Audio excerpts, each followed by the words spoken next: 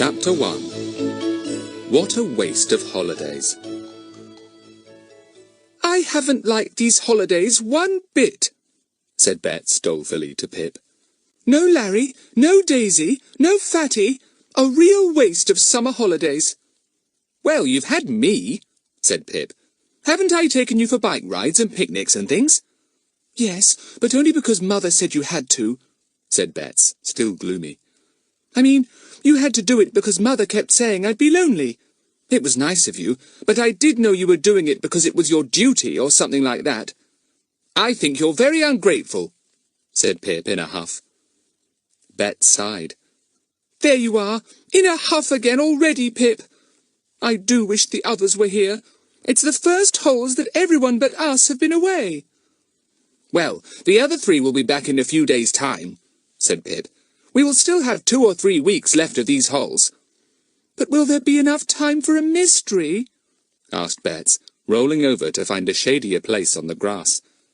"We nearly always have a mystery to solve in the holes. I haven't always liked our mysteries, but somehow I miss it when we don't have one." "Well, find one then," said Pip.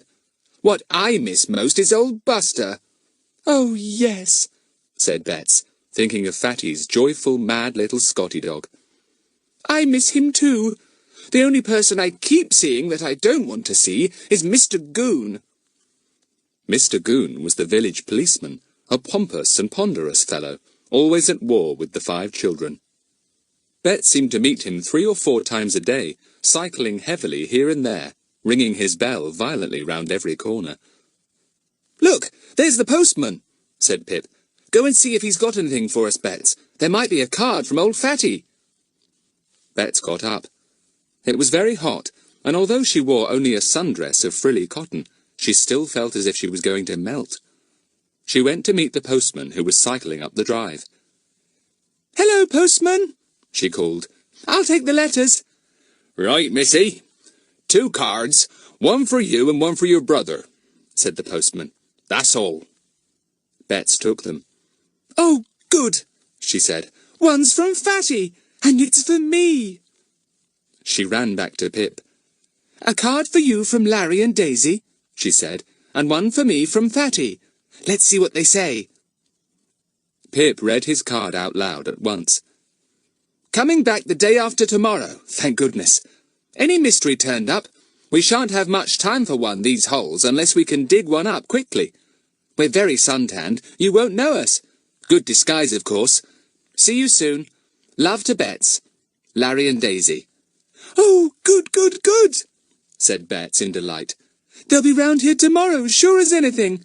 Now listen to my card, Pip." She read it out. "How's things, Bets? I hope you've got a first-class mystery for me to set my brains to work on when I return the day after tomorrow. When do Larry and Daisy come back? It's time the 5 find-outers, and Buster the dog, got their teeth into something. Be nice to see you again, and old Pip too. Fatty." Bets rubbed her hands together in glee. Her face shone. "All the find-outers will be together tomorrow," she said. "And though there's not even the smell of a mystery about, I guess Fatty will run straight into one as soon as he comes." "Hope you're right," said Pip, lying back on the grass again. "I must say, these holes have been pretty boring. I'd like a good, thrilling, juicy mystery to end up with." "What do you mean, a juicy mystery?" said Bets, puzzled. Pip couldn't be bothered to explain. He lay and thought of all the mysteries he and Bets, Larry and Daisy, Fatty, and Buster, of course, had solved. There was the burning cottage, and the disappearing cat, and the hidden house. Gosh, there were a lot. He suddenly felt hungry for another mystery. He sat up and looked at Bets. "Let's get the morning paper and see if there's anything thrilling in it," he said. "Anything that has happened near us. We could tell Fatty as soon as he comes then, and he might get us all onto it." Bets was thrilled. She went to get the paper. She brought it out to Pip, and they both studied it carefully. But there didn't seem to be anything happening at all. "It's nothing but pictures of frightful women in their clothes, and horses racing, and what hot weather it is, and cricket scores, and—" went on Bets, in a voice as disgusted as Pip's. "Oh, well, Cricket scores are interesting," said Pip at once. "Look here. See this bowling analysis here?" Bets wasn't in the least interested in cricket. She turned the page. "The only thing of real importance in the paper is the cricket, and you don't even look at it," said Pip. "Here's something. Look, it's something about Peterswood, our village," said Bets, reading a small paragraph down in a corner. "And it mentions Marlow, too. That's quite near." "What is it?" asked Pip, interested. He read the paragraph and snorted. "Ha! That's not a mystery, or even anything interesting." Bets read it out. "The weather has been very kind to the school camps on the hills between Peterswood and Marlow. This week, 2 or 3 interesting visitors have joined the camps. One is little Prince Bongawah of Tetarua State, who amused everyone by bringing a state umbrella with him. Needless to say, he only used it once." "Well, if you think that even Fatty can make any mystery or even be interested in a silly thing like that, you'd better think again," said Pip. "Who cares about Prince Bongawah?" "Where's Tetarua State, Pip?" said Bets. Pip didn't know and didn't care. He rolled over on his front. "I'm going to sleep," he said. "I'm too hot for words. We've had 5 weeks of hot sun and I'm tired of it. The worst of our weather is that it never stops when it makes up its mind to do something." "I don't care about the weather or anything," said Bets happily. "It can do what it likes now that Fatty and the others are coming back." Larry and Daisy came back first. They arrived home the next morning, helped their mother to unpack, and then went straight round to Pip and Bets. "Larry! Daisy!" shouted Bets joyfully as they came into the garden. "I didn't think you'd be back so early. Gosh, how brown you are!" "Well, you're not so bad either," said Daisy, giving little Bets a hug. "It's been ages since we saw each other. Such a waste of holes when we can't go mystery hunting together." "Hello, Bets. Hello, Pip," said Larry. "Any news? I must say you're a bad correspondent. I sent you 4 postcards and you never wrote once." "You sent them? I like that," said Daisy indignantly. "I wrote every single one of them. You never even addressed them." "Well, I bought them," said Larry. "Hey, any news of old Fatty? Is he back yet?" "Coming today," said Bets joyfully. "I keep listening for his bicycle bell or old Buster's bark. Won't it be lovely for all 5 of us, and Buster, of course, to be together again?" Everyone agreed. Bets looked round at the little group, glad to have Larry and Daisy there, but nothing was ever the same without Frederick Algernon Trottville, or Fat for short. Fatty, with his sly humour and enormous cheek and brilliant brains. Bets's heart swelled with joy to think that he would soon be there too.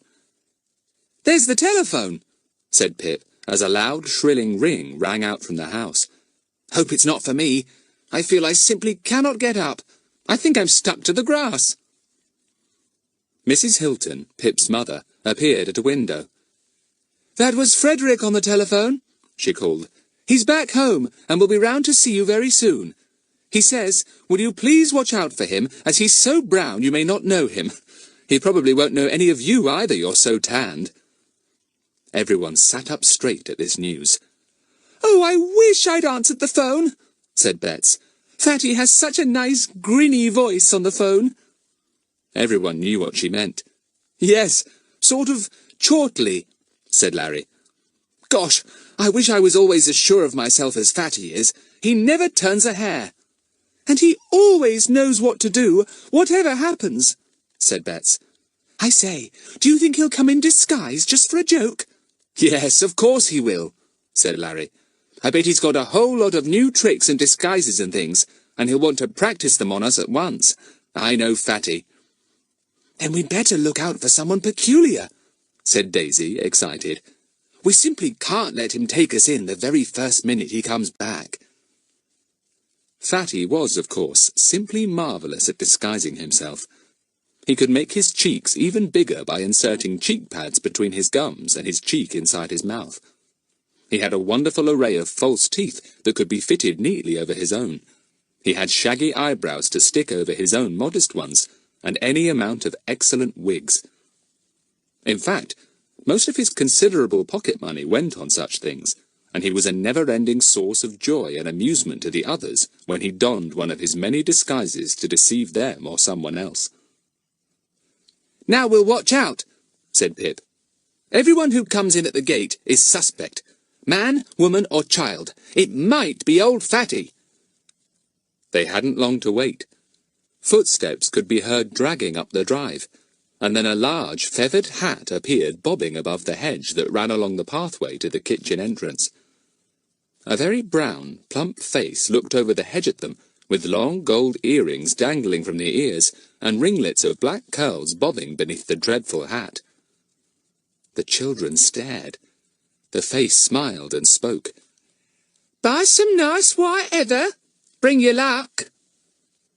Round the hedge came a large gypsy woman in a long black skirt, a dirty pink blouse, and a red shawl. Her feathered hat nodded and bounced on her black curls. "Fatty!" screamed Bets at once, and ran over at top speed. "Oh, you're Fatty, you are! I recognized your voice. You didn't disguise it enough." Chapter 2. Fatty Arrives. The other 3 children did not call out or run over.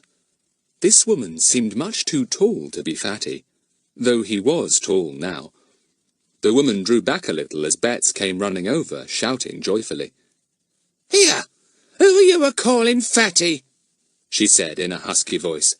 "What you talking about?" Bets stopped suddenly. She stared at the woman, who stared back insolently with half-closed eyes. Then the woman thrust a bunch of bedraggled heather at Bets, almost into her face. "Lucky white heather," she whined. "Buy some, little missy. I tell you, I ain't sold a spray since yesterday." Bets backed away. She looked round at the others. They still sat there, grinning now because of Bets's sudden fright. She went very red and walked back to the other 3 children. The woman followed, shaking her heather in quite a threatening manner. "If you don't want my heather, you let me read your hand," she said. "It's bad luck to cross me, you know." "Rubbish," said Larry. "Go away, please." "What does she want to call me Fatty for?" said the woman angrily, pointing at poor Bets. "I don't reckon on insults from the likes of you, see?" The cook suddenly appeared, carrying a tray of lemonade for the children. She saw the woman at once. "Now you clear off," she called. "We've had enough strangers lately at the back door." "Buy a spray of heather," whined the woman again, and thrust her spray into the cook's angry face. "Bets, run and fetch your father," said the cook, and Bets ran. So did the woman. She disappeared at top speed down the drive, and the children saw her big feathered hat bobbing quickly along the top of the hedge again. They laughed. "Gosh," said Pip, "just like old Bets to make a mistake like that. As if anyone could think that woman was Fatty. Though, of course, she did have rather a husky voice for a woman. That's what took Bets in." "It nearly took me in, too," said Daisy. "Hello, here's someone else." "Butcher boy," said Pip, as a boy on a bicycle came whistling up the drive, a joint of meat in his basket on the front. "It might be Fatty," said Bets, joining them again, looking rather subdued. "Better have a very good look. He's got a fine butcher boy disguise." They all got up and stared hard at the boy who was now standing at the back door. He whistled loudly, and the cook called out to him. "I'd know it was you anywhere, Tom Lane, with that whistling that goes through my head. Put the meat on the table, will you?" The 4 children gazed at the boy's back. He certainly might be Fatty with a curly brown wig. Bets craned forward to try and make out if his hair was a wig or not. Pip gazed at his feet to see if they were the same size as Fatty's. The boy swung round, feeling their stares. He screwed up his face at them cheekily. "Never seen anyone like me before, I suppose," he said. He turned himself round and round, posing like a model. "Well, take a good look. Fine specimen of a butcher's boy, I am. Seen enough?" The others stared helplessly. It could be Fatty, It was more or less his figure. The teeth were very rabbity, though. Were they real or part of a disguise? Pip took a step forward, trying to see. The boy backed away, feeling suddenly half scared at the earnest gaze of the 4 children. "Here, anything wrong with me?" he said, looking down at himself. "Is your hair real?" said Bets suddenly, feeling sure it was a wig. And if it was, then the boy must be old Fatty. The butcher's boy didn't answer. He looked very puzzled, and put up his hand to feel his hair. Then, quite alarmed by the serious faces of the others, he leapt on his bicycle and pedalled fast away down the drive, completely forgetting to whistle. The 4 stared after him. "Well, if it was Fatty, it was 1 up to him," said Larry at last. "I just don't know." "Let's have a look at the meat he left on the table," said Pip. "Surely even Fatty wouldn't go bicycling about with joints of meat, even if he was pretending to be a butcher's boy. Sausages would be much cheaper to get." They went into the scullery and examined the meat on the table. The cook came in, astonished to see them bending over the joint. "Don't tell me you're as hungry as all that," she said, shooing them away. "Now don't you start putting your teeth into raw meat, Pip." It did look as if Pip was about to bite the meat. He was bending over it carefully to make quite sure it was a real joint, and not one of the many properties that Fatty kept to go with his various disguises. But it was meat all right. They all went out again, just as they heard a rat-a-tat-tat at the front door. "That's Fatty!" squealed Bets, and rushed round the drive to the front door. A telegram boy stood there with a telegram. "Fatty!" squealed Bets. Fatty had often used a telegram boy's disguise, and it had been a very useful one. Bets flung her arms round his figure.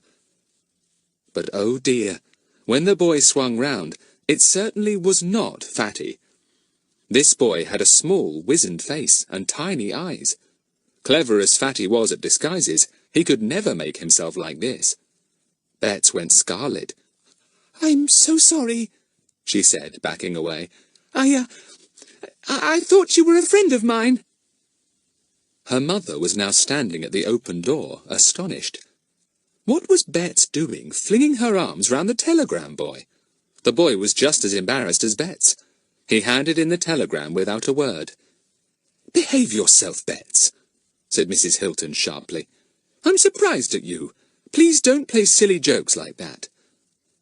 Bets crept away in shame. The telegram boy stared after her, amazed. Larry, Pip and Daisy laughed till they ached. "It's all very well to laugh," said Bets dolefully. "I shall get into an awful row with Mother now.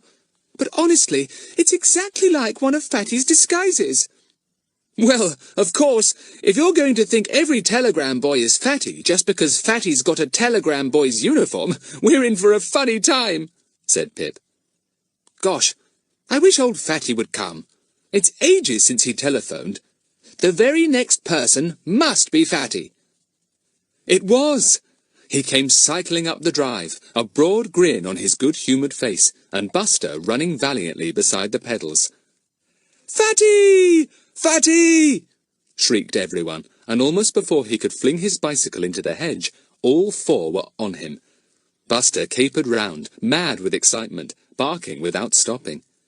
Fatty was thumped on the shoulder by everyone, and hugged by Bets, and dragged off into the garden. "Fatty, you've been ages coming," said Bets. "We thought you'd be in disguise, and we watched and watched." "And Bets made some simply frightful mistakes," said Pip. "She's just flung her arms round the telegram boy. He was really startled." "He still looked alarmed when I met him cycling out of the gate," said Fatty, grinning at Bets. "He kept looking round as if he expected Bets to be after him with a few more hugs." "Oh, Fatty, it's great to see you again," said Bets happily. "I don't know how I could have thought any of those people here this morning were you. That woman, the butcher boy, and the telegram boy." "We honestly thought you'd be in disguise," said Larry. "Gosh, how brown you are. You haven't got any paint on, have you?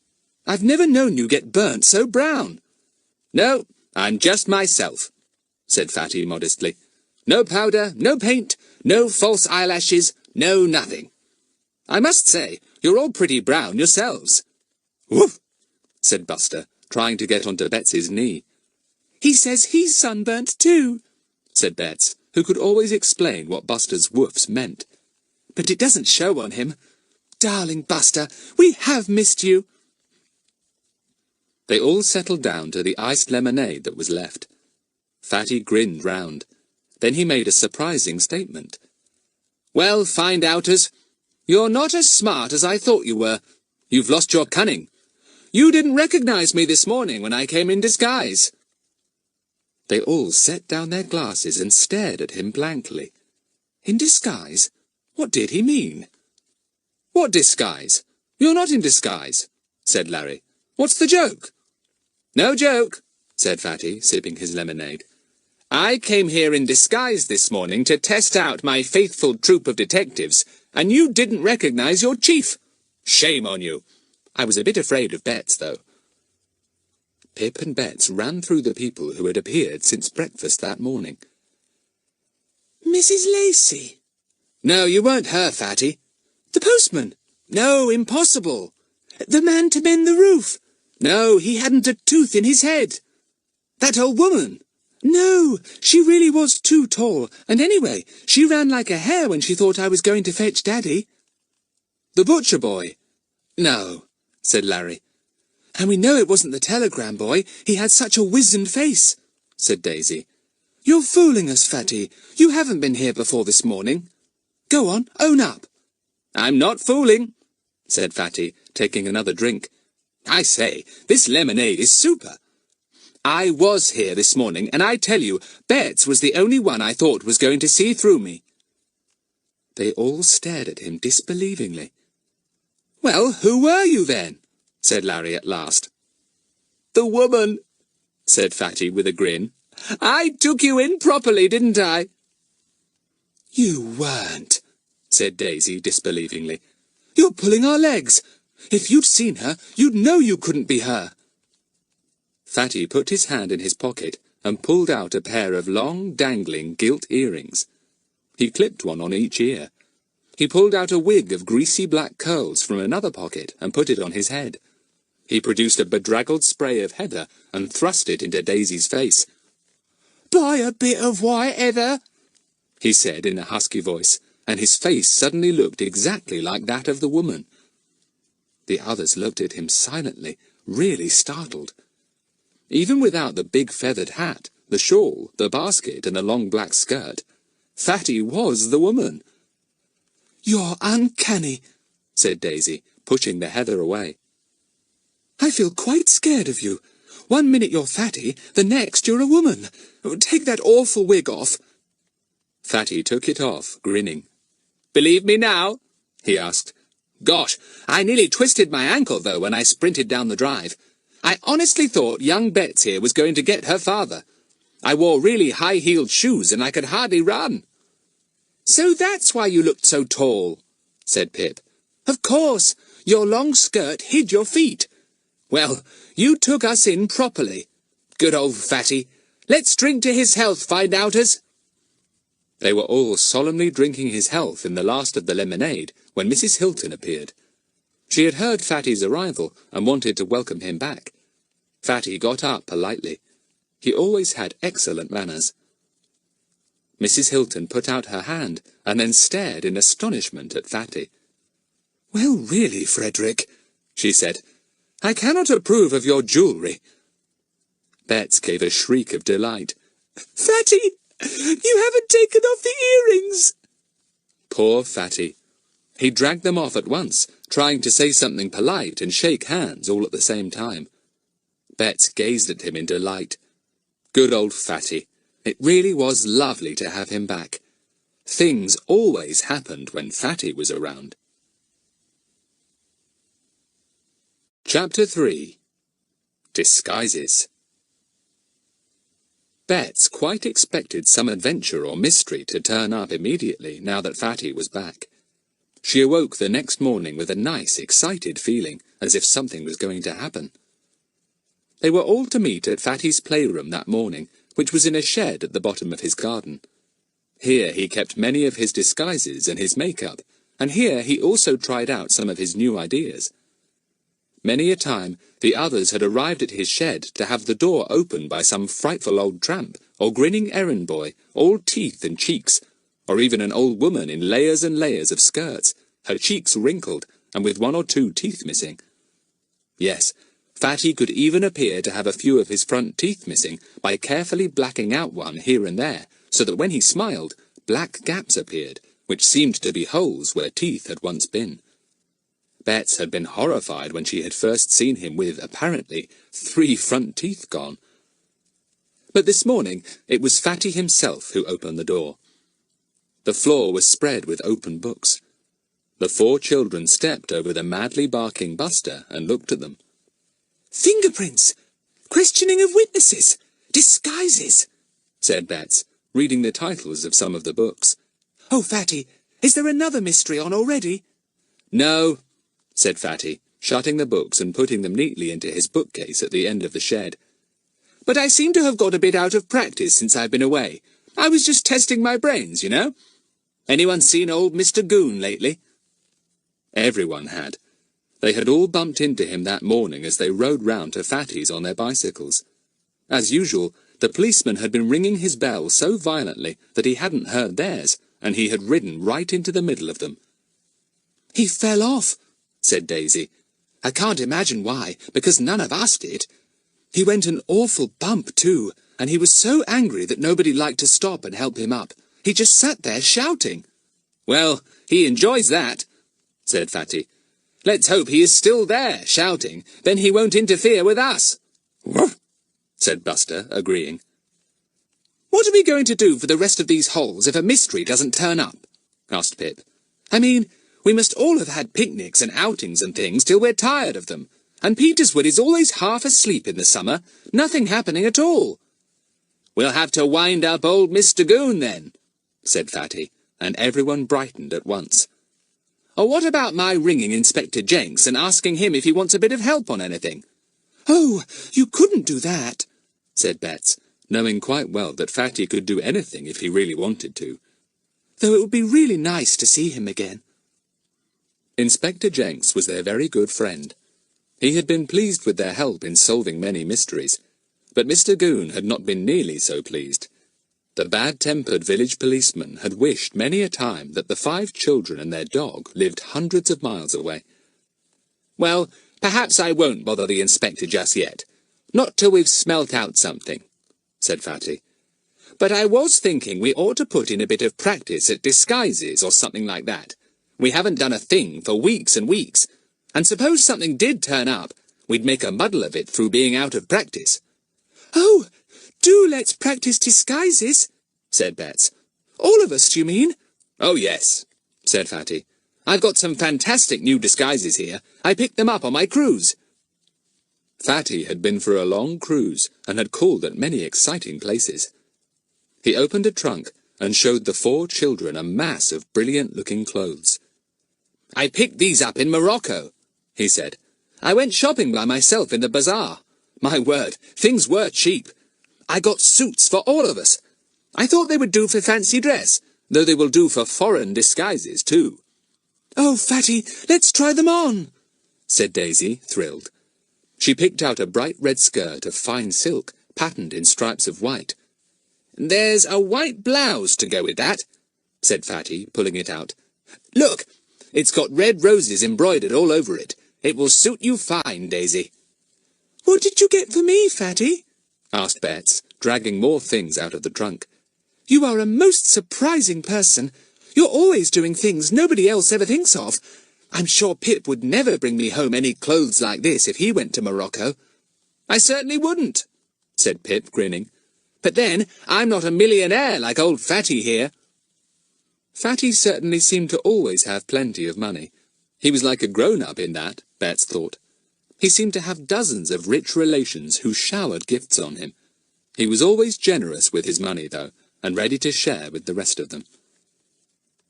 Bets had a curious little robe-like dress that reached her ankles.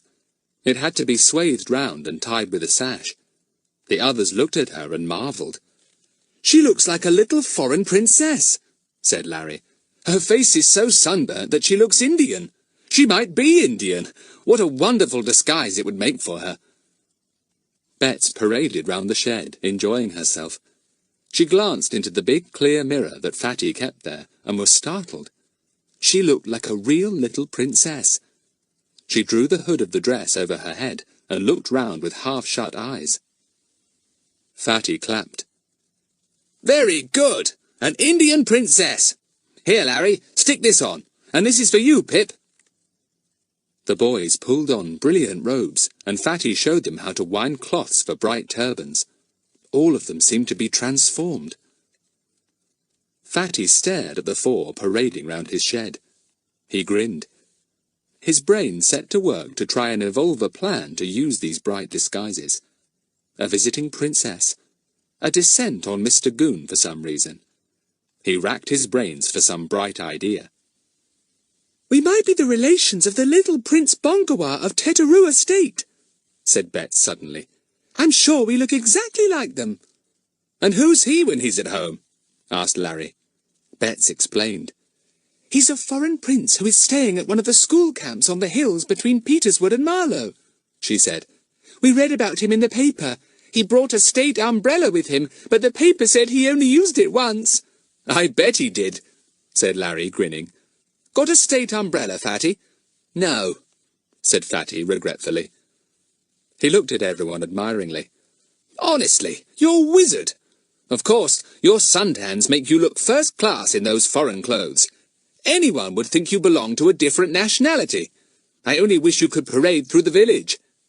"You dress up too, Fatty, and let's go parading," said Bets. But Fatty had no time to answer because Buster began to bark loudly and tore out of the open door at 60 miles an hour. "Now what's up with him?" said Fatty in surprise. "I wonder if old Mr Goon's anywhere about." Bets peered out of the door and up the garden path. "It's 3 boys," she said. "Goodness, I know who one is. It's Ern!" "Ern!" echoed everyone, and ran to the door. 3 boys were coming down the path towards the shed, and Buster was dancing excitedly round Ern's ankles, barking madly. Fatty shut the door of the shed and faced the others. His eyes sparkled. "It's Ern Goon," he said. "Old Mr Goon's nephew. Let's pretend you're foreign royalty visiting me. Let's see if we can take old Ern in properly." Ern was, as Fatty said, a nephew of Mr Goon the policeman. He had once been to stay with his uncle and had been involved in a mystery. Mr Goon had not been kind to Ern, but the 5 find-outers had, and Ern thought the world of Fatty. Now here he was, coming to pay a visit with 2 friends. What a chance to try out the foreign disguises. Footsteps came right up to the door. Ern's voice could be heard speaking sternly to his 2 companions. "Now you behave yourself, see? Both of you. And spit that toffee out, young Sid." Whether Sid spat the toffee out or not could not be gathered by the 5 children in the shed. Bets giggled, and Pip gave her a sharp nudge. There was a knock on the shed door. Fatty opened it and stared solemnly at Ern. Then his face took on a surprised and pleased expression. He smiled broadly and held out his hand. "Ern! Ern Goon! This is a pleasure. Do come in, Ern, and let me introduce you to my foreign visitors."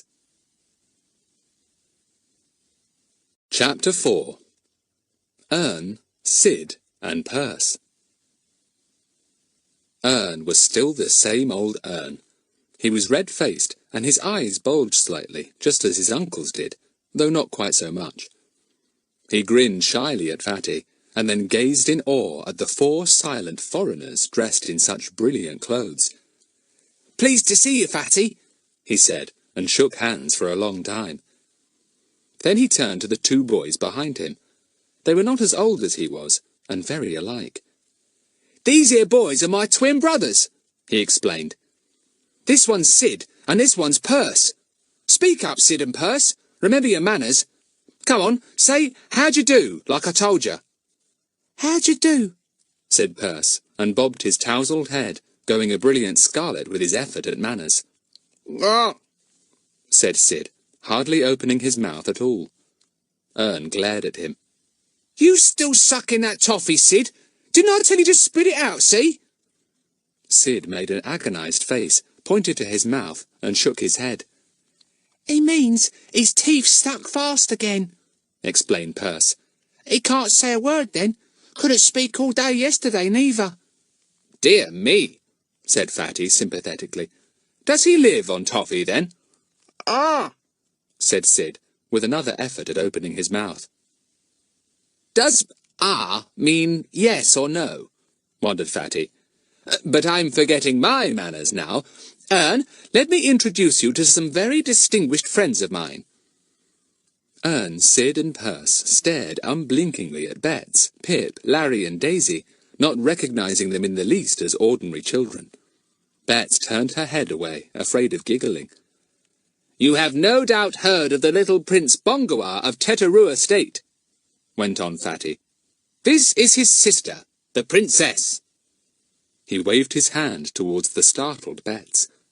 "Love a duck!" exclaimed Ern, staring. "So this is the Prince's sister, is it? We've seen Prince Bongawah, Fatty. We're camping out in the field next to his. He's a funny little fellow with a cocky little face." He turned to Sid and Perce. "You can see their sister and brother, can't you?" he said, to Bets's indignation. "Like as two peas." "You're right, Ern," said Perce. "Ah," said Sid, working the toffee round a bit to produce his usual remark. Bets inclined her head majestically and looked at the three awed boys. "Caw!" said Ern, and swept his hand over his standing-up hair. "Well, I didn't know as we were going to see royalty like, else I'd have done me hair. Who are the others, Fatty?" "This is a cousin of the Princess's," said Fatty, waving his hand towards Daisy. "She waits on her. A very nice girl indeed." Ern bowed, because Daisy did. Perce bowed too, but Sid didn't. His toffee had got stuck again, and he was concerned with that. His jaws moved unceasingly. Pip moved forward, put his face close to Ern's, and rapidly rubbed noses. Ern started back in surprise. "It's all right," said Fatty soothingly. "That is their way of greeting a friend." Sid and Perce backed away, afraid of the same kind of greeting. "Pleased to meet you," said Ern with a gasp. Then he gazed at Fatty in awe. "You haven't half got some posh friends," he said. "What about those other friends of yours, Larry and Daisy and Pip and little Bets?" "They're not very far away," said Fatty truthfully. "Did you say you were camping out somewhere, Ern?" "Yes," said Ern. "We got a chance of a camp out, me and Sid and Perce together. Got the loan of a tent, see, and Ma said she'd be glad to see the last of us for a bit. So off we skipped and put up our tent in the field next to one of the school camp fields. We aren't half having a good time." "That's right," said Perce. "Ah," said Sid. He suddenly put his hand into his pocket and brought out a round tin. He took off the lid and offered the tin to Fatty. Fatty peered in. It was almost full of dark brown, revolting-looking toffee in great thick pieces. No thanks, Sid," said Fatty. "I don't want to spoil my dinner. And don't offer it to my visitors, because they will probably have to make speeches this afternoon, and I don't want them to be struck dumb by your toffee." "Ah," said Sid understandingly, and replaced the lid carefully. "Where does he get that toffee from?" asked Fatty. "I've never seen anything like it." "He gets it from the hoopla stall at the fair near the camp," explained Perce. "He's a nib at throwing rings round things, is our Sid. Gets himself a tin of toffee that way each day." "Ah," said Sid, beaming proudly. "Well, I suppose we'd better be off," said Ern at last. "Be nice to see you, Fatty. Sorry we couldn't see the others too." "Have you seen your uncle, Mr Goon?" asked Fatty. "Oh, no," said Ern. "I'd run a mile if I saw him. Don't you remember how he treated me when I stayed with him last year? Sid and Perce don't like him neither. I say, Fatty, any more mysteries going?" "Not yet," said Fatty. "But you never know when one might spring up, do you?" "I say," said Ern, "why don't we all go and get ice creams?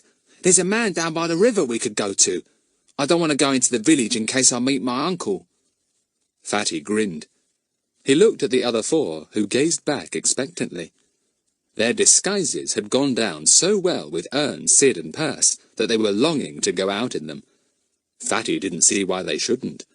If they took the river road, they wouldn't meet a great many people or attract a crowd, but it would be fun to see the faces of the few they met. Fatty politely bowed to Pip and waved him to the door. "We'll all go and get ice creams by the river. The princess must go first, Ern."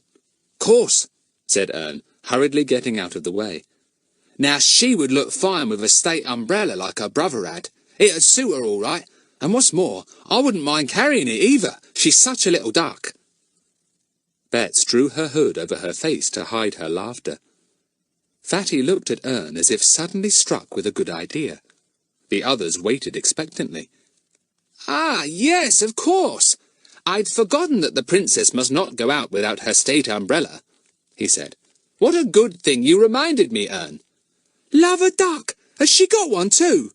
asked Ern. Fatty disappeared, and the others waited. Whatever sort of state umbrella was Fatty going to fetch? He came back with an enormous, brightly coloured umbrella over his head. Actually, it was his mother's golf umbrella, but as Sid, Percy and Ern had never seen a golf umbrella in their lives, they honestly thought it was a very grand state umbrella. "Here, Ern, you can do as you said if you like, and carry it over the princess's head," said Fatty, and Ern nearly had a fit. "Will she let me?" he asked. Bets gave him a sudden smile. He blushed and looked at Fatty. "She likes you, and she wants you to carry it for her," said Fatty promptly. "The way you understand them beats me," said Ern admiringly. "But then you always were a one, weren't you, Fatty? Well, I'll be proud to hold the umbrella over Her Highness, or whatever she's called. Sid and Percy, get behind." The little procession went down the garden path, passing the kitchen door on the way. The maid stood there, shaking a mat, and she stared open-mouthed as they passed. Ern felt terribly important. It was very disappointing not to meet more people on the way down to the river.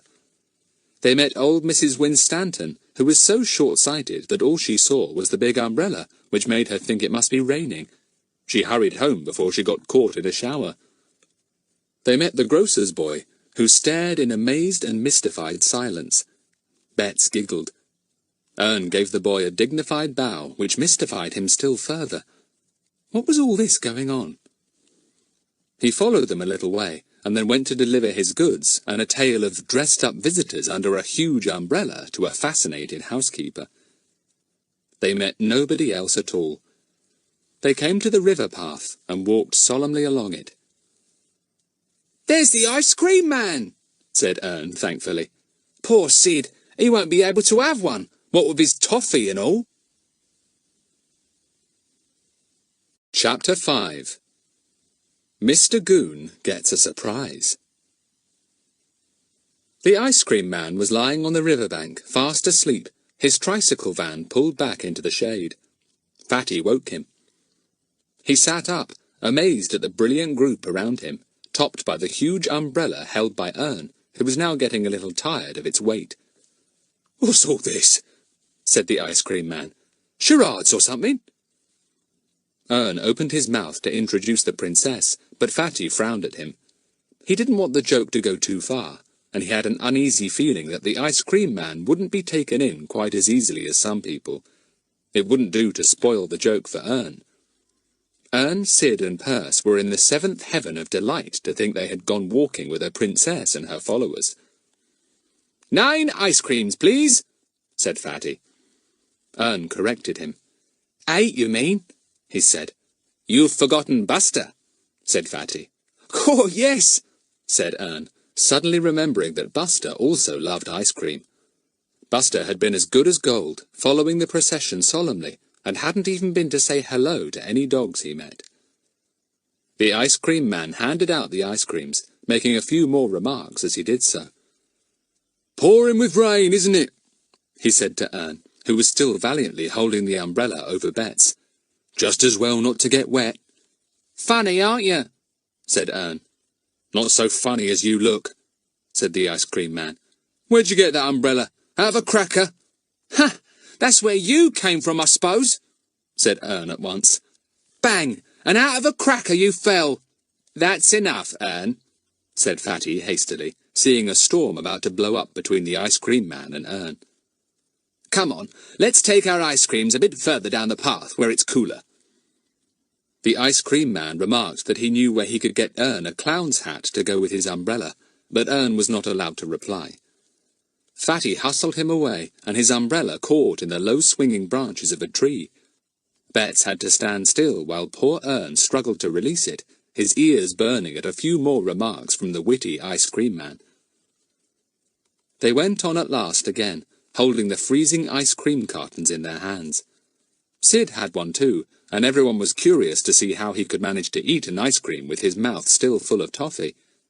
His toffee slab seemed unending. So far as anyone knew, he still had the same piece in his mouth. And then someone came cycling round the corner of the path.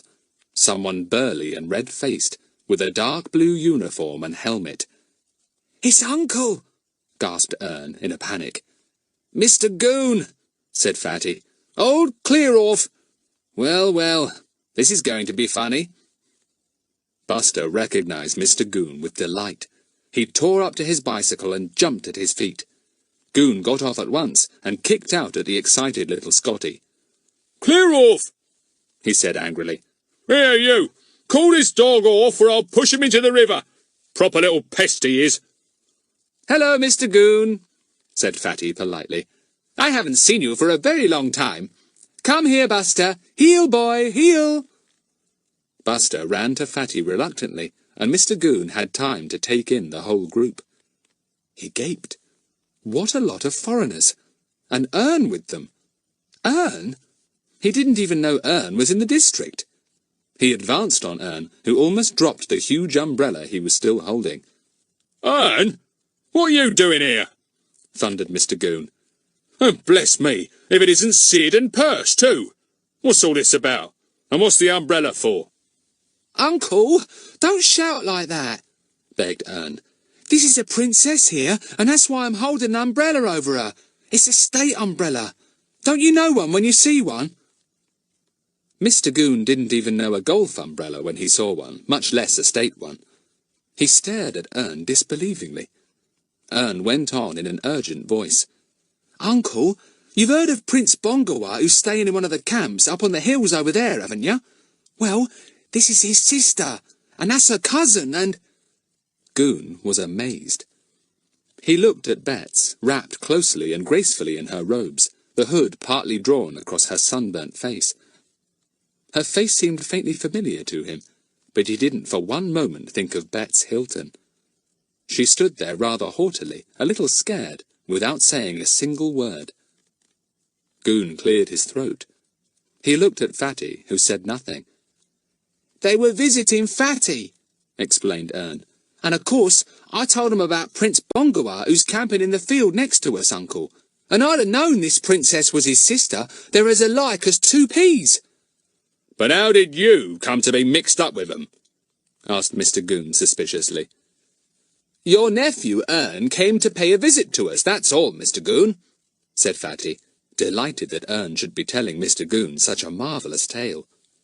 "And the princess liked Ern and requested him to hold her state umbrella over her. And Ern's good manners are well known, so here he is." Mr Goon had never had any opinion of Ern's manners at all. He considered that Ern had none. He stared first at Ern, then at the haughty little princess, and then at Fatty. Fatty stared back unwinkingly. "She a real princess?" asked Mr Goon in a confidential aside to Fatty. Before Fatty could answer, Bet spoke in a high little insolent voice that amused Fatty immensely. "What's she say?" asked Goon with interest. "She wants to know if you're a real policeman," said Fatty promptly. "What shall I tell her?" Mr Goon glared at him. Betts interrupted again. "What does that mean?" asked Mr Goon. Fatty put on an embarrassed look. "I don't like to tell you, Mr Goon," he said. "Why? What's it matter?" said the policeman curiously. "Well, it's rather a personal remark," said Fatty. "No, I don't really think I can tell you, Mr Goon." "Go on, you tell me," said Goon, getting angry. "Yes, you tell him," said Ern, delighted at the idea of the princess saying something rude about his uncle. "Ah!" put in Sid unexpectedly. Goon turned on him at once. "What are you interfering for? And what do you mean by standing there with your mouth full in front of royalty? Go and empty your mouth." "Ah!" said Sid in panic. "It's toffee, Uncle," said Ern. "Stick me tight toffee. It can't be spat out." Bets went off into a peal of laughter. Then she hurriedly spoke a few more words. "There she goes again," said poor Goon. "You tell me what she said then, Frederick."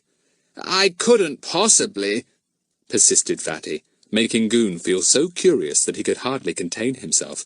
His face began to go purple, and his eyes bulged a little. He stared at the little princess, who giggled again. "I only say, why he got frog face," said Bets in a clear voice. Everyone immediately exploded, with the exception of poor Sid, who couldn't get his mouth open. Mr Goon exploded too, but in a different way. He was very angry. He took a step forward, and Ern instinctively lowered the umbrella and put its vast circle just in front of Mr Goon's nose. "Don't you hurt the princess, Uncle," came Ern's quavering voice from behind the huge umbrella. Then Buster joined in the fun again, and flew at Mr Goon's ankles, snapping very deftly at the bicycle clips that held his trousers tightly round his legs. Mr Goon roared in anger. "I'll report that dog! I'll report you too, Ern, trying to stick that umbrella into me!"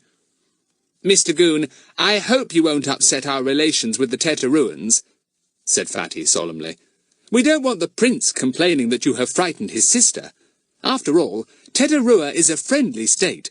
If the Prime Minister had an incident like this reported to him by an angry prince, there might be—" Mr Goon didn't stay to listen to any more. He knew when he was defeated. He didn't know anything about the Teteruans, but he did know that little states were very touchy nowadays, and he was rather horrified to hear what Fatty said. He got on his bicycle and sailed away in purple dignity. "I'll have something more to say to you, young Ern," he shouted as he paddled past, with Buster at his back wheel, making him wobble almost into the river. "I'll come up to your camp. You see if I don't." He left Ern petrified by his threat, but still valiantly holding the umbrella. Everyone collapsed weakly on the grass, and even Sid managed to open his mouth wide enough to let out a sudden guffaw. "Poor ice creams," said Bets, suddenly relapsing into her own language and looking at the ice cream in her carton. It was like custard. They licked up their ice creams with difficulty. Sid managed to pour his somehow into his mouth, between his stuck teeth. Fatty grinned round. "A most creditable performance," he said. "Princess, my congratulations! Now, what about fresh ice creams?" said Fatty. But Ern, Perce, and Sid couldn't stay.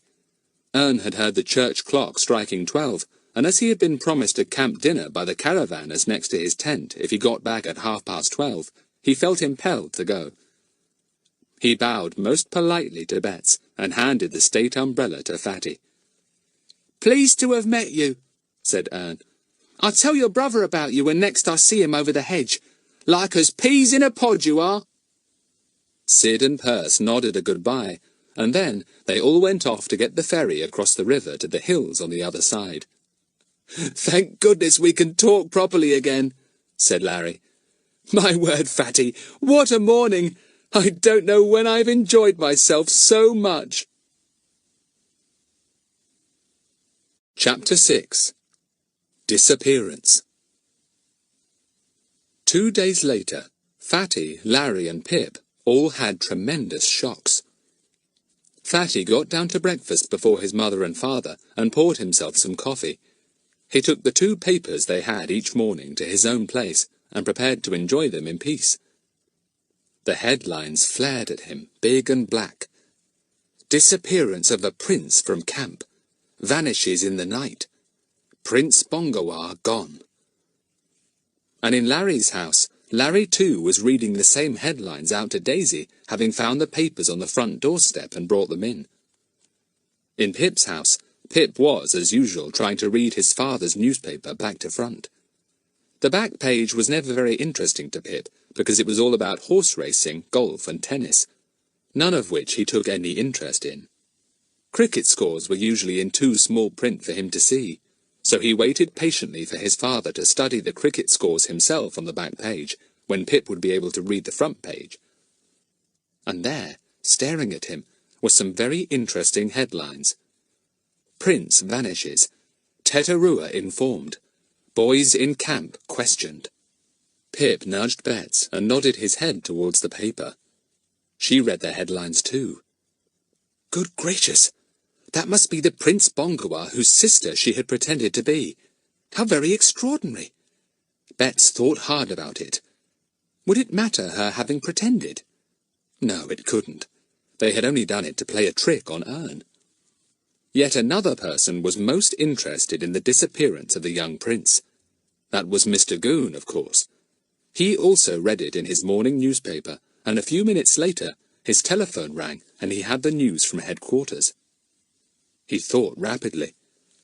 My word, I've met the prince's sister, he thought. If we get hold of her, we might get some news. I'd better get on to the inspector straight away. He corrected himself. I should say the chief inspector. He's had a promotion again. I've never had any. Got enemies, I have, no doubt of that. Keeping a good man down, that's what they are. Wait till I get 'em. He brooded for a few minutes on enemies that prevented promotion, and then rang up headquarters again and asked for the chief inspector. He's busy, said a voice at the other end. What do you want him for, Goon? Something to do with the Prince Bongawah disappearance, said Goon pompously. Very interesting. Right, hold on a minute, said the voice. Then Goon heard the chief inspector's voice, sharp, confident, and a little annoyed. What is it, Goon? I'm busy. Sir, it's about that Prince Bongawah, or whatever his name is, said Goon. I've met his sister, sir, the little Princess Bongawah. I wondered if anyone had thought of questioning her. She might know something about her brother's disappearance. There was a moment's silence. Then the chief inspector's voice came again, sounding astonished. Sister? What sister? This is the first time I've heard of her. Goon swelled with importance. Yes, sir. I met her 2 days ago, sir, with her cousin who looks after her, and 2 of her trains, sir, all very posh and high and mighty. There was another astonished pause. Is that really you speaking, Goon? Said the chief inspector's voice at last. This really is so astonishing. Course it's me speaking, sir, said Goon, surprised and hurt. Why shouldn't it be?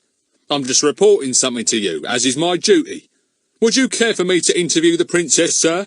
Wait a minute, said the chief inspector. I must ask a few questions of somebody here. We've had no reports of any sister or princess or cousin. I must find out why. Goon waited, feeling pleased to have caused such a commotion. Ha! Let Chief Inspector Jenks ask all the questions he liked. He'd have to let him, Goon, handle this in the end. That was a bit of luck meeting Fatty with those Tetaruans and their umbrella. A thought struck him. How was it that Fatty knew them? Drat that boy, thought poor Goon. Here I've got a fine bit of investigation in my hand, and I've got to say it's that big boy who introduced me to the princess. Then the chief inspector will get onto that toad of a boy, and he'll take the whole matter out of my hands. He sat and brooded about this, the telephone receiver stuck to his left ear. Then he brightened. He could say that his nephew, Ern, had introduced him. After all, it was Ern who had given him all the details. That was quite true. He needn't bring Fatty into it at all. The chief inspector's voice came down the telephone again, making Goon jump. Are you there, Goon? Well, I've made a few inquiries this end, and nobody seems to know anything about a sister who's called Princess Bongawah. But seeing that you appear to have met her, I suppose we must inquire into it. How did you meet her? Well, sir, my nephew Ern was with her, and he told me about her and who she was. said Goon. Ern? Your nephew Ern? Said the Chief Inspector, astounded.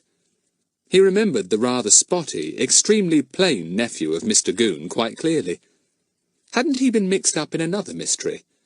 Oh, yes, and had come quite well out of it too in the end. But Ern, in the company of a Teteruan princess! The Chief Inspector wondered again if this telephone call was a hoax. But no, it couldn't be. He knew that harsh voice of Mr Goon's only too well. What was Ern doing with the princess?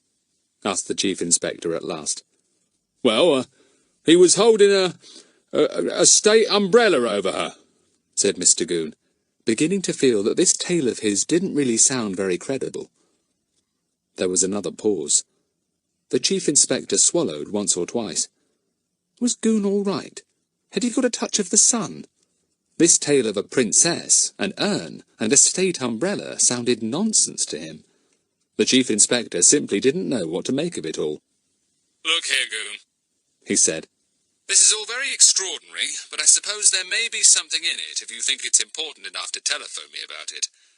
I think I will leave you to contact this, princess, and ask her a few questions. Why she's here, when she came, what she's doing, who she's with, and so on. Go and do that now. I'll send a man over to check what you find. Right, sir. Thank you, sir, said Goon, pleased that he was going to handle the matter first. He clicked down the receiver and went to get his helmet. It was a great pity he had to go and see that toad of a boy, Fatty. Frederick Trottville. He'd soon show him he'd got to answer his questions, though. He'd stand no nonsense from that pest. He cycled round to Fatty's house.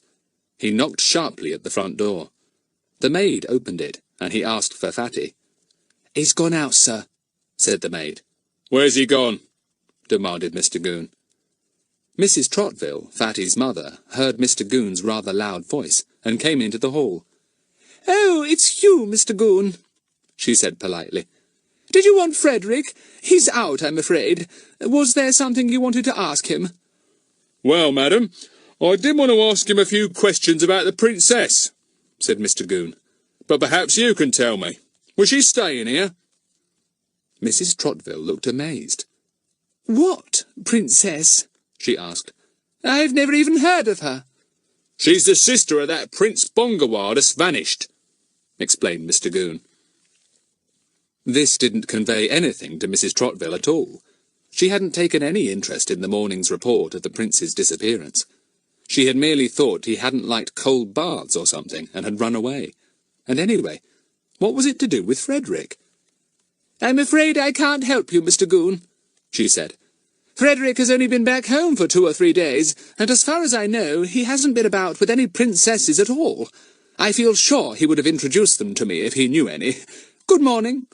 But do you mean to say you didn't ask her in to tea or anything?" said Mr Goon desperately. "Why should I, if I have never even met her?" said Mrs Trottville, thinking that Mr Goon must be out of his mind. "Good morning." She shut the door and left a perspiring Mr Goon outside. Now he had got to go and find that boy. Where would he be? He might be round at those precious friends of his, the Hiltons, or those others, Larry and Daisy somebody or other. Mr Goon cycled first to Larry's house, but again he drew a blank. Larry and Daisy were both out. "Probably round at Frederick Trotville's," said their maid. But Mr Goon knew better. Nobody was going to send him traipsing back there again. He cycled, very red in the face now, down the road, and all the way to Pip's. He cycled up to the front door, and hammered angrily on the knocker. The 5 children were out in the garden with Buster. Buster growled at the knocking, and Fatty put a restraining hand on him. Bets went peeping round the hedge to see who it was at the front door. She ran back, looking scared. "It's Mr Goon! Oh, clear off! He looks very red and cross," she said. "Oh dear! Do you think he's come to ask us about the princess I pretended to be? He's really so very silly, I'm sure he thinks I was real." Fatty got up. "Come along," he said. "Out of the gate at the bottom of the garden we go, top speed. If anyone calls us, we're not here. If Goon is hunting for the princess, let him hunt. Do him good. Shut up, Buster. If you bark, you'll give the game away. They all fled silently down the garden to the little gate that opened onto the lane at the bottom. Buster ran too, without even half a growl. Something was up, was it? Well, he could play his part too, then. When Mrs. Hilton took Mr. Goon out into the garden to find the children, there was no one there. No one in the summer house either. How peculiar. "I am sure I heard them out here a minute ago," she said. "Pip! Bets! Where are you?" No answer at all. Mrs. Hilton called once more, and then turned to the purple Mr. Goon. "I expect you will find them either at Frederick Trotville's or at Larry's," she said. "Perhaps you would like to go there." Mr. Goon had a vision of himself chasing from one house to another, endlessly in search of an elusive fatty. He scowled and sailed away morosely on his bicycle. "Really," thought Mrs. Hilton, "that policeman's manners get worse and worse every day." Chapter 7. Ern and Mr. Goon. Somebody else was also very excited that morning, besides the find-outers and Mr. Goon. Ern was most astonished when he heard the news of Prince Bongawah's disappearance. He learnt it in rather a peculiar fashion. Ever since he had met the princess at Fatty's house, he had kept a lookout for the little prince over the hedge. He was longing to tell him that he had met his sister. But somehow he hadn't caught sight of him. Still, Ern didn't give up, and that very morning he had squirmed right through the hedge, hoping to find the prince himself. He was most astonished to find 2 policemen nearby. They pounced on Ern at once. "What are you doing in this field?" demanded one, his hand on Ern's neck. "I only just came over to look for someone," said Ern, wriggling. "Let me go! You're hurting!" "You'll get hurt a lot more if you come interfering here now," said the policeman grimly. "You might even disappear, like the little prince." This was the first Ern had heard of any disappearance. He stared at the 2 policemen. "Has he disappeared?" he said, astonished. "Cool, think of that! When did he go?" "Sometime in the night," said the policeman, watching Ern closely. "Hear anything? You're camping in that tent, I suppose?" "Yes, I didn't hear nothing at all," said Ern at once. "Cool, to think I met his sister, the princess, a few days ago." "Oh, yes," said one of the policemen mockingly. "And did you have tea with his mother, the Queen, and dinner with his old man?" "No, but I had ice cream with his sister," protested Ern. "Oh, yes," said both policemen at once. One of them gave him such a violent shake that Ern almost fell over. "Now you get along," he said. "And just remember, it's always best to keep your nose out of trouble. You and your tales." Ern squeezed back through the hole in the hedge, hurt to think that his tale had been disbelieved. He was determined to go and tell Fatty about the prince's disappearance. It didn't occur to him that it was already in all the papers. He set off by himself, without Sid or Perce. Perce was in a bad temper that morning, and Sid, as usual, had his mouth full of stick-me-tight toffee, so there was no conversation to be got out of him at all. Ern felt that he wanted a little intelligent company. Neither Sid nor Perce could be called really interesting companions. He decided to borrow a bicycle from one of the nearby caravanners. There was one there, leaning against the caravan. Ern snooped round, looking for the owner. He found him at last, a boy a bit older than himself. "Lend me your bike," called Ern. "Cost ya," called back the thrifty owner. Ern parted reluctantly with some money, and rode off down the field path to the gate, wobbling over the ruts. Meanwhile, Mr. Goon was cycling grumpily back home again. Just as he turned a corner, he caught sight of a boy cycling towards him. It was Ern. Ern, however, was not particularly anxious to meet his uncle, so he turned his bike round hurriedly and made off in the opposite direction. For some reason, Mr. Goon took it into his head to think that the boy in the distance was Fatty in one of his errand boy disguises. He began to pedal furiously. "Oho! So that toad of a boy was up to his tricks again, was he? He was disguising himself so as to keep away from Mr. Goon and his questions, was he? Well, he, Mr. Goon, would soon put an end to that. He would cycle after him till he caught him. So Mr. Goon cycled. The pedals went up and down furiously. He rang his bell furiously as he rounded the corner, and he looked furious too. Anyone looking at Mr. Goon at that moment would have thought that he was on very important business indeed. Ern took a look over his shoulder when he heard the furious ringing of Mr. Goon's bell coming round the corner. He was horrified to find his uncle racing after him down the street. Ern began to pedal very quickly indeed. "Hey, you!" came a loud voice from halfway down the street. Ern's heart almost failed him. His uncle sounded so very stern. But what had he, Ern, done now? Was his uncle going to scold him for protecting the princess with the state umbrella?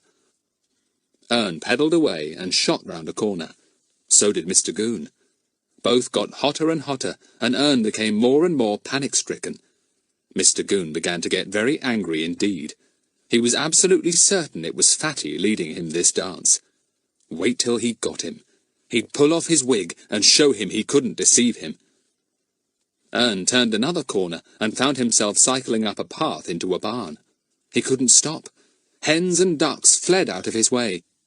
Ern ended up on the floor of a dark barn, panting and almost in tears. Mr. Goon came up the path at top speed too. He also landed in the dark barn, but not on the floor. He came to a stop just by Ern.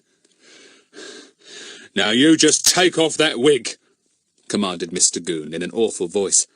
"And let me tell you what I think of boys who lead me a dance like this, just when they know I want evidence regarding the princess."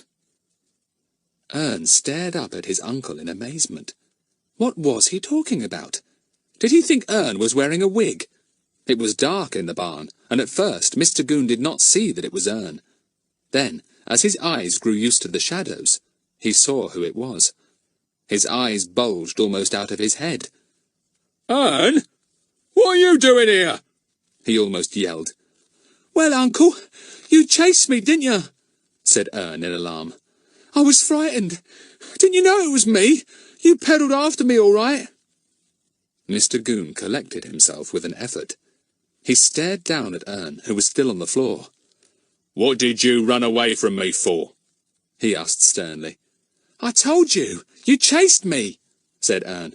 "I chased you because you were running away," said Mr. Goon majestically.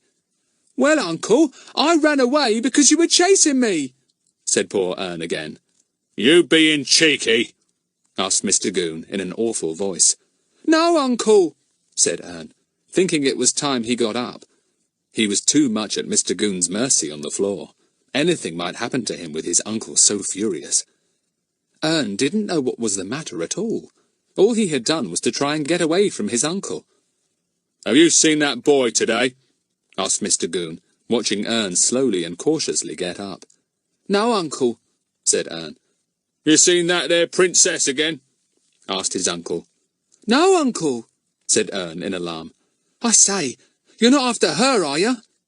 "Do you know where she lives?" said Mr. Goon, thinking that perhaps he might get something out of Ern if he couldn't find the elusive Fatty. "Why don't you ask Fatty?" said Ern innocently. "He knows her very well. I expect she sees him every day. Cool, she might know something about her brother's disappearance. I never thought of that." "Now you listen here, Ern," said Mr. Goon solemnly. "You remember Chief Inspector Jenks? Well, I've been talking to him on the phone today, see, about this same disappearance, and he's put me in charge of the case. I'm trying to find that princess to question her. But do you think I can find that pest of a boy to ask him about her? He's nowhere to be found. Makes me think he's disappearing too, on purpose." Ern picked up his bike, listening hard.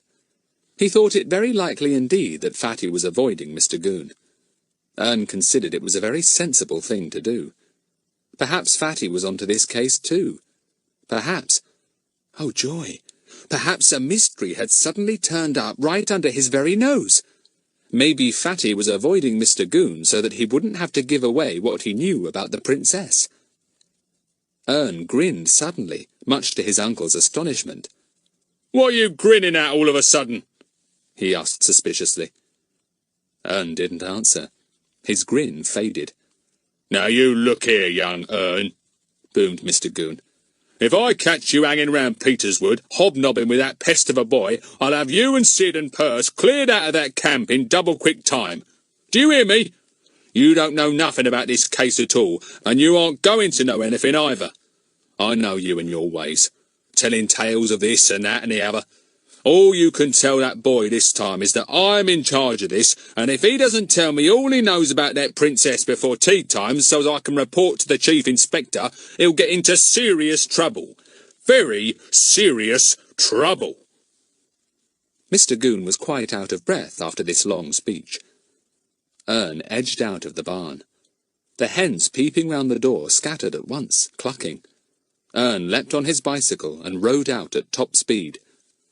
"You go and tell that boy I want him," yelled Mr Goon as a parting shot. "I'm not going all over the place after him again." Ern cycled quickly to Fatty's, relieved to have got away from his uncle without too much trouble. He hoped to goodness he would find Fatty at home. He was lucky. Fatty was in his shed with the others, keeping a watch for Goon. Ern poured out his tale, and was disappointed to find that the others already knew about the prince's disappearance from the papers. "What about that princess, Fatty?" said Ern. "Don't she know nothing about her brother?" Ern, she wasn't a real princess, said Fatty, thinking it was time to own up to their joke. That was only young Bets here dressed up in some things I brought from Morocco, and her cousin was Daisy, and the others were Larry and Pip. Ern stared, bewildered. He rubbed his hand over his eyes. He stared again. "Love a duck," he said at last. "No, I can't believe it. Just you dressed up, little Bets. And you looked a real princess too. Cool. No wonder my uncle's wanting to see you, Fatty, and ask about the princess, and no wonder you don't want to see him. Took him in properly, we did. Me with the state umbrella and all." Bets began to laugh. "You were fine, Ern," she said. "Beats me how you could get away with it," said Ern wonderingly. "But I say, what's the Chief Inspector going to say about all this? My uncle says he told him all about the princess this morning, and he's been put in charge of the case. He says I'm to tell you to keep off.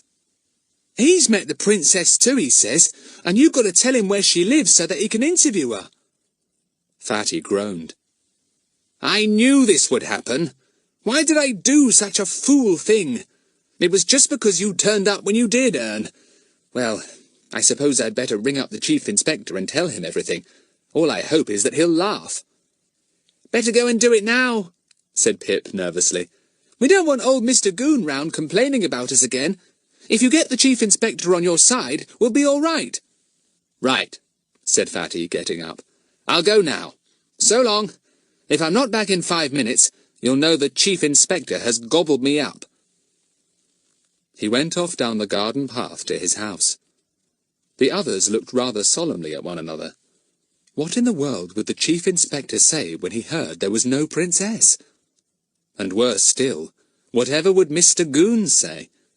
He must have told the Chief Inspector all about her. He wouldn't like it one little bit when he knew it was all a joke. Chapter 8. 2 Unpleasant Talks. The Chief Inspector was not at all pleased with Fatty's tale. At first, he couldn't make head or tail of it, and his voice became quite sharp. "First Goon telephones a cock-and-bull story of some princess who says she's Prince Bongawah's sister, and now you ring me up and say there's no such person, it was only Bets dressed up," said Chief Inspector Jenks. "This won't do, Frederick. A joke's a joke, but it seems to me you've gone rather far this time. You've made Goon waste time on a lot of nonsense when he might have been doing a bit of more useful investigation." "I quite see that, sir," said poor Fatty. "But actually, it was all an accident. We'd no idea when we dressed up and called Bets the princess that Prince Bongawah was going to disappear. It was a most unfortunate coincidence. I mean, we couldn't possibly have guessed that was going to happen." "Quite," said the Chief Inspector. "You have a very curious knack of turning up in the middle of things, Frederick, haven't you? Accidental or otherwise. You'll certainly make Goon gnash his teeth over this. By the way, how on earth did that nephew of his, Ern, or some such name, come to be mixed up in this idiotic princess affair? He just happened to barge in on us when we were dressing up, explained Fatty. You know he and his twin brothers are camping in the field next to where the little prince was camping, don't you? It's a pity he's such an idiot, or he might have noticed something. There was a pause. Yes, came the Chief Inspector's voice at last. I'd let Goon question them, but I don't think he'd get much out of Ern somehow. You'd better see if you can find out something, Frederick, though you don't deserve to come in on this, you know, after your asinine behaviour. No, sir, said Fatty humbly, his face one huge grin at the thought of coming in on this. That meant a little detective work again. Aha! So these holes were going to have something exciting after all. All right, said Chief Inspector Jenks. Make your peace with Goon if you can, and tell him to telephone me afterwards. He will not be pleased with you, Frederick. Neither am I. You'd better try and rub off this black mark quickly. Without saying goodbye, the Chief Inspector rang off, and Fatty heard the receiver click back into place. He put back his own and stood by the wall, thinking hard. He felt thrilled, but rather uncomfortable. Quite by accident, he had got mixed up with the Prince Bongawah, simply because Betts had dressed up as a princess and Ern had seen her. How could he have known the prince was going to disappear, and that old Mr Goon would immediately spread the news about his mythical sister? Just like Goon, always on to the wrong thing. It was going to be most unpleasant breaking the news to Mr Goon that the princess was just a joke. She didn't really exist. It was only Betts dressed up who had taken in old Mr Goon. I played too many jokes, thought Fatty to himself. But it's going to be a pretty poor life for me and the others if I cut out all the tricks and jokes we like. We play them too well, I suppose. Gosh, there's Mr Goon coming in at the front gate. Now for it. Fatty went to the front door before Mr Goon could hammer at the knocker. He wasn't particularly anxious for his mother to hear what he had to say to Goon. Goon stared at Fatty as if he couldn't believe his eyes. Here I've been chasing you all day, and you come and open the door to me before I've even knocked, he said. Where have you been? That doesn't matter, said Fatty. Come into this room, Mr Goon. I've something to say to you. He took the burly policeman into the little study, and Goon sat down in a chair, feeling rather astonished. I've got plenty to ask you, he began. Been after you all day to get some information. Yes, well, you're going to have quite a lot of information, said Fatty, and I'm afraid it will be a bit of a shock to you, Mr Goon. There's been an unfortunate misunderstanding. Huh, said Mr Goon, annoyed at Fatty's way of speaking. I don't want to know about unfortunate misunderstandings, whatever they may be. I just want to ask you about this here princess. I was going to tell you about her, said Fatty politely. She doesn't exist. Goon didn't take this in at all. He stared at Fatty, bewildered. Then he poked a big fat finger into the boy's face. Now you look here. You can pretend all you like that she doesn't exist, but I saw her with my own eyes. She's important in this here case, see? You may want to pretend that you don't know her now, nor where she is, but I'm not having any of that. I'm in charge of this, and I'm going to demand answers to my questions. Where's this princess now? Fatty hesitated. Well, I've already told you she doesn't exist, he said. There's no such princess. It was only Betts dressed up. Goon went a dull red, and his eyes bulged a little more. He pursed up his mouth and glared. Now what was this boy up to? The princess was Betts dressed up. What nonsense! Hadn't he heard her talk a foreign language with his own ears? You're making up a tale for some reason of your own, Frederick, he burst out at last. I not only saw the princess, but I heard her. Do you mean to say that that procession Ern was with was just Betts and your friends dressed up? Said poor Mr Goon, finding his tongue at last. What about that state umbrella? Fatty had the grace to blush. Oh, that. Well, actually, it was a golf umbrella belonging to my mother, he said. I tell you, it was all a joke, Mr. Goon. Ern happened to come along when they were all dressed up, and you know what he is. He just fell for everything and swallowed the whole tale of Princess and Lady-in-Waiting and all. We went out for ice creams, and then we met you. Mr. Goon suddenly saw it all now. He was full of dismay and horror. To think of all he had told the Chief Inspector, too. How was he to get out of that? He buried his face in his hands and groaned, quite forgetting that Fatty was still there. Fatty felt extremely uncomfortable. He didn't like Mr. Goon at all, but he hadn't meant to get him into this humiliating fix. He spoke again. Mr. Goon, it was a silly mistake, and most unfortunate, of course, that the Prince Bongawah should go and disappear just after we'd pretended Bets was his sister. I've told the Chief Inspector all about it. He's just as annoyed with me as you are, but he does see that it was pure coincidence, just an unlucky chance. We're all very sorry. Mr. Goon groaned again. That golf umbrella! I told him it was a state umbrella. He'll think I'm potty. Everyone'll think I'm potty. Here I am, struggling for promotion, doing my very best, and every time you come along and upset the apple cart, you're a toad of a boy, that's what you are. Mr. Goon, I am sorry about this, said Fatty. Look here, let's work together this time. I'll try and make up for this silly beginning. We'll solve this mystery together. Come on, be a sport.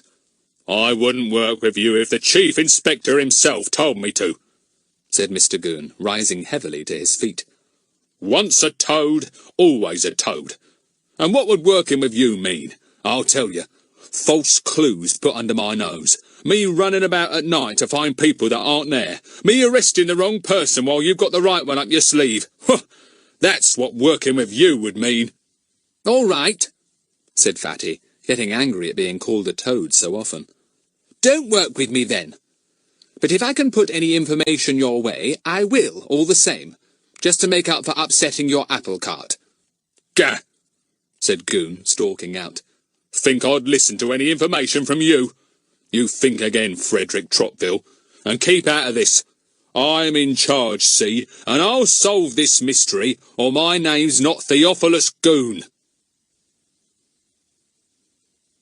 Chapter 9. A Little Portree.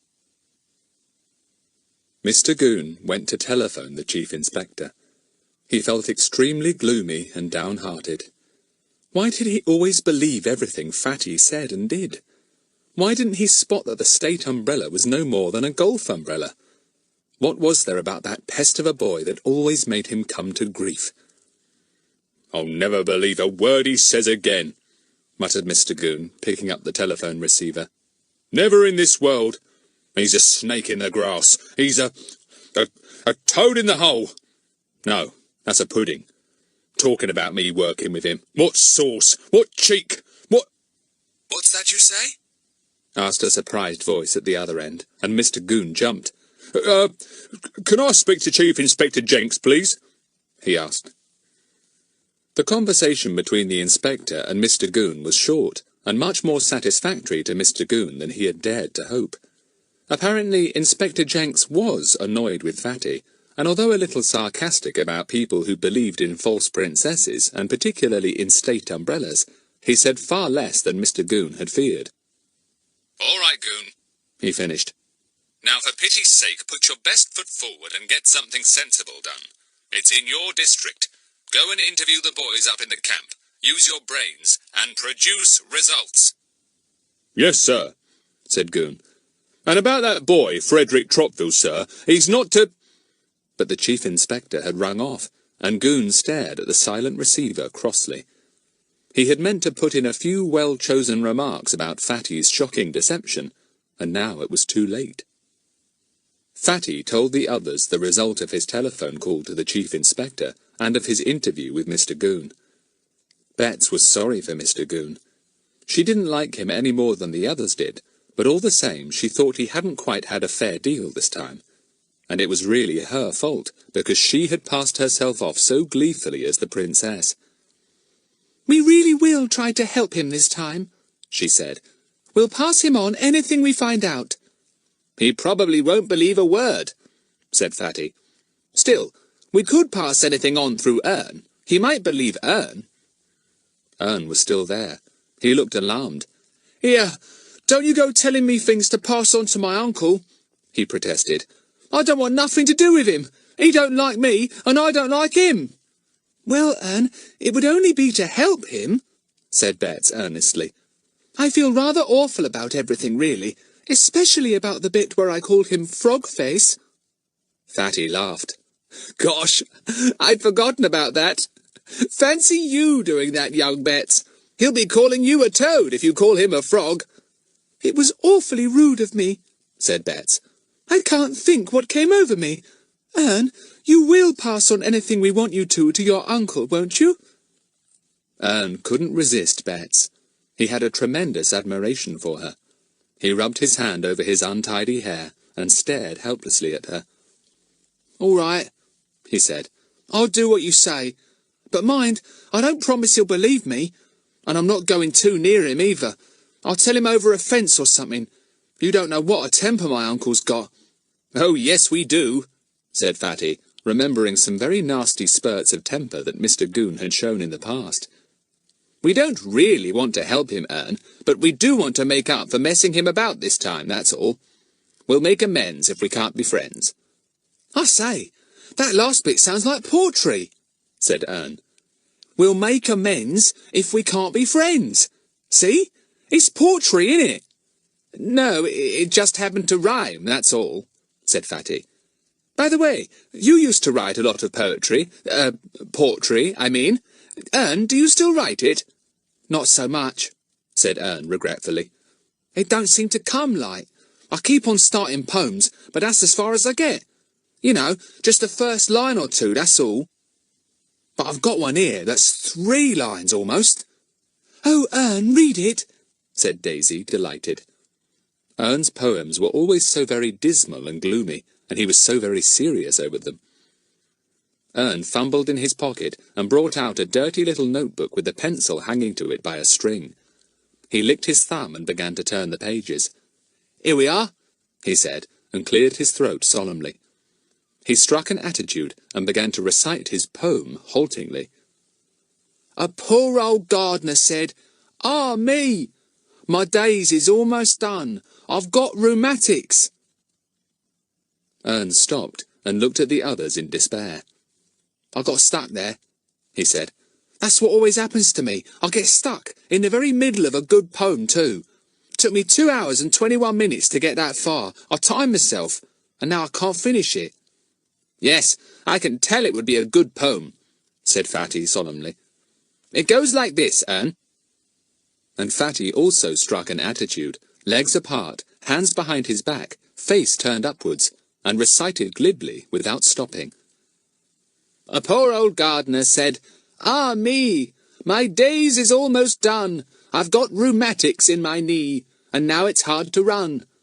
I've got a measle in my foot, and chilblains on my nose, and bless me if I haven't got pneumonia in my toes. All my hair has fallen out, my teeth have fallen in. I'm really getting rather stout, although I'm much too thin.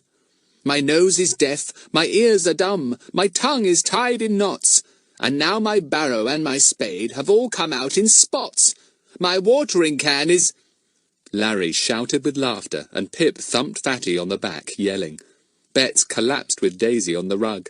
Don't, said Betts. Stop, Fatty. How do you do it? Fatty stopped, out of breath. Had enough, he said. I was just coming to where the watering can was feeling washed out, and the spade was feeling on edge, and— Don't, Fatty, begged Betts again, giggling helplessly. Oh, dear. How do you do it? Only Ern was silent, without a smile or a laugh. He sat on the edge of the chair, struck with absolute wonder. He gazed at Fatty and swallowed hard. He couldn't make it out. How could Fatty stand there and recite all that without thinking about it? Struck dumb all of a sudden? Asked Fatty, amused. How do you like the way your poem goes on, Ern? It's a pity you didn't finish it, you know. You could have read it out to us then, instead of my saying it to you. Ern was even more bewildered. He blinked at Fatty. Do you mean to say, if I'd finished that poem, that's what it would have been like? He asked in an awed voice. Well, it's your poem, isn't it? Said Fatty cheerfully. I mean, I only just went on with it. I think you work too hard at your poems, Ern.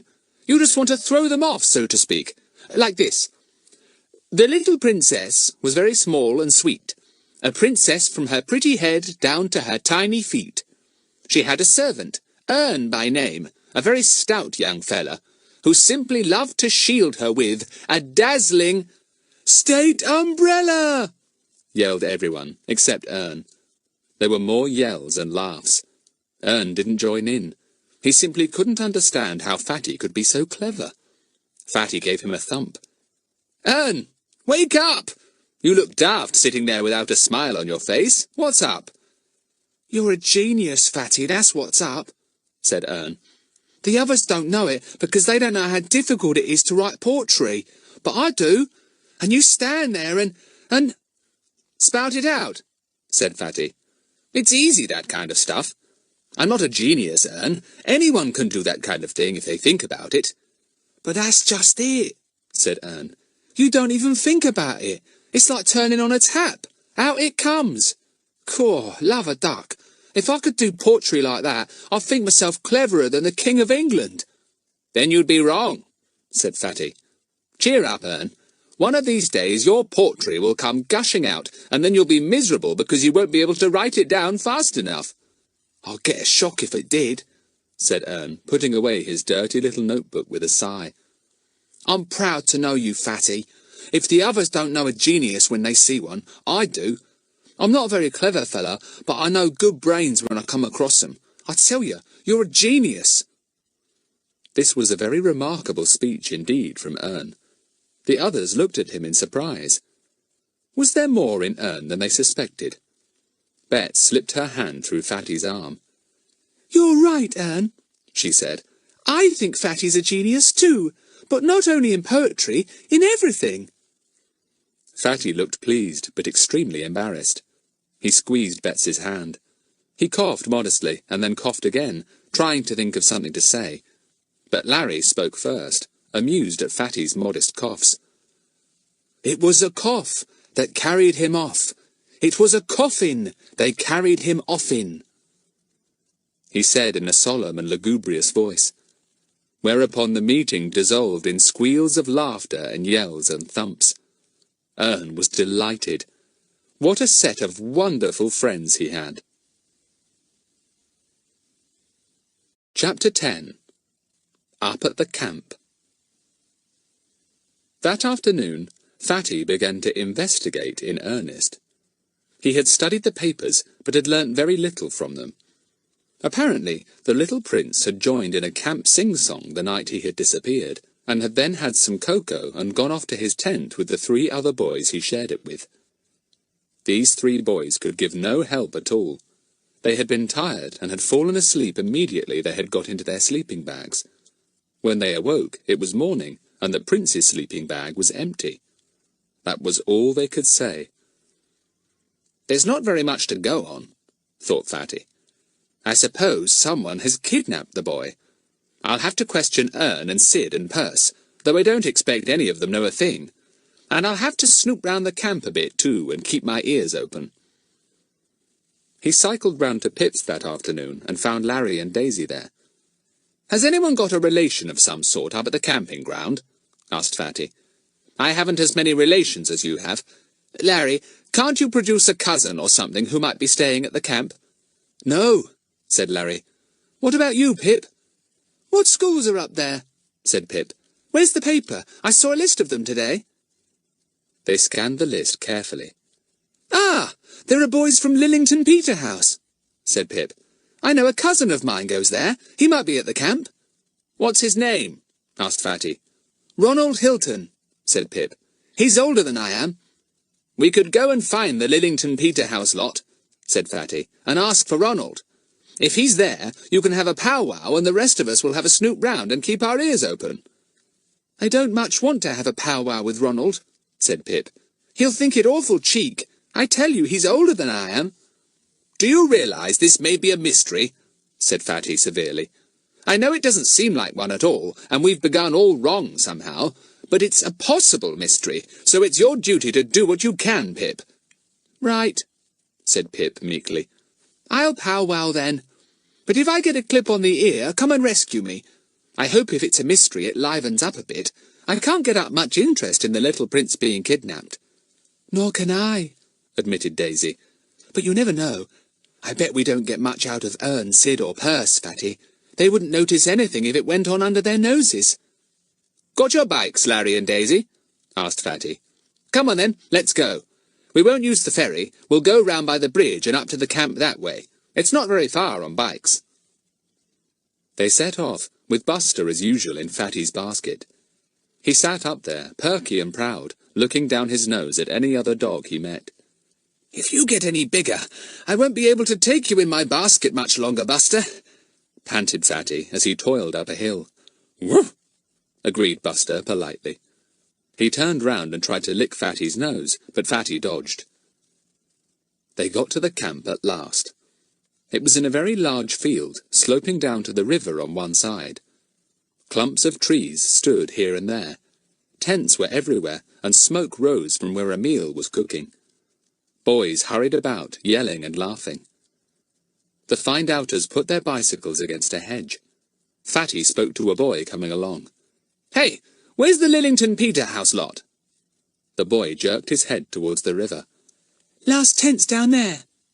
The 5 children strolled down to the tents. Pip looked nervous. He really didn't like accosting a cousin 2 years older than himself, and very much bigger. He hoped he wouldn't see him. But in a moment or two, he got a thump on the back, and a cheerful-faced boy, 3 inches taller than Pip, shouted at him. "Philip! What are you doing? Don't say you've come to look me up." Pip turned round. He grinned. "Hello, Ronald," he said. "Yes, I did come to look you up. Hope you don't mind." It was funny to hear Pip being called by his right name, Philip. Pip introduced his cousin to the others. Ronald stared hard at Fatty. "Hey, aren't you the chap Philip is always gassing about? The one that works with the police or something?" Fatty looked modest. "Well, I do help the police sometimes," he admitted. "Are you on a job now?" asked Ronald eagerly. "Come and tell us about it." No, I can't," said Fatty. "We've just come up here to see you, and out of interest because of the disappearance of that young prince." "Oh, that fellow," said Ronald, leading them all into a very spacious tent. "Don't bother about him. Jolly good riddance, I say. He was the most awful little beast imaginable." There was a long wooden table in the tent, and on it were spread plates of jam sandwiches, potted meat sandwiches, buns, and slices of fruit cake. Jugs of lemonade stood at intervals down the length of the table. "You do well for yourselves," said Larry. "Help yourselves," invited Ronald. "I'm helping with the catering this week. Head cook and bottle washer, you know. It's a bit early for tea, but everything's ready, and we might as well get what we want before the hungry hordes rush in." They each got plates and piled them with food. It really was not more than an hour or so since they had finished their lunches, but that made no difference.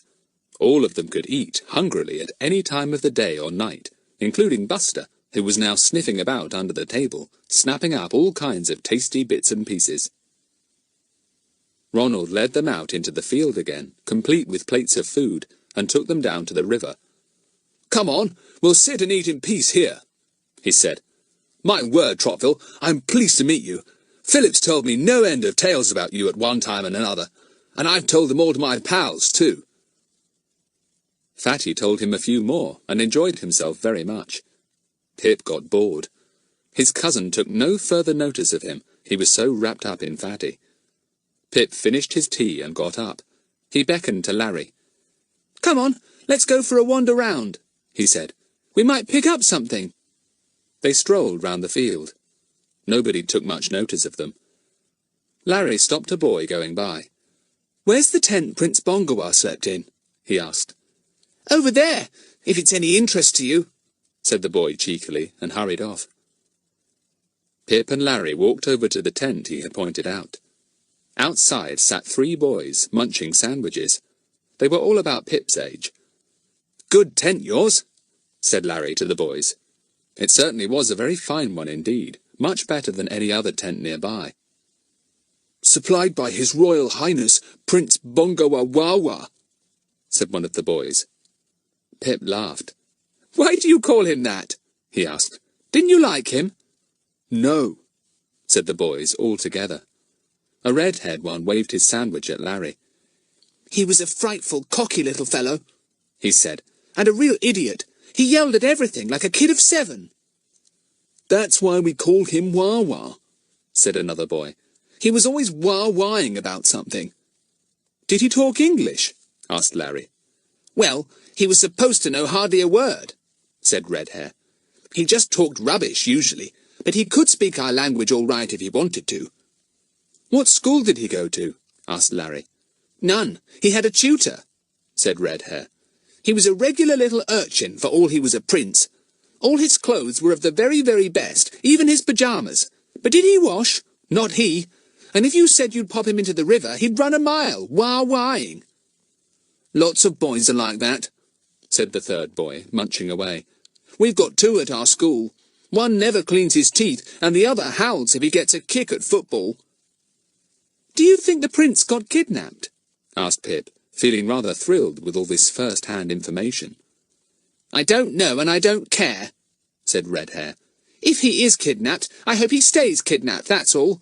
Have a look at his sleeping bag. Did you ever see one like it?" Larry and Pip peeped inside the marvellous tent. Red-Hair pointed to a sleeping bag at one side. It certainly was most magnificent, padded and quilted and marvellously embroidered. "Try it," said Red-Hair. "I tried it once. It's like being floated away on a magic carpet or something when you get inside, soft as feathers." Pip wriggled inside. It certainly was an extraordinarily luxurious bag, and Pip felt that if he closed his eyes he would be wafted away into sleep at once. He wriggled down a little further, and felt something hard against his leg. He put his hand down to feel what it was. It was a button. A very fine button, too, blue with a gold edge. Pip sat up and looked at it. Red-Hair glanced at it. "One of the buttons off his pyjamas," he said. "You should have seen them, blue and gold with those buttons to match." "Do you think I might keep it as a souvenir?" said Pip. He really wondered if by any chance it might turn out to be a clue. "Gosh, what do you want a souvenir for? Are you daft?" said the 2nd boy. "Keep it if you want to. I don't reckon Wah-Wah will want it again. If he loses a button, he'll be provided with a new set of pyjamas." "Did he leave his pyjamas behind?" asked Larry, thinking it might be a good idea to look at them. "No, he went off in them," said Red-Hair. "That's what makes everyone think he was kidnapped. He'd have dressed himself if he'd run away." Larry and Pip wandered out into the open air again. A loud voice suddenly hailed them. "Larry! Pip! What are you doing up here?" And there was Ern's plump face grinning at them from over the nearby hedge. "Come on over! We've got our tent here!" Chapter 11. A Little Investigation. "Hello, Ern," said Larry, surprised. He had forgotten that Ern had been camping so near the big camp field. The faces of Sid and Perce now appeared, Perce grinning, Sid very solemn as usual. Larry and Pip said goodbye to Red-Hair and his friends, and squeezed through the hedge to Ern. Pip had put the pyjama button safely into his pocket. He didn't know whether it might be useful or not. Ern proudly showed the 2 boys his tent. It was a very small and humble affair compared with the magnificent one they had just left, but Ern, Sid, and Perce were intensely proud of it. They had never been camping before, and were enjoying it immensely. There were no sleeping bags in the tent, merely old, worn rugs spread over a ground sheet. 3 mugs, 3 broken knives, 3 spoons, 2 forks. "Perce lost his when he was bathing," was Ern's mystifying explanation. 3 Macintosh capes, 3 enamel plates, and a few other things. "Fine, isn't it?" said Ern. "We get water from the tap over in the camp field. They let us use it if we just go straight there and back. But they won't let the caravanners use it, so we get it for 'em, and in return they sometimes cook us a meal." There were a good many caravans scattered about, and also one or two more small tents.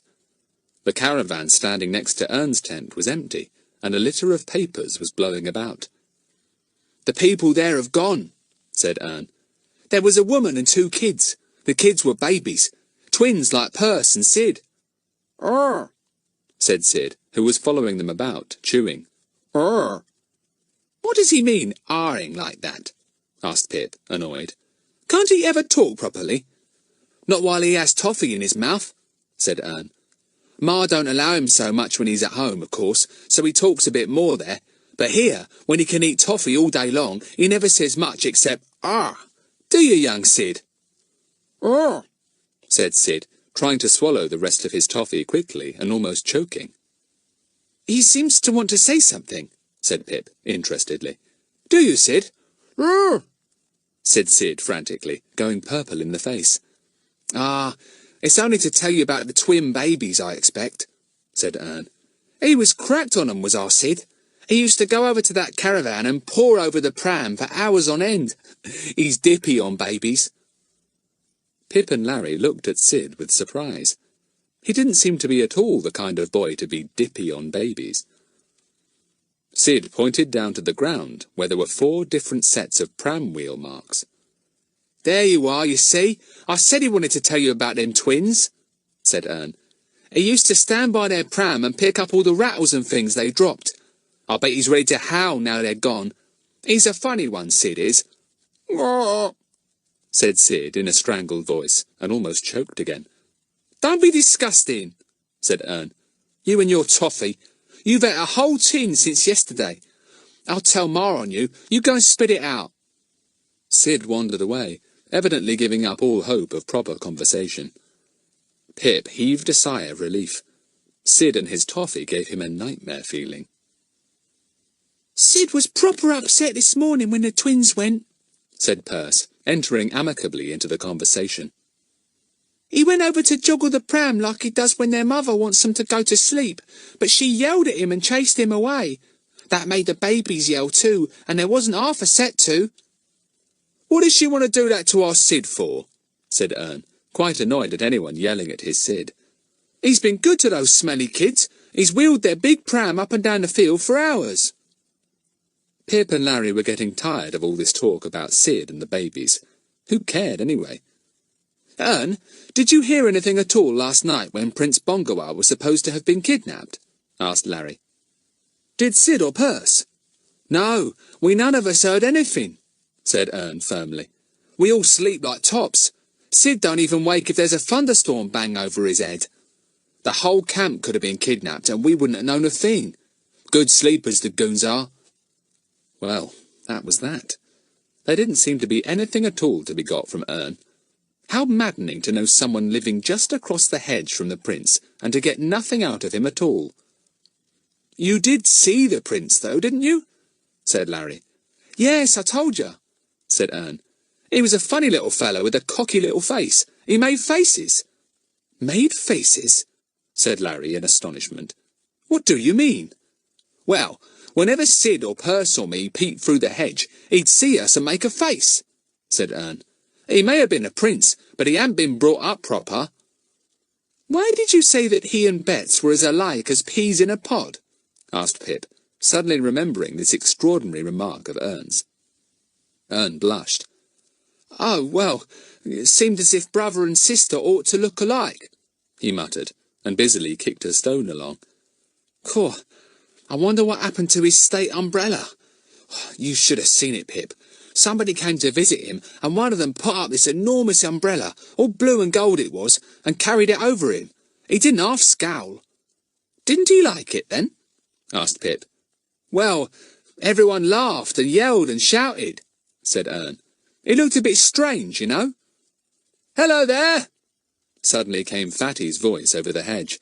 "Why did you wander off like that? You left me to do all the talking, Pip." "That's why I went," said Pip. "You like talking, Fatty, don't you?" "Can we come through the hedge?" called Daisy's voice. Is there a place where we won't tear our clothes? Ern gallantly held aside some prickly branches as the girl squeezed through the hedge. Fatty followed. "Nice cousin of yours, that fellow Ronald," Fatty said to Pip. "We had quite a chat." You must have done quite a lot of questioning of witnesses then, said Pip slyly, remembering the books Fatty had been studying a day or two before. Did you get any interesting information about this case? "Well, no," said Fatty, who had actually spent the whole time relating some of his own exploits to the open-mouthed Ronald. "No, I didn't gather much." "What about you, Pip?" asked Betts. "Have you been questioning Ern, Sid and Perce?" "Yes," said Pip. "But Larry and I didn't get much out of them. They slept all night long and didn't hear a thing. They haven't the faintest idea what happened to Prince Bongawah." "Ah!" said Sid, joining them suddenly. His jaws chewed frantically. "Go away," Pip said, "and don't come back till you can say something else. I shall start ahhing myself in a minute. Ah!" He made such a fierce noise that Sid gave him an alarmed glance and fled. Pip took out the blue and gold button from his pocket and showed it to the others. "This is the solitary clue, if it can be called a clue, that we found," he said. "I found it in the sleeping bag belonging to the prince. It came off his blue and gold pyjamas." "Well, what use do you think that is?" asked Fatty. "Is it going to help us find out who kidnapped the prince, or when, or how, or where he's gone? Not much of a clue, Pip." "No," said Pip, pocketing the button again. "I thought it wasn't, but you always tell us to examine everything and keep everything just in case, so I did. By the way, he didn't dress. He disappeared in his pyjamas." That made Fatty stare. "Are you sure, Pip? Who told you?" "The boys who slept in his tent," said Pip. "Well, that's funny," said Fatty. "Why?" asked Daisy. "There wouldn't be any time, would there, for him to dress? Besides, wouldn't he disturb the other boys if he did?" "Not if he stole outside in the dark when they were asleep," said Fatty. "He could take his clothes with him and dress quickly. Anyone wandering about in pyjamas would be spotted." "But, Fatty, surely there wouldn't be time for anyone to dress if he was being kidnapped," said Daisy again. "They'd just grab the prince out of his tent and make off with him in his pyjamas." "Oh, no, Daisy," said Fatty. "You're not being very clever. Kidnappers would never creep through a crowded field, falling over tent ropes and pegs, finding their way to one special tent, opening the flap, dragging out one special boy in the darkness, who would surely yell the place down. After all, he was called Bongawah Wah because he howled so much." "Oh," said Daisy. "Yes, that was very silly of me. Of course kidnappers wouldn't do it like that. What do you think they did?" "I think somebody arranged for him to steal out after lights out," said Fatty. "Perhaps they said they'd take him to that fair in the next town. It goes on till all hours. Something like that. You can't tell. And if he was going to be kidnapped, the kidnappers would find it easy. There he would be, waiting at the gate for them, already dressed, thinking what a lad he was." "I see. And they'd just whisk him away in a car, and that would be that," said Pip. "Oh, now I see why you're surprised he was in pyjamas," said Daisy. "If the kidnapping was planned in that way, he certainly wouldn't be in pyjamas." "Correct," said Fatty with a grin. "Maybe he couldn't spot his clothes in the darkness," suggested Ern helpfully. "This isn't a mystery, it's a silly sort of puzzle," said Betts. "Nobody heard anything, nobody saw anything, nobody knows anything. I'm beginning to feel it couldn't have happened." Chapter 12. Sid finds his voice. "Come on, it's time we went," said Fatty, getting bored. "We're absolutely at a dead end here.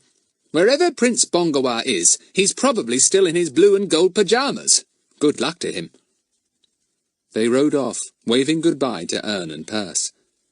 Sid was nowhere to be seen, for which everyone was thankful. "He chews his toffee like a cow chewing the cud," said Pip. "Have you noticed how spotty he is? I really do believe he lives on toffee and nothing else." "I never want to see him again," said Betts. "Well, there's no reason why we ever should see him again," said Fatty. "So long as Ern comes alone to see us, I don't intend to visit dear Sid and Perce." But he did see Sid again, and that very evening too. Fatty was trying on one of his newest disguises down in his shed, when there came a knock at the door. Fatty looked through a hole, pierced in the door for spying, to see who was outside. Gosh, it was Ern, with Sid. How aggravating, just as he was going to practice this disguise. Fatty turned quickly and looked at himself in the big mirror. He grinned. He'd try the disguise out on Ern and see if it worked. Fatty opened the door. Ern stood outside, ready with a smile, Sid beside him. The smile faded as Ern saw not Fatty, but a bent old man with side whiskers, a straggly beard, shaggy white eyebrows, and wispy white hair on a bald pate. He was dressed in a loose, ill-fitting old coat, with dragged-down pockets and corduroy trousers, wrinkled and worn. "Oh, good evening," said Ern, startled. Is Mr. Frederick Trottville in?" The old man put a trembling hand behind one ear and said, "Speak up! Don't mumble! What's that you say?" His voice was as quavery as his hand. Ern shouted, "Is Mr. Frederick in?" "Oh, now, don't you shout," said the old man in a cross voice. "I'm not deaf. Who's Mr. Frederick?" Ern stared. Then he remembered that Fatty was always called Fatty. Perhaps this old man only knew him by that name. "Fatty!" he said loudly. "Fatty!" "You're a very rude boy," said the old man, his voice quavering higher. "Calling me names." "I'm not," said Ern desperately. "Look here! Where's the boy who lives here?" "Gone," said the old fellow, shaking his head sadly. "Gone to live in London." Ern began to think he must be in a dream. Fatty gone to London? Why, he'd only seen him an hour or so ago. He glanced anxiously at the shed. Had he come to the right place? "Why's he gone?" he asked at last. "Did he leave a message? And what are you doing here?" "I'm his caretaker," said the old fellow, and took out a big red handkerchief. He proceeded to blow his nose with such a loud trumpeting noise that Ern fell back, alarmed. Little did he know that Fatty was hiding his gulps of laughter in that big red handkerchief. Sid backed away too. He slid down the path, but Ern caught him by the arm. "Oh, no, you don't, Sid. You've come here to say something important, and say it you're going to, even if it takes us all night to find Fatty. If you go back to the camp, you'll fill your mouth with toffee again, and we won't none of us get a word out of you. You're the only one of us with a real clue, and Fatty's going to know it." "I say, has he really got a clue?" said the old man in Fatty's crisp, clear voice. Ern jumped violently and looked all round. Where was Fatty? The old man dug him in the ribs and went off into a cackle of laughter that changed suddenly into Fatty's cheerful guffaw. Ern stared at him open-mouthed. So did Sid. "Love a duck! It's Fatty!" cried Ern, overjoyed and astounded. "You took me in properly. God, you're an old man to the life. How'd you make yourself bald?" "Just a wig," said Fatty, lifting it off his head and appearing in his own thatch of hair. He grinned.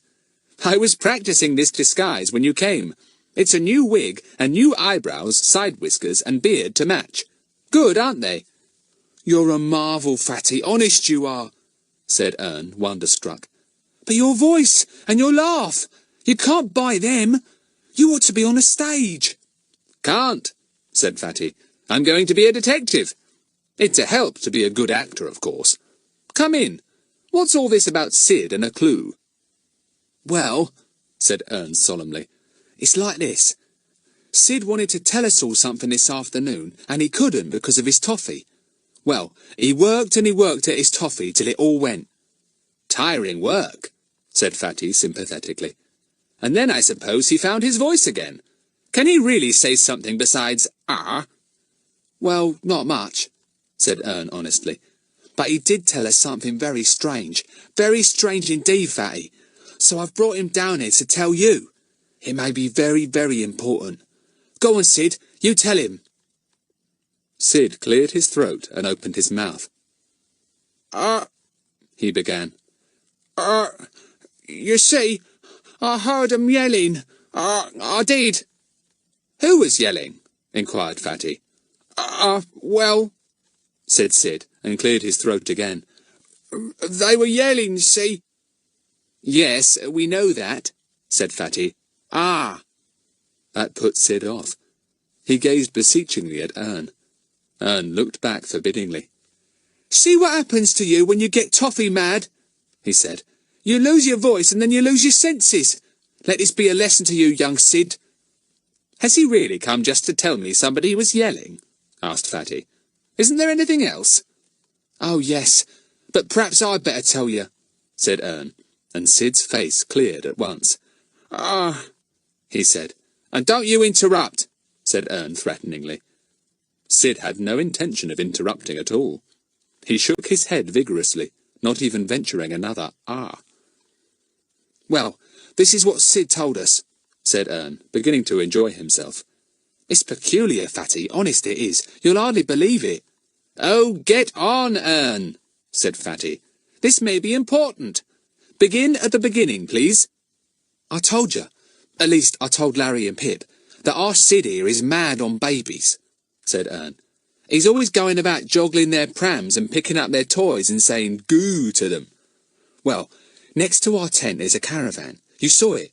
It's empty now. The people went today. Fatty nodded. He was listening hard. The woman in the caravan had a couple of twin babies, said Ern. And being twins, Sid got more interested in them than usual. Him and Perce being twins, you see. So he played with them a lot. Didn't you, Sid? Said Sid, nodding. Well, this morning, Sid heard those babies yelling like anything, said Ern, warming up to his tale. And he went over to joggle the pram. The woman was in the caravan packing up, and when she saw our Sid there, she flew out at him and smacked him on the head. A fair clip it was. She told him to clear off. Why? Asked Fatty. Sid was only doing what he'd been in the habit of doing. Had the woman ever objected before? No, said Ern. She let him wheel them up, and sometimes down too, and a heavy job it was, because it's a big double pram, made to take twins. Well, she smacked his head, and Sid went off, upset like. I don't wonder, said Fatty, wondering when the point of all this long tale was coming. What came next? The woman dragged the pram round to the back of the caravan, said Ern, where she could keep her eye on it. But those babies still went on yelling, and our Sid here, he couldn't bear it.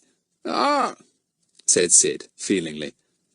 So when the woman took some things and went off down to one of the other caravans, Sid popped over to the pram to see what was the matter with the babies, said Ern. They sounded as if they were sitting on a safety pin or something. Anyway, Sid put his hand down under them and scrabbled about like, and he felt somebody else down in that big pram, Fatty. Fatty was really startled. He sat up straight. Somebody else? He said incredulously. What do you mean? Well, just that, said Ern. Sid felt somebody else, and he pulled the clothes back just a little bit and saw the back of a dark head and a bit of dark cheek. Then one of the babies grabbed at Sid and rolled over and hid whoever it was in the pram. Fatty was astounded. He sat silent for a minute. Then he looked at Sid. Who do you think it was in the pram? He asked. The prince, said Sid, quite forgetting to say in his excitement. He was hiding there. He didn't know I saw him. Well, said Fatty, taking all this in. So that's what happened. He simply crept out of his tent in his pyjamas and hid in the caravan for the night, and in the early morning the woman packed him into the bottom of that big pram hidden under the babies. How uncomfortable. He must have been all screwed up and awfully hot. Said Sid, nodding. Then the woman must have got someone to fetch all her goods and wheeled the pram away herself with the little prince in it, said Fatty. Nobody would guess. But why did it happen? What has she got to do with it? Why did the prince creep away to her? Gosh, It's a mystery, all right. I thought you'd be pleased, Fatty, said Ern happily. Good thing Sid got rid of his toffee, wasn't it? That's what he was trying to tell us this afternoon. Almost choked himself trying to get the news out. It's a pity he didn't tell somebody as soon as he knew this, said Fatty. He did try, said Ern, but I just thought he wanted to go swimming or something when he kept pointing to the caravan. Sid's never very talkative, even in the ordinary way. I'll have to think what to do, said Fatty. Ern, you must go and tell your uncle. I said we'd tell him everything we found out. You'd better go and tell him straight away. Love a duck, I can't do that, said poor Ern. Why, he'd give me such a scolding that I wouldn't recover for a month of Sundays. Chapter 13. Mr Goon hears the news. All the same, Ern had to go. Fatty didn't want to ring up the Chief Inspector quite so soon after his ticking off, and if Goon knew, he could report the matter himself. So poor Ern was sent off to Goon's with Sid trailing behind. Neither of them felt very happy about it. Ern didn't like to knock in case his uncle was having a nap, as he so often did. He turned the handle of the front door. It wouldn't open, so he thought it must be locked from the inside. Come on round to the back, Sid, said Ern. He might be in the garden. They tiptoed round to the back and came to the kitchen window. It was wide open. A noise came from inside the room. He's there, whispered Ern. He's talking. He must have a visitor. Ern looked at Sid, startled. That was his uncle's voice. What was he gabbling about? Ern cautiously poked his head a bit further forward and peeped in at the corner of the window. Yes, his uncle was there with his back to him, standing on the rug, looking at himself in the mirror and gabbling on and on. Ern didn't like it at all. Had his uncle got a stroke of the sun? Was he out of his mind? And then suddenly he heard, "The boy stood on the burning deck." That decided Ern. He wasn't going to interfere in anything like this, important clue or not. He stole down by the side of the house and made his way to the front gate.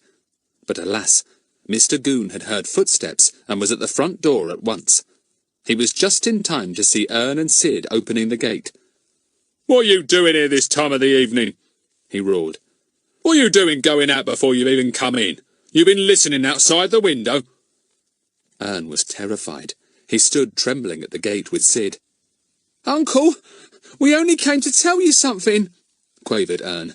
"A clue! Most important!" "Aha!" said Goon. "So that's it. Come along in, then. Why didn't you say so before?" Ern and Sid came in, treading like cats on hot bricks. Mr Goon took them into his sitting room. He sat down in his big armchair, crossed his legs, put his hands together and looked up at the two boys. "So you got a clue?" he said. "What is it?" Sid couldn't say a word, of course, not even "ah." Ern was almost as bad. However, it all came out with a rush at last. "Uncle, Sid found the clue. You know that Prince Bongawah that was kidnapped? Well, he wasn't. He put himself in a pram with twin babies, and he was wheeled away this morning." Mr Goon listened to this with the utmost disbelief. Put himself in a pram with twins and got himself wheeled away? What nonsense was this?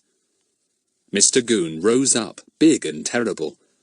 "And why did you come and tell me this ridiculous nonsense?" he began. "Why don't you go and tell it to that big boy? Let him believe you. I won't. Cock and bull story. Gah! How dare you come and tell me such a tale?" "Fatty told us to," blurted out poor Ern, almost crying with fright. "We told him, and he believed us. He said we were to tell you, Uncle, really he did, to help you." Mr Goon swelled up till Ern and Sid thought he must be going to burst all the buttons off his already tight tunic. He towered above them. "You go and tell that toad of a boy that I'm not such an idiot as he thinks I am," he bellowed. "You tell him to take his tales of prams and twin babies to the Chief Inspector. Sending you here to fill me up with nonsense like that. I'm ashamed of you, Ern. For 2 pins I'll give you a hiding. How dare you?" Ern and Sid fled. They fled down the hall passage, through the front door and out of the gate without waiting for another word. Sid was crying. Ern was white. Why had Fatty sent him on such an errand? He, Ern, had known quite well that his uncle wouldn't believe him, and he hadn't. "Come on back to the camp," panted Ern. "We'll be safe there. Run, Sid, run!" Poor Ern didn't even think of going back to Fatty's to tell him what had happened. He and Sid fled for their lives, looking over their shoulders every now and again, fearful that Mr Goon might be after them. Perce was thankful he hadn't gone with them when he heard their tale. He was just as much scared of his uncle as the others. Ern had often told him and Sid dreadful tales of the time when he had been to stay with Mr Goon, the punishments and shoutings at that he had had. "Still, it was worth it," Ern would end cheerfully. "I made friends with those 5 kids, especially with Fatty. He's a wonder, that boy." Meantime, the Wonder Boy was having a quiet little think to himself about Sid's surprising piece of news. It was all very, very extraordinary. Could Sid possibly be right? Could it really have been the young prince huddled down in that big double pram? Of course, such a trick had been played before to get people away in secret.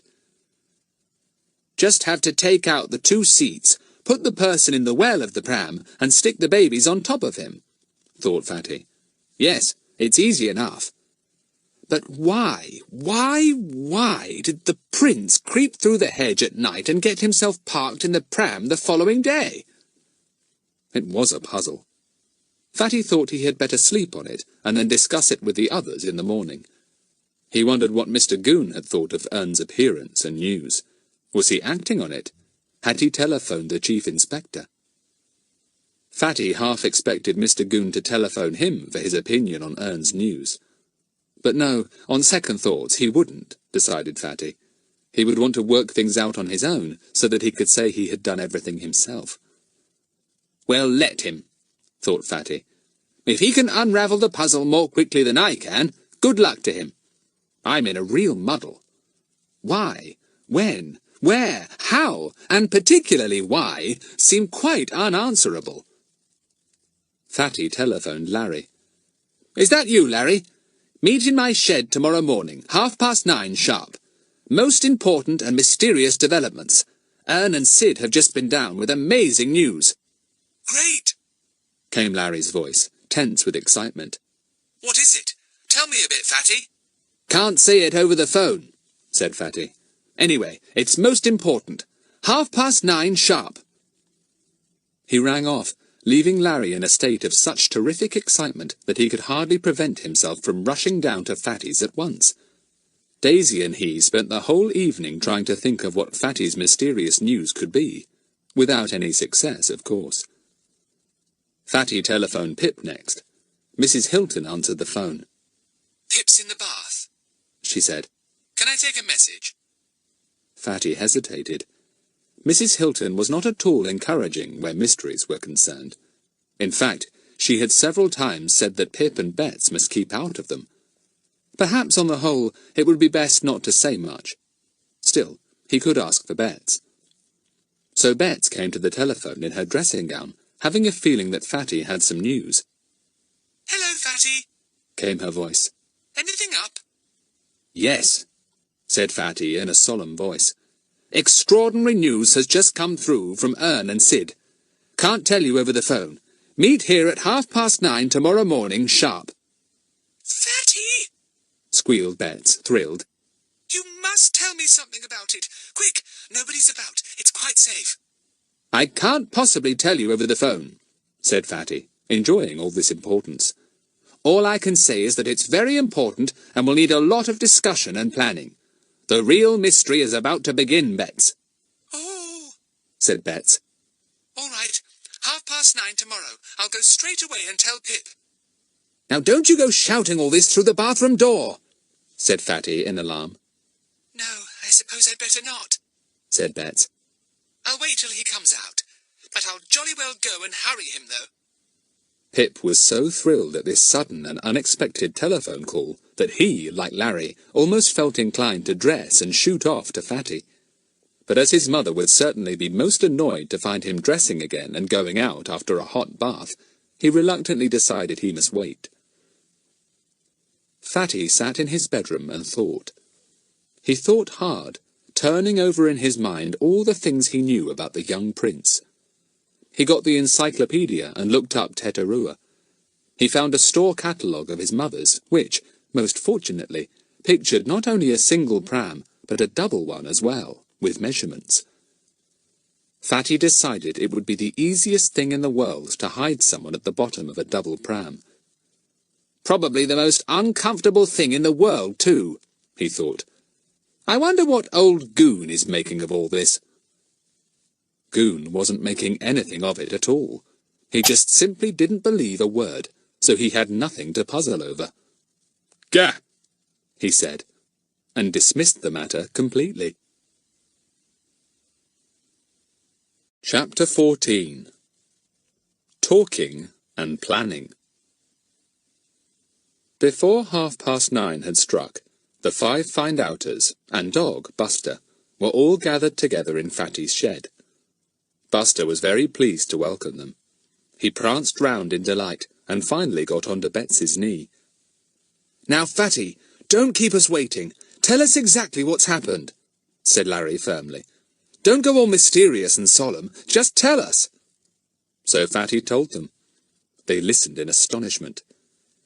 Hidden in the pram? Said Larry. Then the prince must have known that woman very well.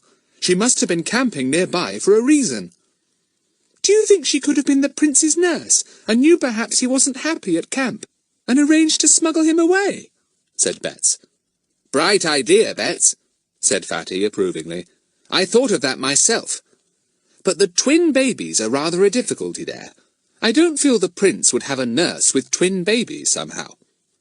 She might have been an old nurse of his, and got married and had twins, said Bets, using her imagination. It's not much good having theories and ideas about all this until we get a few more actual details, said Fatty. I mean, we must find out who the woman is, if the caravan belongs to her, if she came there when the prince arrived, if those babies are really hers, or borrowed so that she could take that big double pram for hiding purposes. Oh, there are a whole lot of things to find out. And are we to snoop round and find all these details? Asked Daisy. I rather like doing that. There's a great deal to find out, said Fatty. We'll have to get busy. Anyone seen the papers this morning? I just glanced at them, said Larry, but I was really too excited to read anything. Why? Only because there's a bit more about the prince and his country in today, said Fatty. He spread a newspaper on the floor and pointed to a column. Everyone read it. Well, as you will see, said Fatty, Teterua isn't a very big country, but it's quite important from the point of view of the British, because there's a fine airfield there we want to use, so we've been quite friendly with them. And they've sent their young prince here to be educated, said Larry. But according to the paper, there's a row on in Teterua between the present king and his cousin, who says he ought to be king. Yes, and the possibilities are that the cousin has sent someone over here to capture Prince Bongawah, so that if he doesn't ever appear again, he, the cousin, will be king, said Fatty. There are no brothers or sisters, apparently. An old plot, said Larry. Do you suppose they will demand a ransom for the prince? No, said Fatty. I think they want to put him out of the way for good. There was a silence after this. Nobody liked to think of the young prince being put away for good. Bets shivered. Daisy rubbed her forehead, puzzled. And yet, though that's what the papers say, we know differently, she said. We know he wasn't kidnapped in the way they think, just swept out of his tent and rushed off in a car somewhere. We know that, of his own free will, apparently, he crept out of his tent in his pyjamas, went through the hedge to that caravan, and allowed himself to be hidden and wheeled away in that pram. That couldn't be called kidnapping. No, it couldn't, said Fatty. There's something strange about this. I believe Sid, you know. For one thing, he would never, ever have the imagination to make up all that. Did you ring the chief inspector? Said Pip. What did he say? Well, as a matter of fact, I didn't telephone him, said Fatty. I don't feel he's very pleased with me at the moment, with any of us, as a matter of fact. So I sent Ern and Sid round to Mr Goon to tell him. He would naturally ring up the Chief Inspector himself and get his own orders.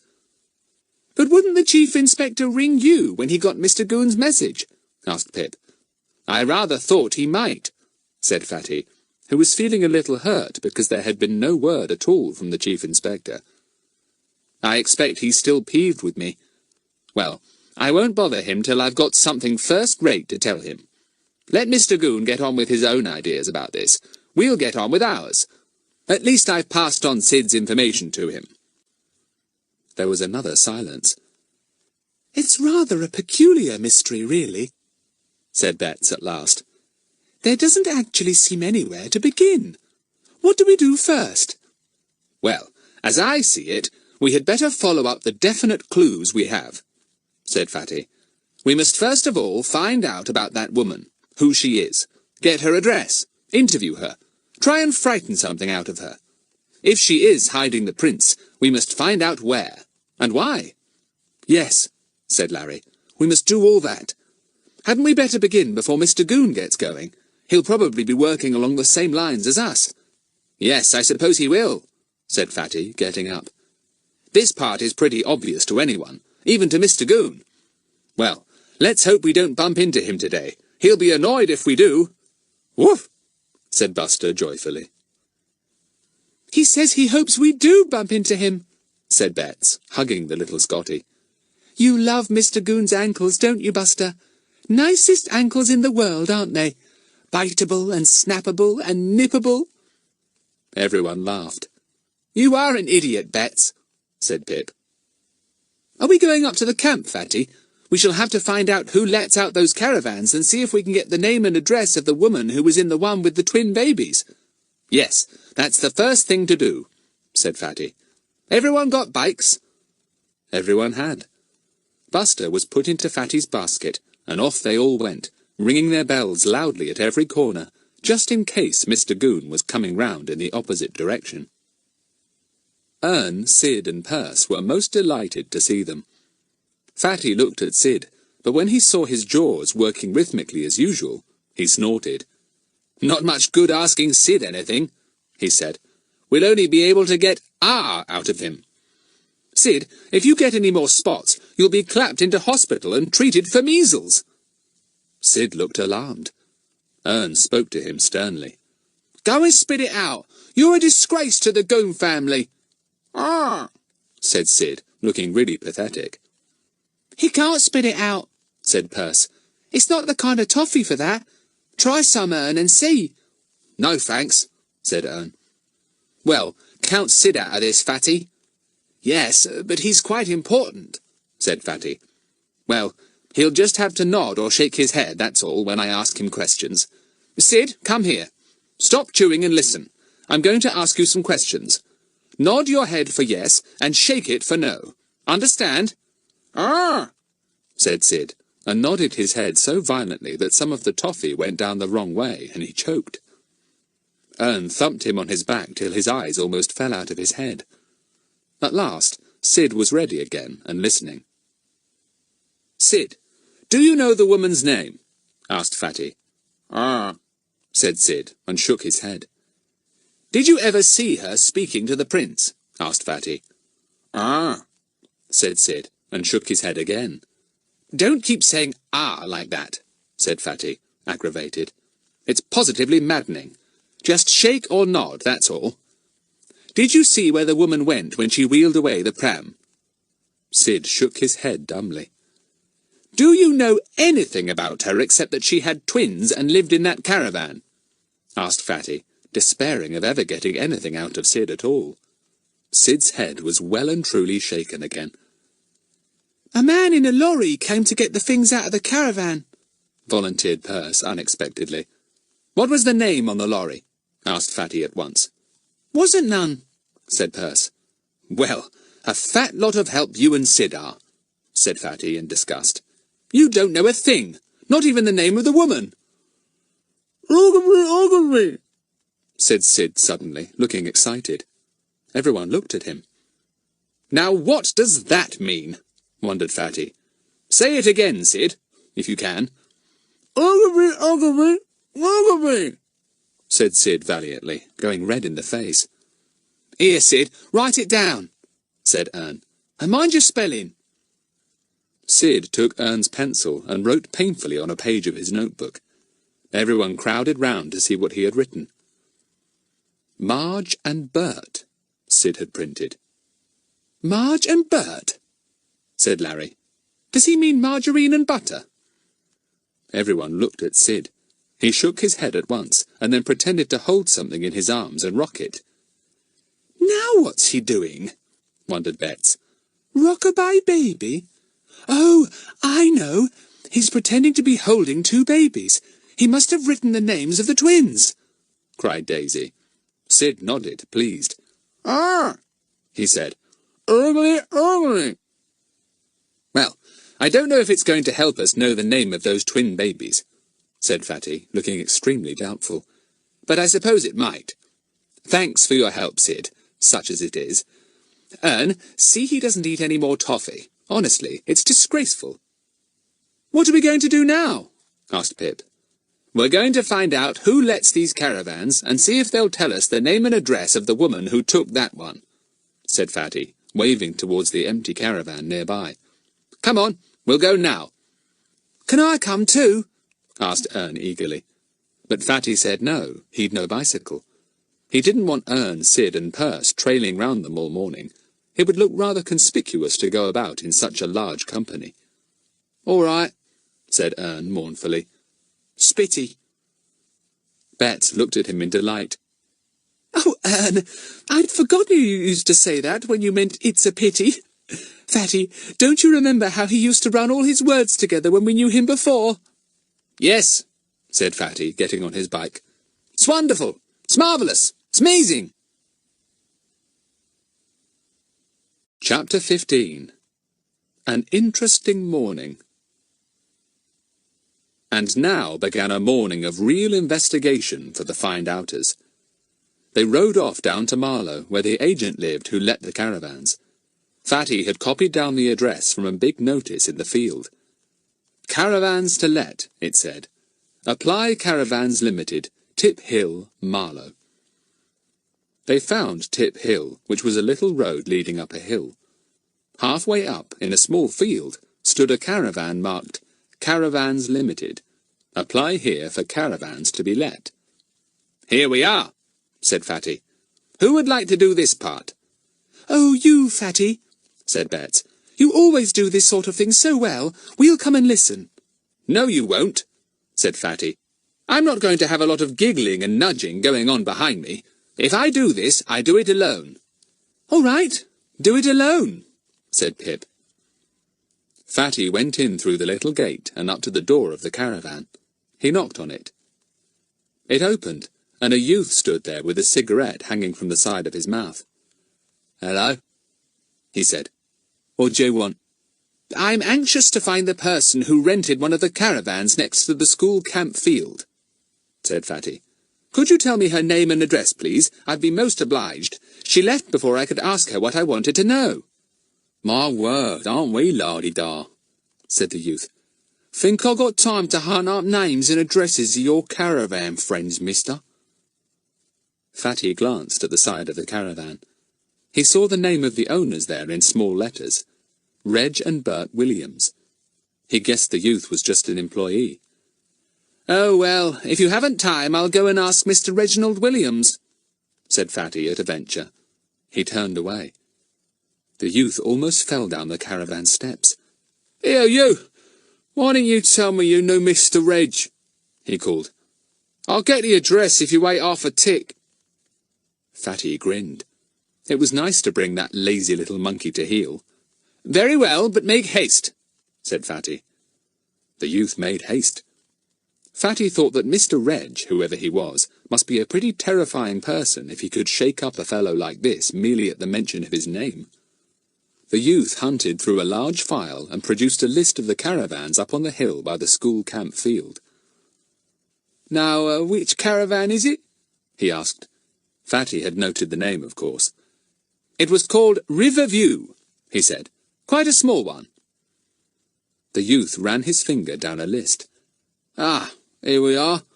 Mrs Storm, 24 Harris Road, Maidenbridge. That's not far from here, about 2 miles. Thanks," said Fatty, and wrote it down. "You going to see Mr Reg?" asked the youth anxiously as Fatty turned to go. "No," said Fatty, much to the youth's relief. He went out to where the others were waiting. "Got it," he said, and showed them the name and address. "Mrs Storm, 24 Harris Road, Maidenbridge, about 2 miles from here. Come on, let's get going." Feeling rather excited, the 5 rode off to Maidenbridge. Had Mrs Storm got the prince? Would she tell them anything at all? They came into Maidenbridge and asked for Harris Road. It turned out to be a narrow, rather dirty little street, set with houses in a terrace. They arrived at number 24. It was even dirtier than the rest in the street. Ragged curtains hung at the windows, and the front door badly wanted a lick of paint. "I'll tackle this, too," said Fatty. "You ride to the end of the street and wait for me. It looks funny for so many of us to be standing at the front door." Obediently, the others rode off. Fatty stood his bicycle at the curb and knocked. An untidy woman, her hair half down her back, opened it. She said nothing, but just looked at Fatty, waiting. "Oh, excuse me," said Fatty. "Are you Mrs Storm?" "No, I'm not," said the woman.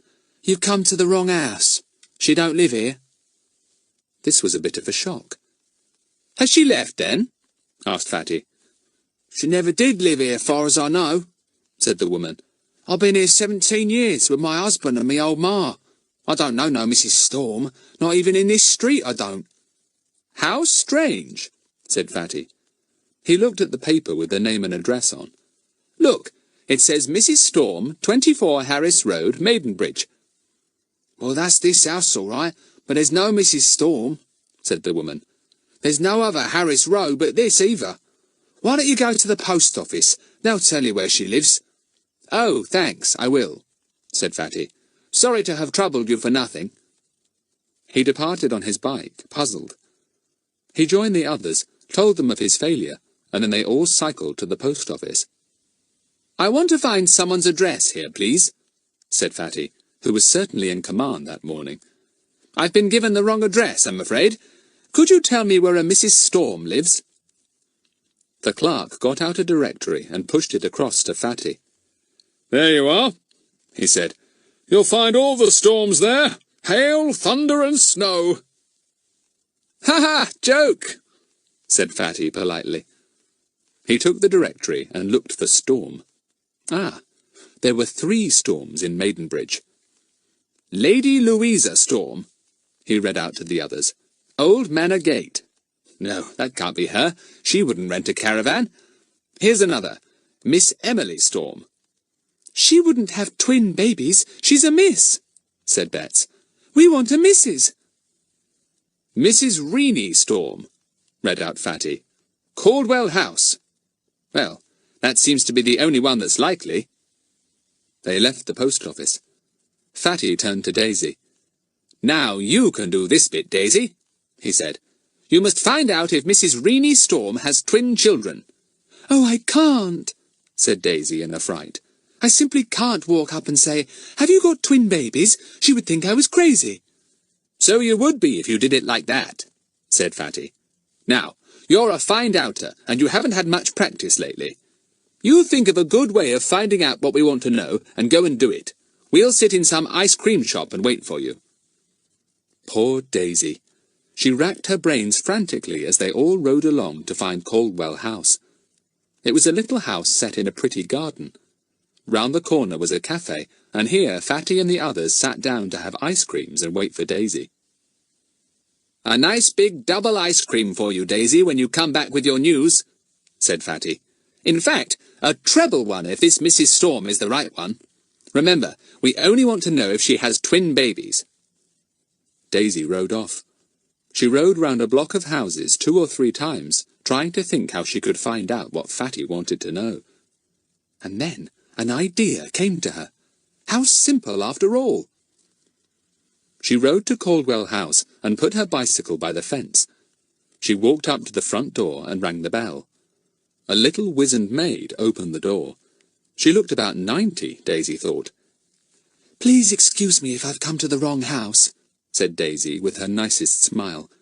"But I'm looking for a Mrs. Storm who has twin babies. Is this the right house?" "Dear me, no," said the little maid. "My Mrs. Storm is 83, and she's a great-grandmother. She has never had twins, neither have her children nor her grandchildren. No twins in the family at all, I'm sorry." "So am I," said Daisy, not quite knowing what else to say. Well, thank you very much. I'm afraid she's not the Mrs. Storm I'm looking for." She escaped thankfully and rode quickly to the ice-cream shop. The others were pleased to see her come in beaming. "Is it the right woman?" said Fatty. "No, I'm afraid not," said Daisy. "I'm only beaming because I managed it all right. This Mrs. Storm is 83 and a great-grandmother, and there aren't any twins in her family at all." "Gosh!" said Fatty dolefully. "Now we're at a dead end, then. That wretched caravan woman gave a false name and address. We might have guessed that. We can go hunting the country up and down all we like, but we'll never find a Mrs. Storm with twins." "Where's my ice cream?" said Daisy.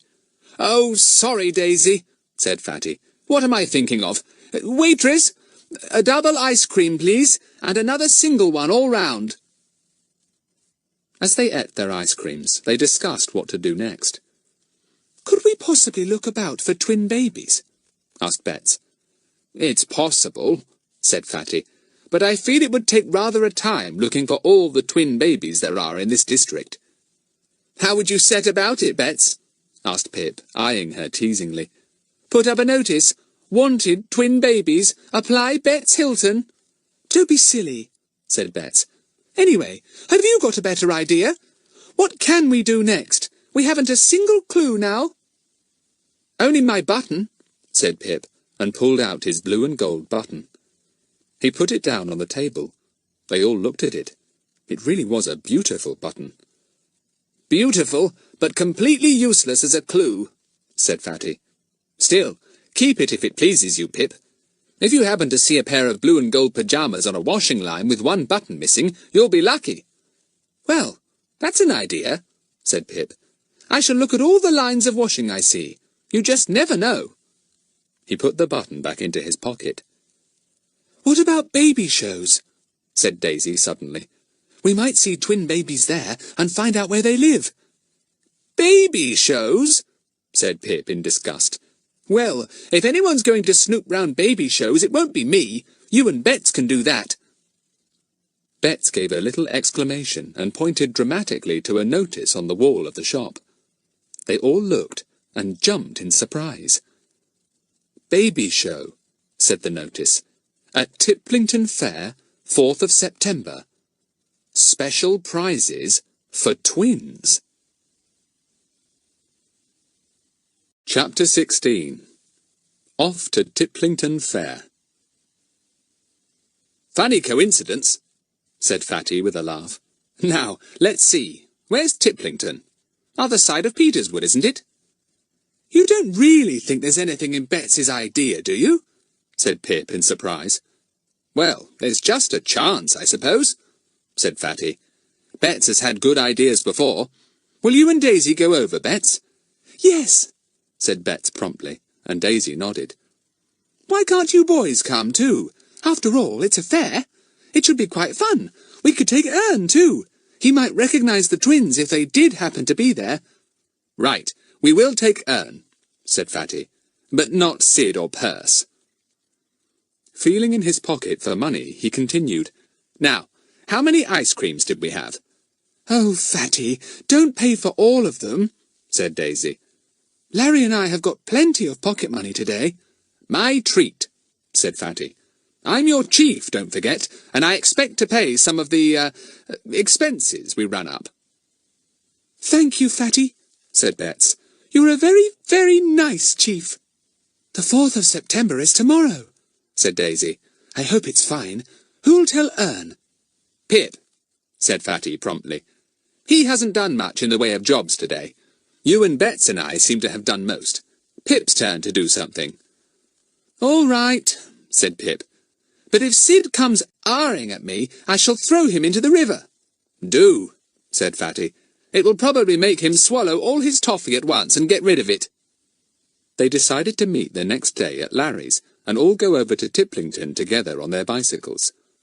Ern was to join them at Larry's too, and Larry would borrow an old bicycle for him. 2 o'clock, said Fatty, and tell Ern to wash his face and brush his hair and clean his nails and put on a clean shirt if he's got one. My orders. Ern took these orders in good part. Nothing that Fatty said could ever annoy him. "He's the cat's whiskers," he told Pip. "A genius he is. Right, I'll be there, all spruced up like. What are we going over to the fair for? Anything cooking?" "Might be," said Pip. "Don't be late, Ern." "I won't," said Ern. "S'long." It took Pip a moment or two to realise what slong meant. Of course, so long. Where did Ern learn to mix up his words like that? Slong? What a word. Ern set off joyfully to go to Larry's the next day. He had difficulty in stopping Sid and Perce from coming too. "Well, you can't," he said. "Look at your hair, and your faces, and your nails, and your shirts. Disgraceful. You can't go out in company like that." "Well, it's the first time you've brushed your hair or cleaned your nails," grumbled Perce. Ern walked down to the river and took the little ferry boat across. He then walked to Larry's. On the way, to his horror, he met his uncle. Mr Goon advanced on him, even redder in the face than usual with the heat. "Ha! Young Ern again," he began. "And where may you be off to, I'd like to know? You got any more fairy tales for me about princes in prams with twin babies?" "No, Uncle, no," said Ern. "I'm afraid I can't wait. I mustn't be late." "Where you going?" asked Mr Goon, and a heavy hand descended on Ern's shoulder. "To Larry's," said Ern. Mr Goon looked him over carefully. "You're all dressed up, hair brushed and all," he said. "What are you up to?" "Nothing, I tell you, Uncle," said poor Ern. "We're all going over to Tiplington Fair, that's all." "What, that potty little fair?" said Mr Goon in astonishment. "What are you going there for? Has that big boy got something up his sleeve?" "He might have," said Ern, wriggling free with a sudden movement. "He's brainy, he is. He believes the things I tell him, see? Not like you. We're investigating hard, we are, and for all you know, we're onto something." He ran down the road, leaving Mr Goon breathing hard. Now, did Ern mean what he said? Was there something going on at Tiplington that he, Mr Goon, ought to know about? Why was that toad of a boy taking all his lot over there? Mr Goon went home, brooding over the matter. He suddenly made up his mind. He would go to Tiplington too. He ought to keep an eye on that boy anyway. You never knew when he would smell out something. Mr Goon wheeled out his bicycle and mounted it with a sigh. He didn't like bicycling in hot weather. He was sure it wasn't good for him. But duty called, and off he went. He started before the others, who had waited for Ern, and had had an ice cream each in the sweet shop in the village before they set off. Buster was in Fatty's bicycle as usual, his tongue hanging out contentedly. He was at his very happiest when he was with all the find-outers together. Ern was happy too. He had forgotten about his uncle. He was proud to be with the find-outers, and proud that they wanted him. He beamed all over his plain, plump face. "'Slovely," he kept saying. "Street." "What do you mean, street?" asked Daisy, trying to work it out. "He means it's a treat," said Bets, laughing. "'S what I said," said Ern, puzzled. "'S what he said," chorused everyone in delight. They rode off down the lanes to Tiplington. After about a mile, they caught sight of a familiar figure in dark blue, labouring at the pedals of his bicycle.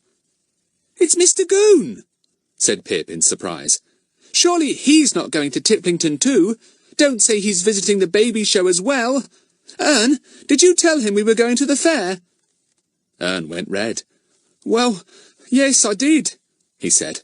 "Didn't I ought to have? I didn't think it mattered." You certainly ought not to have, said Fatty, annoyed. Now we shall have him shadowing us all the time. Still, he probably won't want to do the important thing, look at the twins in the baby show. You'll have to take Ern into the baby show with you, Bets and Daisy, in case you want him to identify any twins.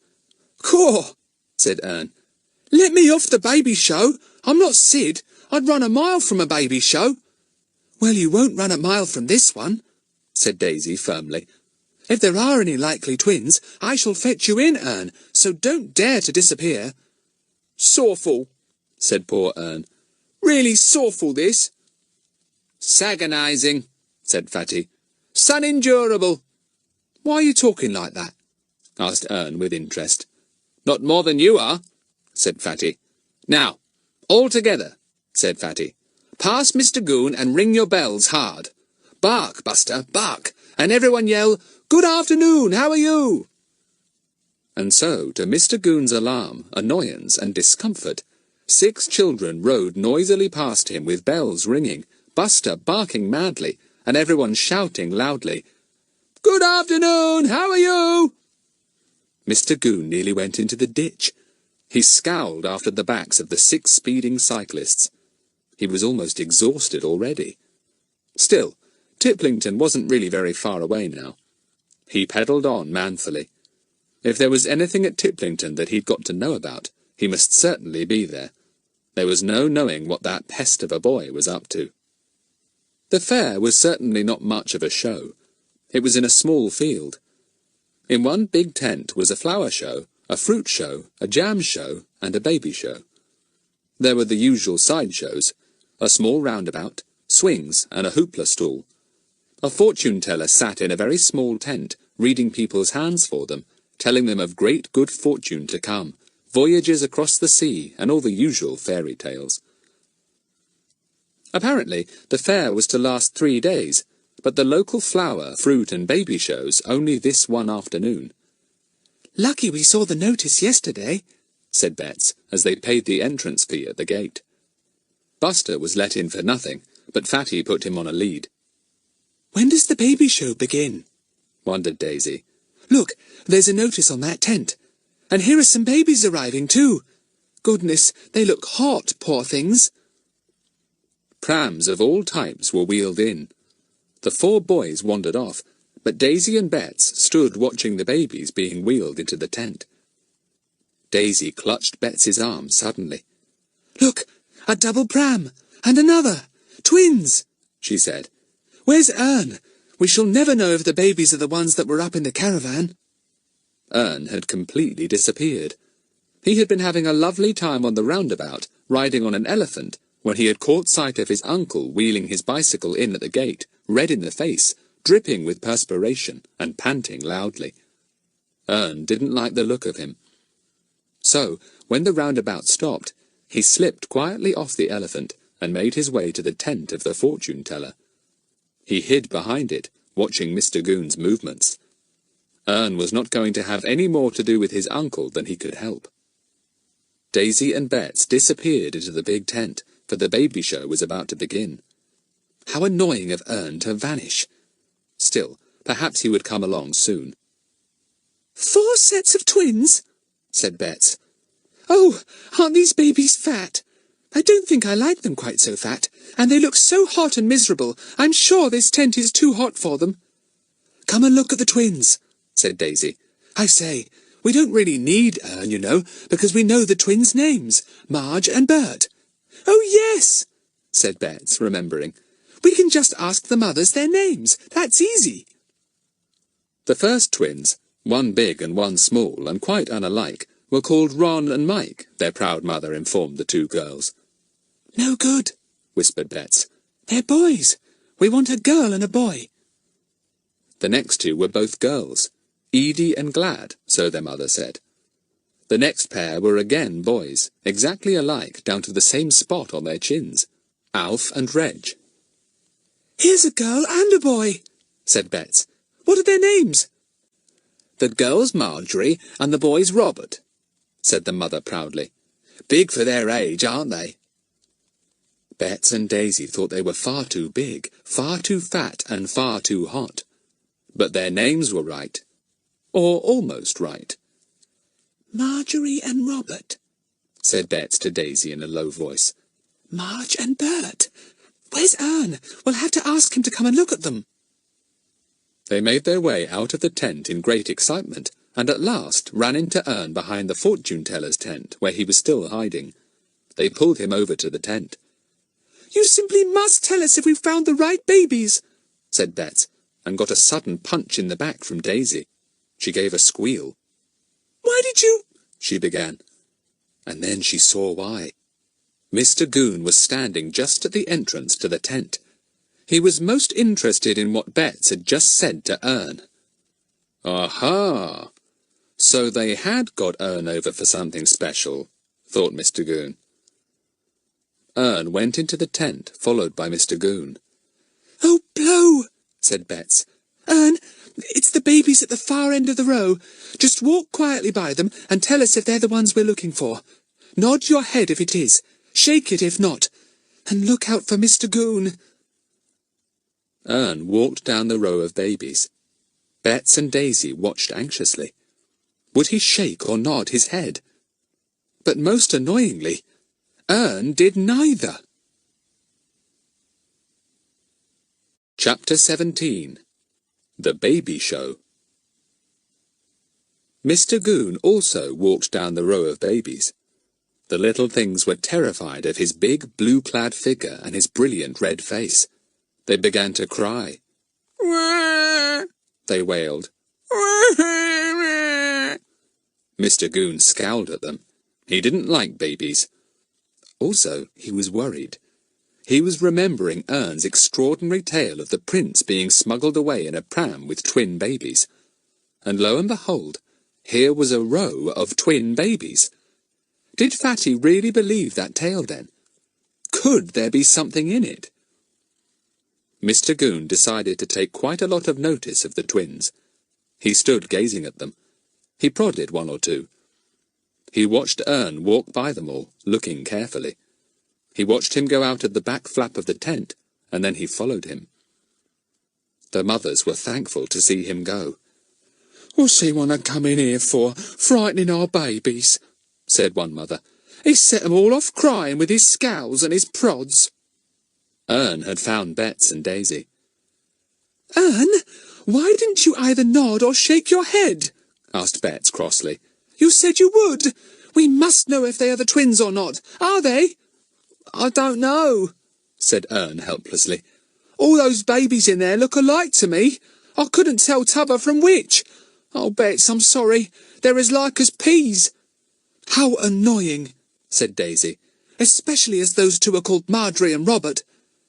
Of course, Bert might be short for Albert or Hubert as well as Robert, said Betts. We don't know that Bert, the twin Sid knew, was short for Robert. I know, said Daisy suddenly. Let's look for the pram that Marjorie and Robert came in. Ern could surely recognise that if it was the one. Oh, yes, said Ern confidently. It was, let me see, was it dark blue or dark green? The two girls stared at him, exasperated. What good are you to us, I'd like to know, said Daisy. You never notice a thing. Ern looked very woebegone indeed. Mr. Goon emerged from the tent at that moment, and to the girls' great annoyance, Ern at once made off at top speed. Now they would lose him all over again. Ern, come back and look at the prams, shouted Betts. Mr. Goon pricked up his ears again. Prams? Prams? There was something up this afternoon. Those kids were investigating something, drat them. Betts and Daisy gave up on Ern. They wandered over to where the prams were neatly set out in a row, empty of their babies. There were two enormous double prams, one fairly big one, altered to take 2 children, and any amount of ordinary single prams. Perhaps we'd better wait about here for Ern, said Betts, bored. He'll come back sooner or later, I suppose. I wonder what the 3 boys are doing. Oh, do look at Mr. Goon. He's interested in prams too. Mr. Goon was now examining the prams. Could he find anything in them that would help him? He didn't think so. He considered each pram carefully, much to the amazement of a mother coming out to get something for her baby. "Thinking of buying a pram?" she asked him. Mr. Goon didn't deign to reply. He wandered off in search of Ern. Soon, the mothers began to bring out their babies to their prams. They had all been judged, and Marjorie and Robert had a big rosette each, with first prize twins on it. "Oh," said Bets, starting forward. "Did they get first prize? How lovely! Let me carry one for you. I like babies." "Well, perhaps you'd just bring me my pram," panted the mother, loaded down with her 2 heavy children. "It's over there." "Which one?" asked Bets. "That one," said the mother, nodding at a rather shabby small pram. It was a single pram. Bets had been sure she would have a double one. What a disappointment! Marjorie and Robert couldn't be the twins they were looking for after all. Ern and Sid had been quite certain that the pram belonging to the twins in the caravan was a double one. She brought the little single pram over. "There now, Madge," said the mother, settling the little girl at one end, and then putting the boy at the other. Now, Robbie, don't you start yelling. Haven't you got first prize? Laugh then, laugh." Daisy looked at Bets. Madge and Robbie, not Marge and Bert. That settled it. They were not the twins, and this was not the mother. All this way over to the fair for nothing. "Come along, Bets. Let's have a bit of fun now," said Daisy. "We've done our investigation, and like all our investigations so far, it's just come to nothing. I don't believe we'll ever find anything out in this mystery." They went off to the swing boats. Then they had a try at the hoopla, and Bets got a ring around a little red vase, much to her delight. Then up came Fatty. "Bets, Daisy, any good? Were they the twins? What did Ern say?" "Oh, Fatty, such a disappointment. There were twins there whose names were Marjorie and Robert, and we felt sure they were the ones," said Daisy. "But they weren't. They were called Madge and Robbie. Ern wasn't a bit of good. He had a look at all the twins, but he said they were as like as peas, and he wouldn't know if they were the caravan twins or not." "And anyway, they have a single pram, not a double one," said Bets. "We've come all this way for nothing." "Oh, no, you haven't," said Fatty, pulling her over to the roundabout. "Come on, choose your animal, and I'll pay the roundabout boy twice as much as usual to go on twice as long. You can have the longest ride you've ever had in your life." Bets chose a lion, and the roundabout boy set the roundabout going at top speed, so that Bets and the others yelled in glee. He let them have such a long ride that everyone stared in surprise. "That was fun," said Bets, getting off her lion and feeling rather wobbly about the legs. "Goodness, I still feel as if I'm going round and round." Fatty suddenly saw Mr. Goon in the distance. He grinned. He went over to the roundabout boy and had a long talk with him. The boy laughed and nodded. Fatty slid some money into his hand and walked away. "What have you been up to, Fatty?" said Daisy. "You've got a wicked look on your face." "I've just been arranging for Mr. Goon to have a nice long ride," said Fatty. "Giving him a real treat, I am. Just you watch." Mr. Goon had given up searching for the elusive Ern. In any case, he would never find him, because Ern was lying hidden under a caravan belonging to one of the fair people at the end of the field. So now Mr. Goon was wandering over to where he saw Fatty, Bets, and Daisy. They were joined by Larry and Pip, who had been unlucky at hoopla and had no money left. "Watch," said Fatty under his breath. They all watched, though not quite certain what they were supposed to watch. The roundabout boy and another one got up on the roundabout as Mr. Goon drew near. They began to shout at one another. Everyone turned to see what was happening. "You give it me, I say," yelled one boy, "or I'll box your ears." "Shan't!" shouted the other boy, and lunged out at the first boy.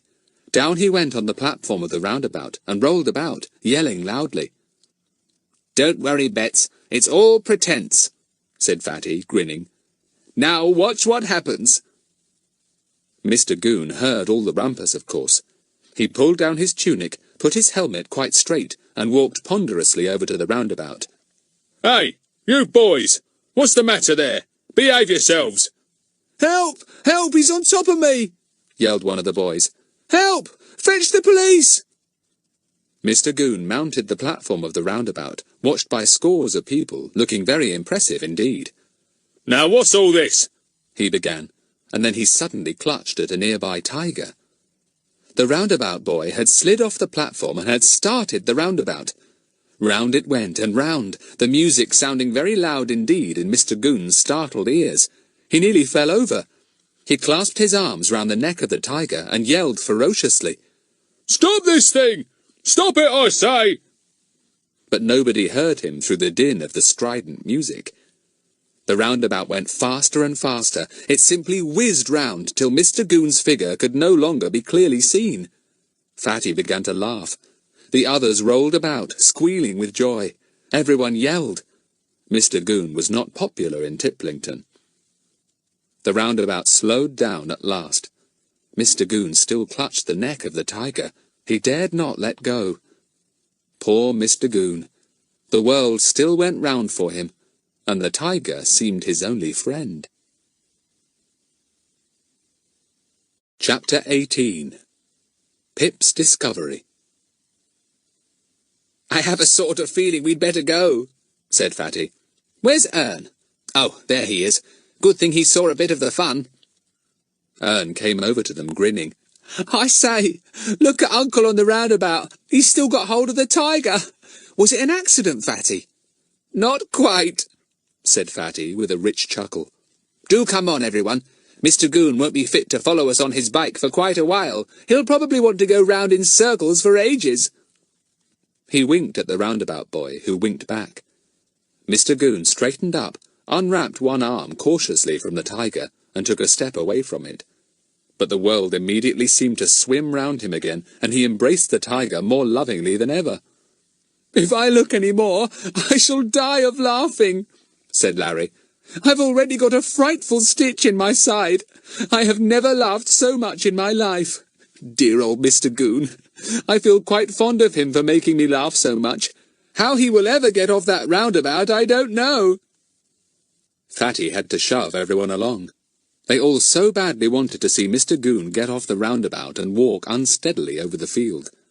The roundabout boy was now shouting at him.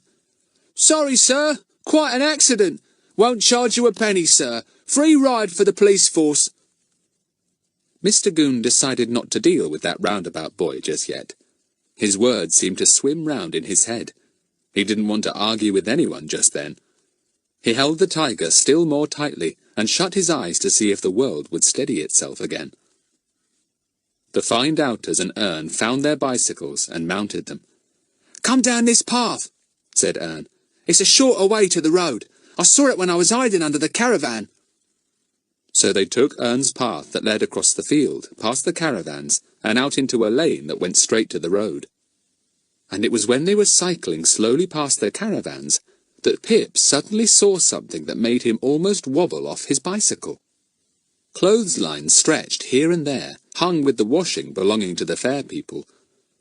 Pip glanced at it idly as he went by. He saw a blouse there, a blue blouse made of rather common material. But it wasn't the blouse that gave him such a surprise.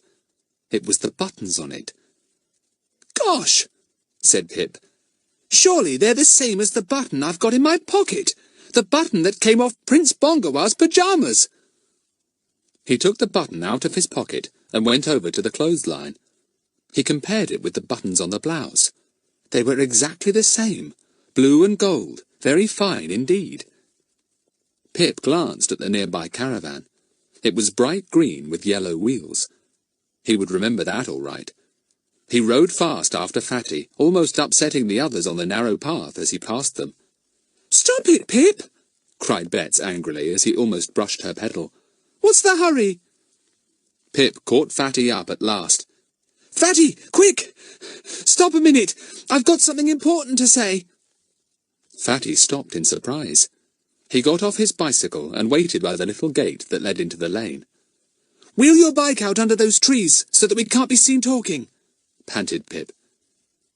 Everyone was soon standing under the trees, surprised and puzzled. "What is it, Pip?" said Fatty. "What's up all of a sudden?" You know this button that came off Prince Bongawah's pyjamas? Said Pip, producing it. Well, Fatty, when we passed those clotheslines, I saw a blouse hanging on one, and it had buttons exactly like these all down the front. And you must admit they're very fine and very unusual buttons. Gosh, said Fatty, startled by this remarkable statement of Pip's.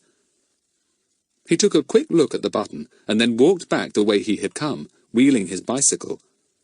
I must check up, he said in a low voice as he went. Wait for me. I'll pretend to be looking for something I've dropped in the grass. He went along with bent head until he came to the clothesline. He spotted the blouse at once. He went right up to it, still pretending to look for something on the ground, and then took a good look at the blouse, which was now almost touching his nose. He came back quickly. Pip's right, he said, his voice sounding excited. This is very important. We thought we'd wasted the afternoon coming after twin babies, and so we had from that point of view, but we're on to something much better. What? Asked Betts, thrilled. Well, obviously those buttons are off the prince's pyjamas, said Fatty. And quite obviously, also, the pyjamas have been destroyed in case they might be recognized. But whoever destroyed them couldn't bear to part with the lovely buttons, and put them on that blouse, thinking they would never be noticed. They wouldn't have been if Pip hadn't found that button and noticed the washing, said Betts. Oh, Pip, you are clever. Let's think, said Fatty. Let's think quickly. What does it mean? It means that the prince is probably somewhere here, hiding or being hidden. Probably in that caravan near the washing line. We'll have to try and find out. We can't very well stop now, said Pip. Mummy said Betts and I were to be back by 6, and we won't be if we don't hurry. I'll stop behind, said Fatty, making up his mind quickly. No, I won't. I'll go back, change into some disguise, and come back here. I'll get into talk with the fair people and see if I can pick something up. Yes, that's the best thing to do. One of us must certainly make inquiries quickly.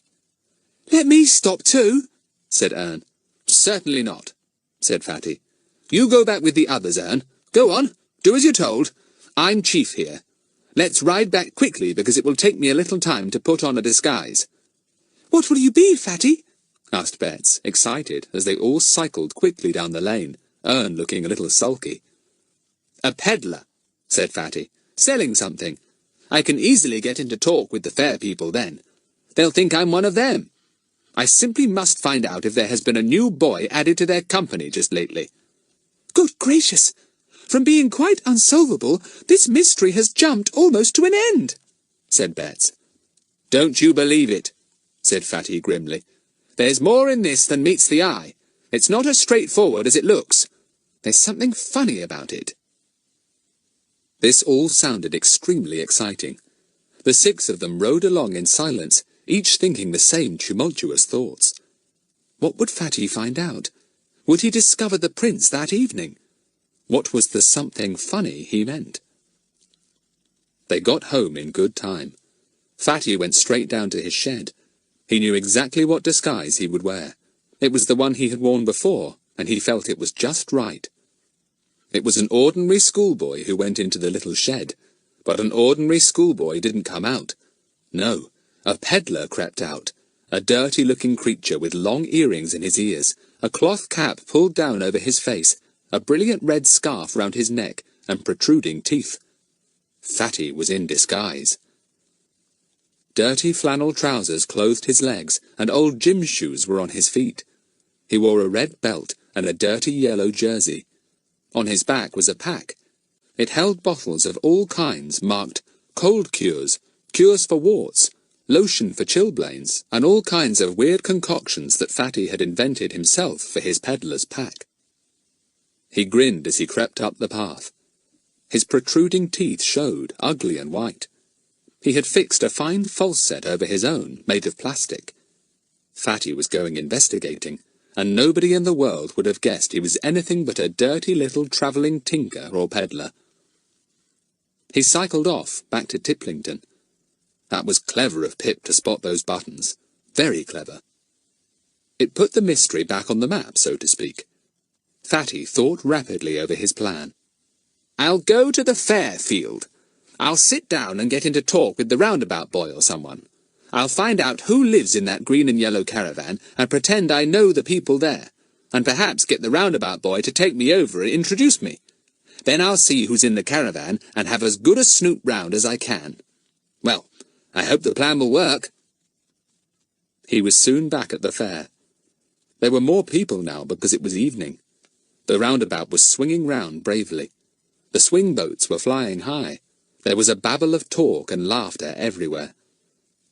"Now then," thought Fatty, carefully hiding his bicycle in the middle of a thick bush.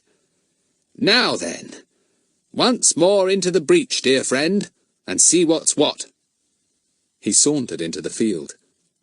No one asked him for entrance money because he looked exactly like one of the fair folk himself. Fatty looked round. The roundabout boy was there at his place. Should he have a word with him?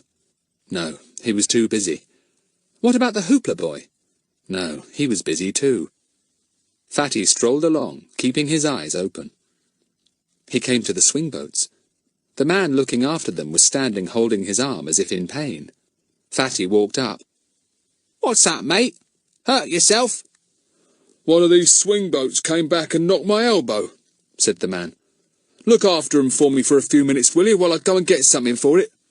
"Right," said Fatty, and looked after the swing boats faithfully till the man came back, his arm neatly bandaged. "Thanks," he said. "You with us, or have you just come along?" "Just come along," said Fatty. "Heard that maybe someone I knew was here. Thought I'd give 'em a call in." "Name of what?" said the man. "I can't remember the name for the moment," said Fatty, taking off his cap and scratching his head hard. He screwed up his face. "Let me see now, Barlow? Harlow? No, that wasn't it." "What line were they in?" said the man.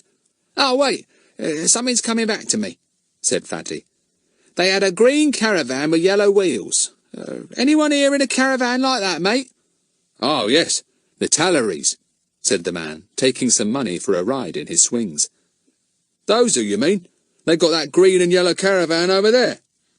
"That's right, the Talleries," exclaimed Fatty. "How did I come to forget the name? Are they all still there, mate?" "Well, there's old Mum, and there's Mrs. Tallery, and there's a nephew, Rollo," said the man. "That's all. Old man Tallery's not there. He's on a job." "Ah," said Fatty, as if he knew quite well what the job was. "Well, I feel uncomfortable at going along to them if old man Tallery's not there, and the others might not remember me." "I'll take you along, chum," said the obliging swing-boat man.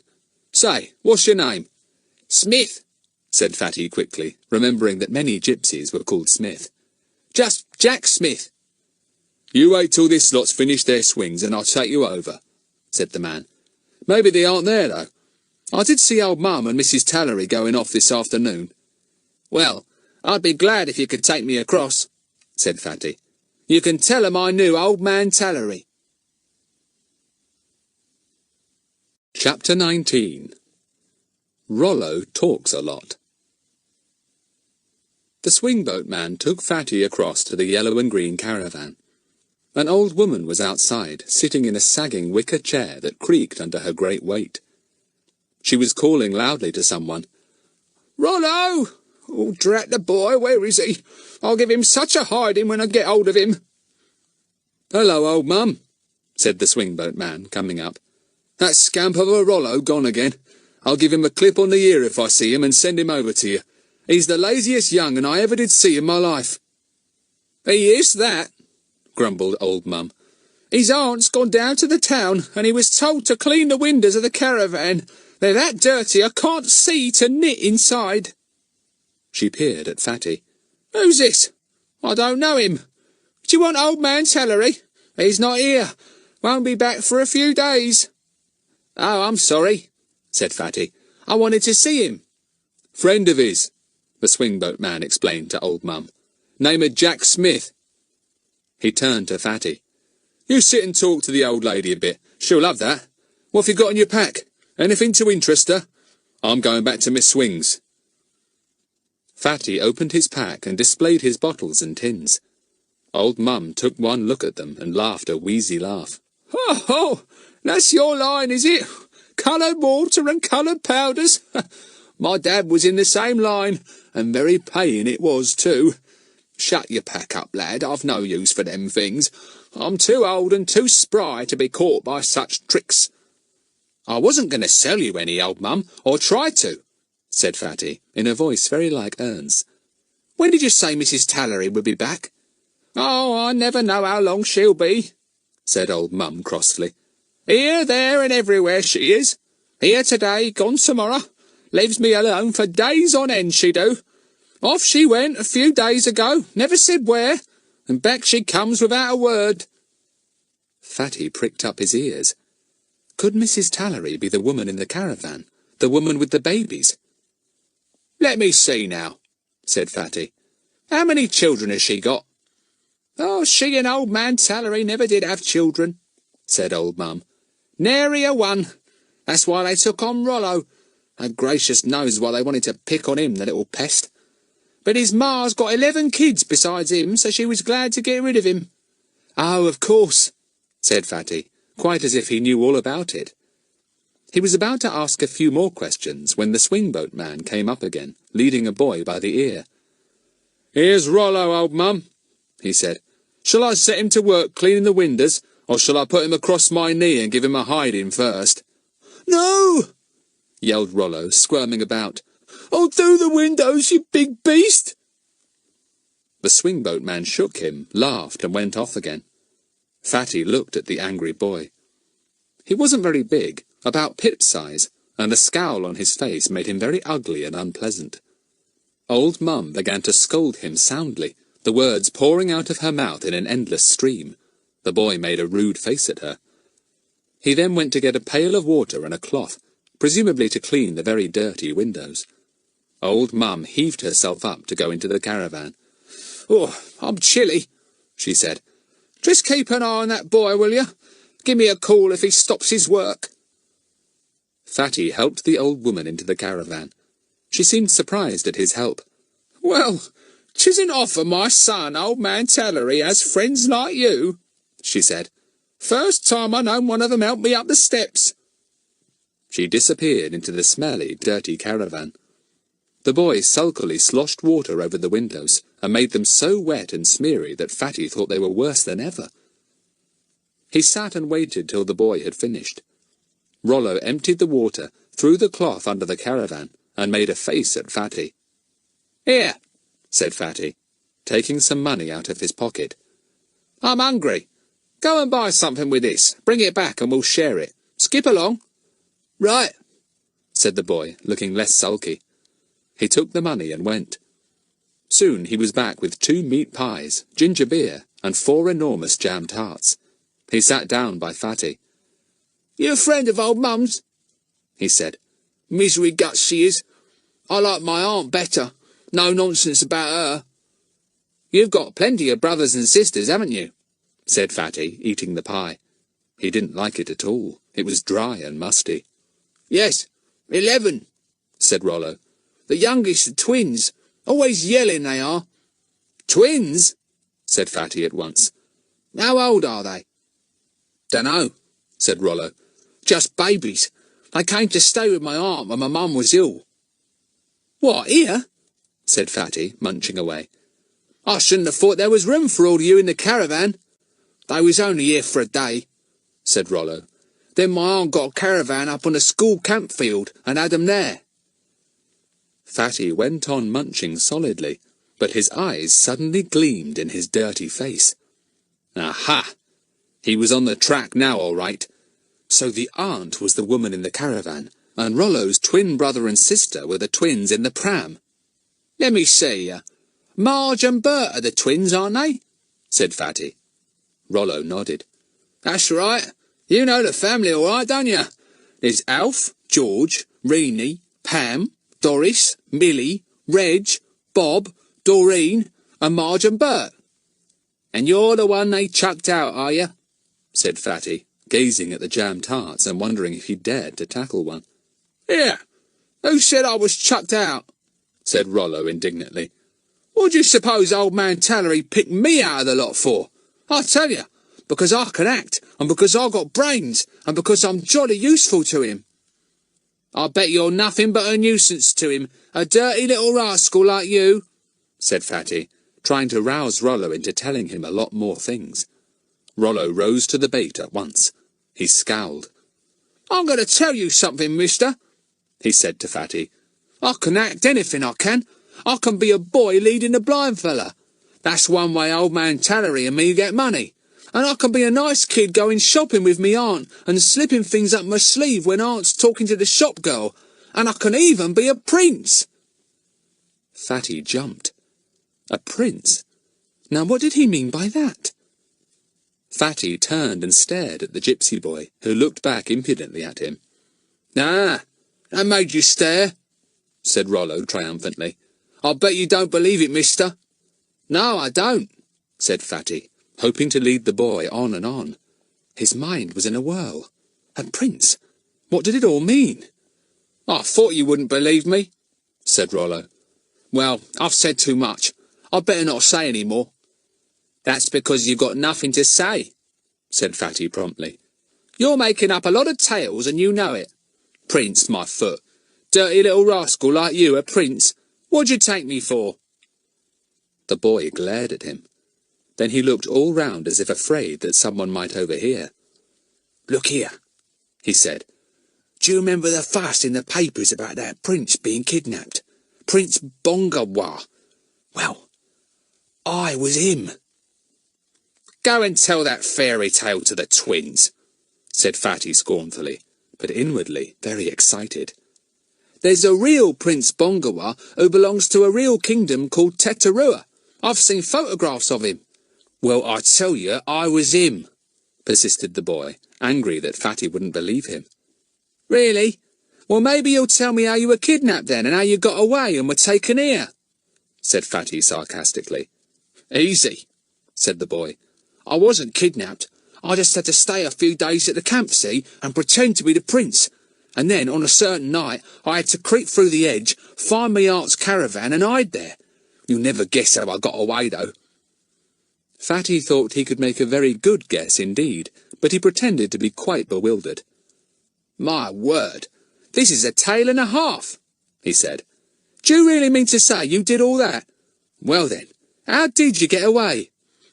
My aunt took the bottom boards out of the twins' double pram, and I curled myself up in the space there, said Rollo, grinning. And she sat the twins down on top of me. They didn't half yell. And then she wheeled you back here, said Fatty, as if overcome with admiration. Well, you are a one, Rollo. I didn't believe a word at first, but I do now. You're a marvel. Rollo beamed at once at this unexpected praise. He leaned over to Fatty and whispered, I could tell you something else if I wanted to, he said. I could tell you where the real prince is. The coppers would give a lot to know what I know, I can tell you. Not half they wouldn't. Chapter 20. Fatty Rides Home. Fatty was so astonished that he couldn't say a word. He gazed speechlessly at Rollo, and Rollo grinned delightedly. You're a friend of my uncle's, old man Tallery, so it won't matter telling you all this, he said, suddenly struck by the fact that he had been telling a lot of secrets. But don't you let on to him that I told you. No, I won't, said Fatty. He's not here anyway. Where is he? Well, he thinks I don't know, but I do, said Rollo. He's down in Ralingham Marshes. I heard him and Joe talking when they didn't know I was near. Is that where the prince is? The real prince? Asked Fatty. Rollo grew suddenly cautious. Here, I'm telling you too much. What's come over me? You just forget what I said about the prince, see? I don't know where he is. You said you did just now, said Fatty. Well, maybe I do and maybe I don't, said Rollo. Anyway, I'm not telling you. Right, said Fatty. Why should I want to know anyway? But what beats me is why you had to dress up as the prince and then run away and make people think you were kidnapped. Doesn't make sense to me. Well, it ought to, said Rollo rudely. But maybe your brains want a bit of polishing up. Go on, said Fatty. You and your cheek. I don't say I'm as bright as you are by a long chalk. I could think 100 years and not see why all this was done. Well, you look here, said Rollo, really enjoying himself. "There's a prince that someone wants to get rid of, see, so that he won't have the throne. Got that?" "Yes," said Fatty humbly. "But it'd be jolly difficult to kidnap him and get him out of the country before his disappearance was discovered, wouldn't it?" said Rollo. "So all that happened was that when he was sent down to the school camps by car, the chauffeur stopped at an arranged place, the prince was whisked away in another car, and I popped into the first car, all dressed up posh like the prince." Fatty suddenly saw light. So that was the how and the why and the where. Someone wanted the prince out of the way, but didn't want the kidnapping to be discovered till he had had time to get the boy away somewhere. And with the chauffeur in the plot, it was easy. Exchange boys on the journey down, let the second boy stay a few days in the camp and behave as if he were the real prince, and then creep away to his convenient aunt and disappear with the twins in the double pram. No one would ever think the woman had anything to do with the second kidnapping, which, to all intents and purposes, was the first and only kidnapping. Nobody guessed about the genuine kidnapping. "What a plan!" said Fatty in a tone of deepest admiration. "Old man Tallery is a whole lot cleverer than I thought he was. My word, next time I meet him, I'll ask him to let me come in on his next job. There must be a lot of money in these things." "There is," said Rollo, boasting hard now. "I reckon he'll clear hundreds of pounds. I'm going to have some myself for my part in playing the prince." "My word, you'll be rich," said Fatty. "How did you like being a prince? Didn't you ever forget your part?" "Nah, it was easy," said Rollo. "My colouring's as dark as the prince's, and we was both little fellas. But when one of the big fellas, the ones who arranged all this, you know, came down to see how I was getting on and insisted on having the state umbrella up, I didn't like that. I felt a fool. All the boys yelled at me." "Did you enjoy being a prince?" Fatty asked him. "Not so bad," said Rollo. "I slept in pyjamas for the first time in my life. Lovely silk they were, all blue and gold, with buttons to match. My aunt was told to burn the pyjamas as soon as I got here, and she did, in case anyone saw them. But she kept the buttons and sewed them on a blouse. She didn't like throwing those away. They were too good." Fatty couldn't help thinking what a good thing it was that Rollo's aunt had been thrifty over the buttons. If she hadn't sewn them on her blouse, if she hadn't washed it and hung it on the line, Pip would never have spotted the buttons, and he, Fatty, would never have got on to the well-hidden trail. "I suppose old man Tallery helped to arrange everything," said Fatty. "He's great, isn't he, your uncle?" "No flies on him," said Rollo proudly. "He's a card, he is. I quite enjoyed being a prince, but when they wanted me to go swimming, I didn't half kick up a fuss. The way they talked about me not wanting to wash, too. Wash, wash, wash. Clean your teeth. Many a time I wanted to talk back at those kids up at camp. I did say a few things in English, but I was a bit afraid of giving myself away if I lost my temper." "Course," said Fatty. "Well, you seem to have done very well. I don't believe anyone suspected you weren't the real prince. Are you like him to look at?" "Near enough," said Rollo. "He wasn't anything special to look at, and neither am I. I was a bit scared of someone who knew the prince coming down to see me, but nobody did." "And you say you know where they've took the prince?" said Fatty. "Haven't they got him away from there yet?" Rollo became secretive again. "I'm not telling that," he said. "I don't want to be skinned alive by my uncle, see? He doesn't even know I heard where he's gone to." Fatty decided that he couldn't find out anything else from Rollo. He knew the whole plot now. Very simple, very slickly carried out. The real kidnapping cleverly masked by the false one so that the police were completely bamboozled, not looking for the prince until some days after he had really been kidnapped. Had the real prince been spirited away yet? Would he ever be heard of again? There really was no time to be lost if he was still being kept in hiding. Anything might happen to him at any time. Railingham Marshes. If Rollo's uncle, old man Tallery, was there, possibly the whole gang were there, and the prince too. Where were Railingham Marshes? Fatty decided to look them up immediately he got home. He got up to go. It was getting dark, and only the fair people were now left on the field. He had missed dinner. Thank goodness his parents were out and wouldn't know he wasn't there. "Well, so long," he said to Rollo. "I must be going." "Aren't you going to wait and see my aunt?" said Rollo, who had taken quite a fancy to Fatty. "What'd you say your name was?" "Jack Smith," said Fatty. "No, I can't wait. Give her all the best from me, and say I'll look in another time. She may not remember me, of course." "She jolly well won't," thought Fatty to himself, as he went to find his bicycle and ride home. "Blow! I haven't got a lamp. I forgot I might be home after dark. Hope I don't get caught by old Mr Goon." Fatty rode off quickly. His mind was working at top speed. What a plot! No wonder it had seemed such a peculiar mystery. There had been 2 kidnappings, but only one, the false one, was made known. Raillingham Marshes. Was there a house in the marshes? Was the prince hidden there? Had Rollo got the name right, or was he doing a little make-up on his own? He was talkative and boastful and conceited. Some of what he said might quite well not be true. Fatty rode along so lost in thought that he was in Peterswood before he realized it. He rode cautiously down the road. As he had no lights, he was extra careful. But suddenly a dark figure stepped out from behind a tree and said sharply, "Here, you! Stop! What you doing riding without a light? Don't you know it's against the law?" "Mr Goon," thought Fatty. "Just my luck." He got off his bicycle, debating what to say and do. Goon flashed his lantern at him and saw what appeared to be a dirty tramp with a pack. Mr Goon was suspicious at once. "This your bike?" he asked sharply. "Might be," said the peddler insolently. "Now you come along with me," began Mr Goon, "and give a proper account of yourself, riding without a—" "Here, hold my bike for a minute while I do up my shoe," said the peddler, and shoved the bicycle at Goon. He had to catch it to save it from falling on top of him, and while he stood there holding it, Fatty was off like a streak of lightning. "Oh, ho! So that's the way of things, is it?" said Goon. "He's stolen this bike, that's what he's done."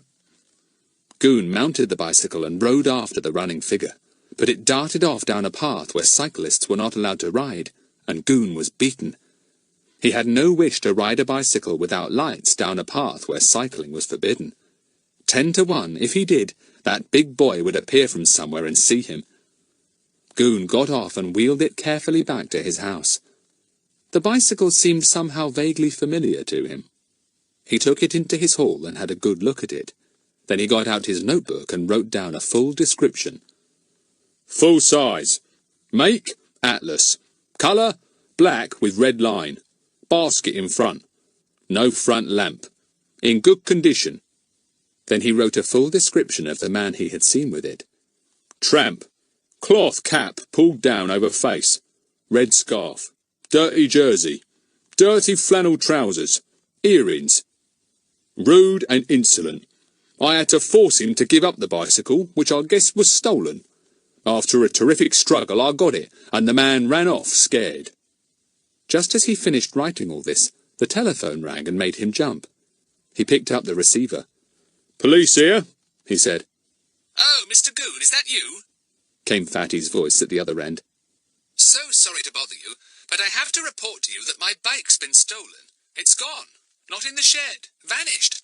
I'm afraid you'll never find it, or the thief, but I thought I'd better report it." "Details of your bike, please," said Goon in a most official voice. "Right," said Fatty. "Full size, of course. It's an Atlas, a rather nice one in good condition. It's black with a red line, and there's a basket in front, and—" Goon cleared his throat and spoke pompously. "I have it here, Frederick.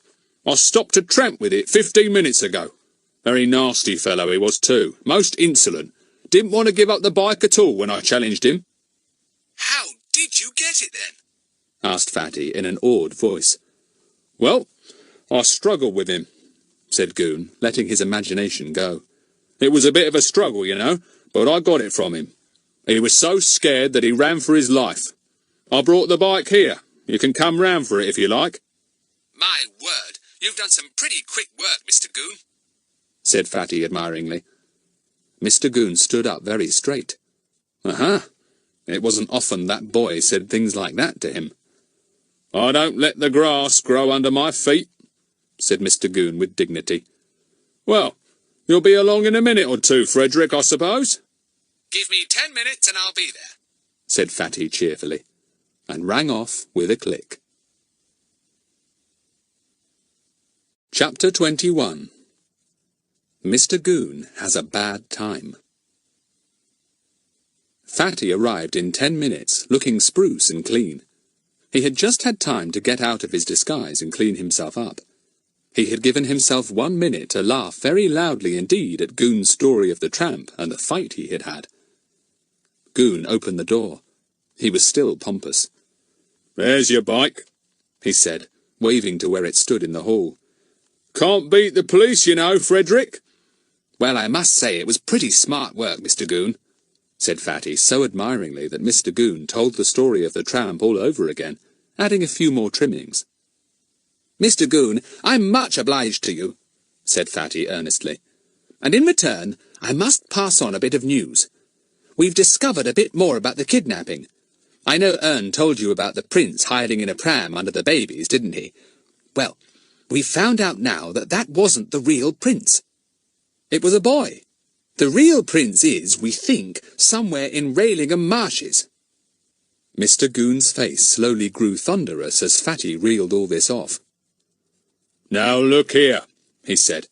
"Why don't you think up some better tale? How many more princes are you going to tell me about?" "I'm not fooling you, Mr Goon," said Fatty. "I said I'd help you this time, and I'm trying to, but you make it very difficult." "So do you," said Mr Goon. "What with your dressing up as foreigners and talking foreign, and then telling Ern to tell me about princes in prams with babies, and now you want me to go gallivanting off to Ralingham Marshes after another prince? Not me." "I don't want you to do any gallivanting at all," said Fatty.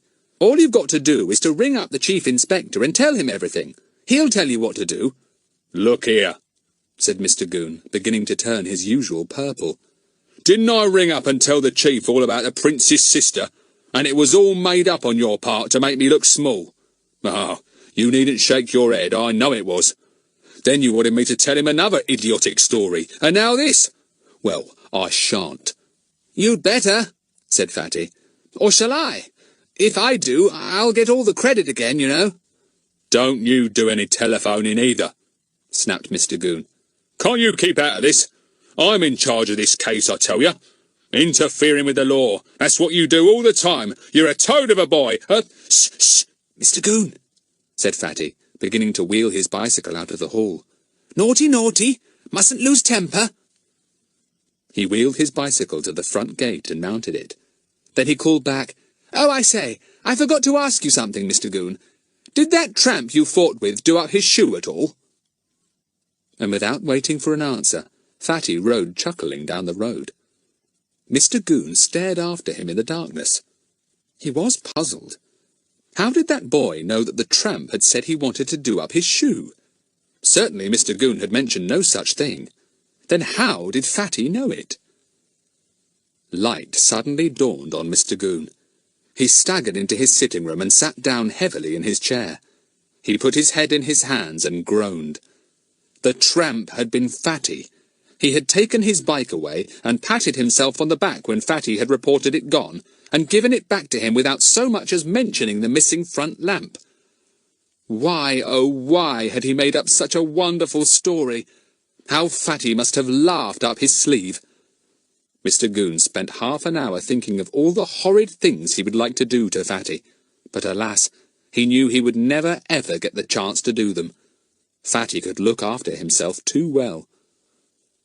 The telephone rang, and Mr Goon jumped. He picked up the receiver fiercely. If it was that boy again, he'd tell him what he thought of him.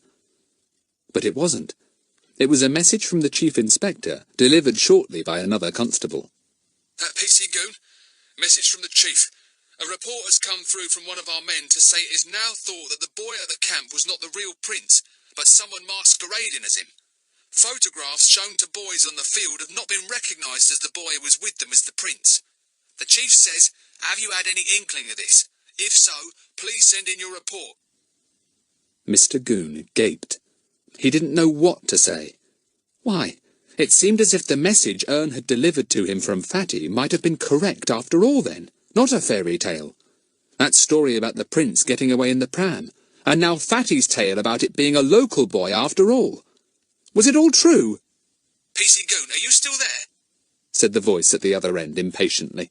Did you hear me? Yes. Oh, yes, panted Goon, feeling suddenly as if he had been running a long way. Thanks. Interesting report. I'll think about it and send in mine shortly. Right, good night, said the voice, and the telephone clicked off. For the second time that night, Goon sank down into his chair and put his head in his hands, groaning. Why hadn't he told the chief all that Ern had told him? Now someone else had got the information and got in before him. Goon began seriously to wonder if he owned as good brains as he thought himself to have. First I'll ring up and tell the chief about that dressing up of the princess, which was nonsense, he thought. And then I don't tell him about the prince going off in the pram with those babies. That's why those kids were over at the fair, no doubt about that, trying to trace the babies and their mother. He sat and brooded for some time. Then he thought of the last thing Fatty had said to him, that he thought the real prince was in Raillingham Marshes. Was that true? Did he really think so? Dare he ring up and tell the chief that, or would it turn out that there wasn't such a place or something? Mr. Goon began to get into a state. He paced up and down. He clutched his head. He groaned. He'd lose his job over this if he didn't do something special now. He got down a police map of the district. He looked up Raillingham Marshes. Yes, there was such a place. But was it just marshes and nothing else? Suppose there wasn't even a house there? There's only one thing to do, said Mr. Goon, making up his mind. I must go and see this place. Let's see, what's the time? There seems to be a station within a mile or two of the place. Is there a train I can catch? He looked up the timetable. There was a train, the very last train, in 3/4 of an hour. Mr. Goon began to do things in a great hurry. He took off his uniform and put on ordinary clothes. It wouldn't do to go snooping round a hideout in police uniform. He dragged on a pair of enormous grey flannel trousers, added a grey jersey with a bright yellow border at the neck and bottom, and a cap. He put on a tweed coat, rather baggy, and then looked at himself in the glass. Nobody would guess I was a police officer, he thought. Talk about disguises. Well, I can do a bit of that too. I'm just a hiker now, that's all. I'll put a few things in a kit bag to make myself seem real. He caught the train by the skin of his teeth. It arrived on time at the station near to Raillingham Marshes, Raillingham Station, a sleepy little place with one man who was porter, ticket clerk and everything. He seemed surprised to see Mr. Goon on the last train. "Did you want to get out here, mate?" he asked. I did, said Mr. Goon. I'm a hiker, you see. I'm seeing the countryside. Well, don't you go hiking over them marshes in the dark, said the porter, puzzled. Are there any houses in the marshes? asked Goon. Not many, said the porter. 2, that's all. One's a farm, on high ground, and the other's a big house. Belongs to foreigners, so people says. Aha, thought Goon. That's the house I want. I'll get there somehow and snoop round. I might find the prince. I might even rescue him. Wonderful pictures of himself carrying the prince on his back across dangerous marshes came into Mr. Goon's mind. Even more wonderful pictures came after that.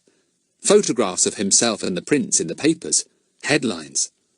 Brave constable rescues kidnapped prince. Mr. Goon left the dimly lit station and stepped out into the darkness. There was a lane outside the exit. He would follow that, very, very cautiously. It must lead somewhere. The porter watched him go. Funny chap, he said to himself. Mad as a hatter. Hiking over the marshes in the middle of the night. The police ought to be told about him. Ought to keep an eye on him, they ought. But nobody kept an eye on the brave and valiant Mr. Goon. He was quite alone. Chapter 22. Disappearance of Mr. Goon. Fatty had done nothing that night except to look up the map to find Ralingham Marshes, if there was such a place. There was, as Goon had already found. Fatty examined the map closely. "I believe I could get into the marshes from this bit of high ground here," he thought. "There's a path or something marked there. 2 buildings marked as well. One at one end of the marsh, one in the middle. There's a station too. Well, I certainly won't go by train, much too conspicuous." He decided to go to bed and sleep on the whole idea. He would tell the others about it in the morning. He was much too tired to do any more gallivanting about that night, and anyway, he wasn't going to lose himself in unknown marshes in pitch darkness. The telephone rang while he was eating his breakfast next morning. The maid answered it and came into the room. "Frederick is for you," she said. "Chief Inspector Jenks on the telephone." Fatty jumped. His father looked at him at once. "You haven't been getting into any trouble, Frederick, I hope?" he said. "I don't think so," said Fatty, and disappeared hurriedly into the hall, wondering what in the world the chief wanted at this time of the morning. "Frederick, is that you?" came the chief's crisp voice. "Listen, Goon's disappeared. Do you know anything about it?" "Gosh!" said Fatty, startled. "No, I don't, sir. I saw him late last night. He, found my bicycle for me after I had, reported it gone. He certainly didn't make me think he was going to disappear." "Well, he has," said the chief inspector, sounding annoyed. "He didn't answer his telephone this morning, and when I sent a man over, he reported that Goon was gone. Not in his uniform, either." "Don't say he's disappeared in his pyjamas too, like the prince," said Fatty, still more startled. "I don't know," said the chief. "Nobody would kidnap Goon, I should imagine, not out of his own house. It's most extraordinary. You are sure you don't know anything about it, Frederick? You usually seem to know a good deal more than most people." "No, sir. Honestly, I didn't know he had gone, or was meaning to go anywhere," said Fatty, very puzzled. "I can't make it out." "Well, I can't stop for more now," said the chief.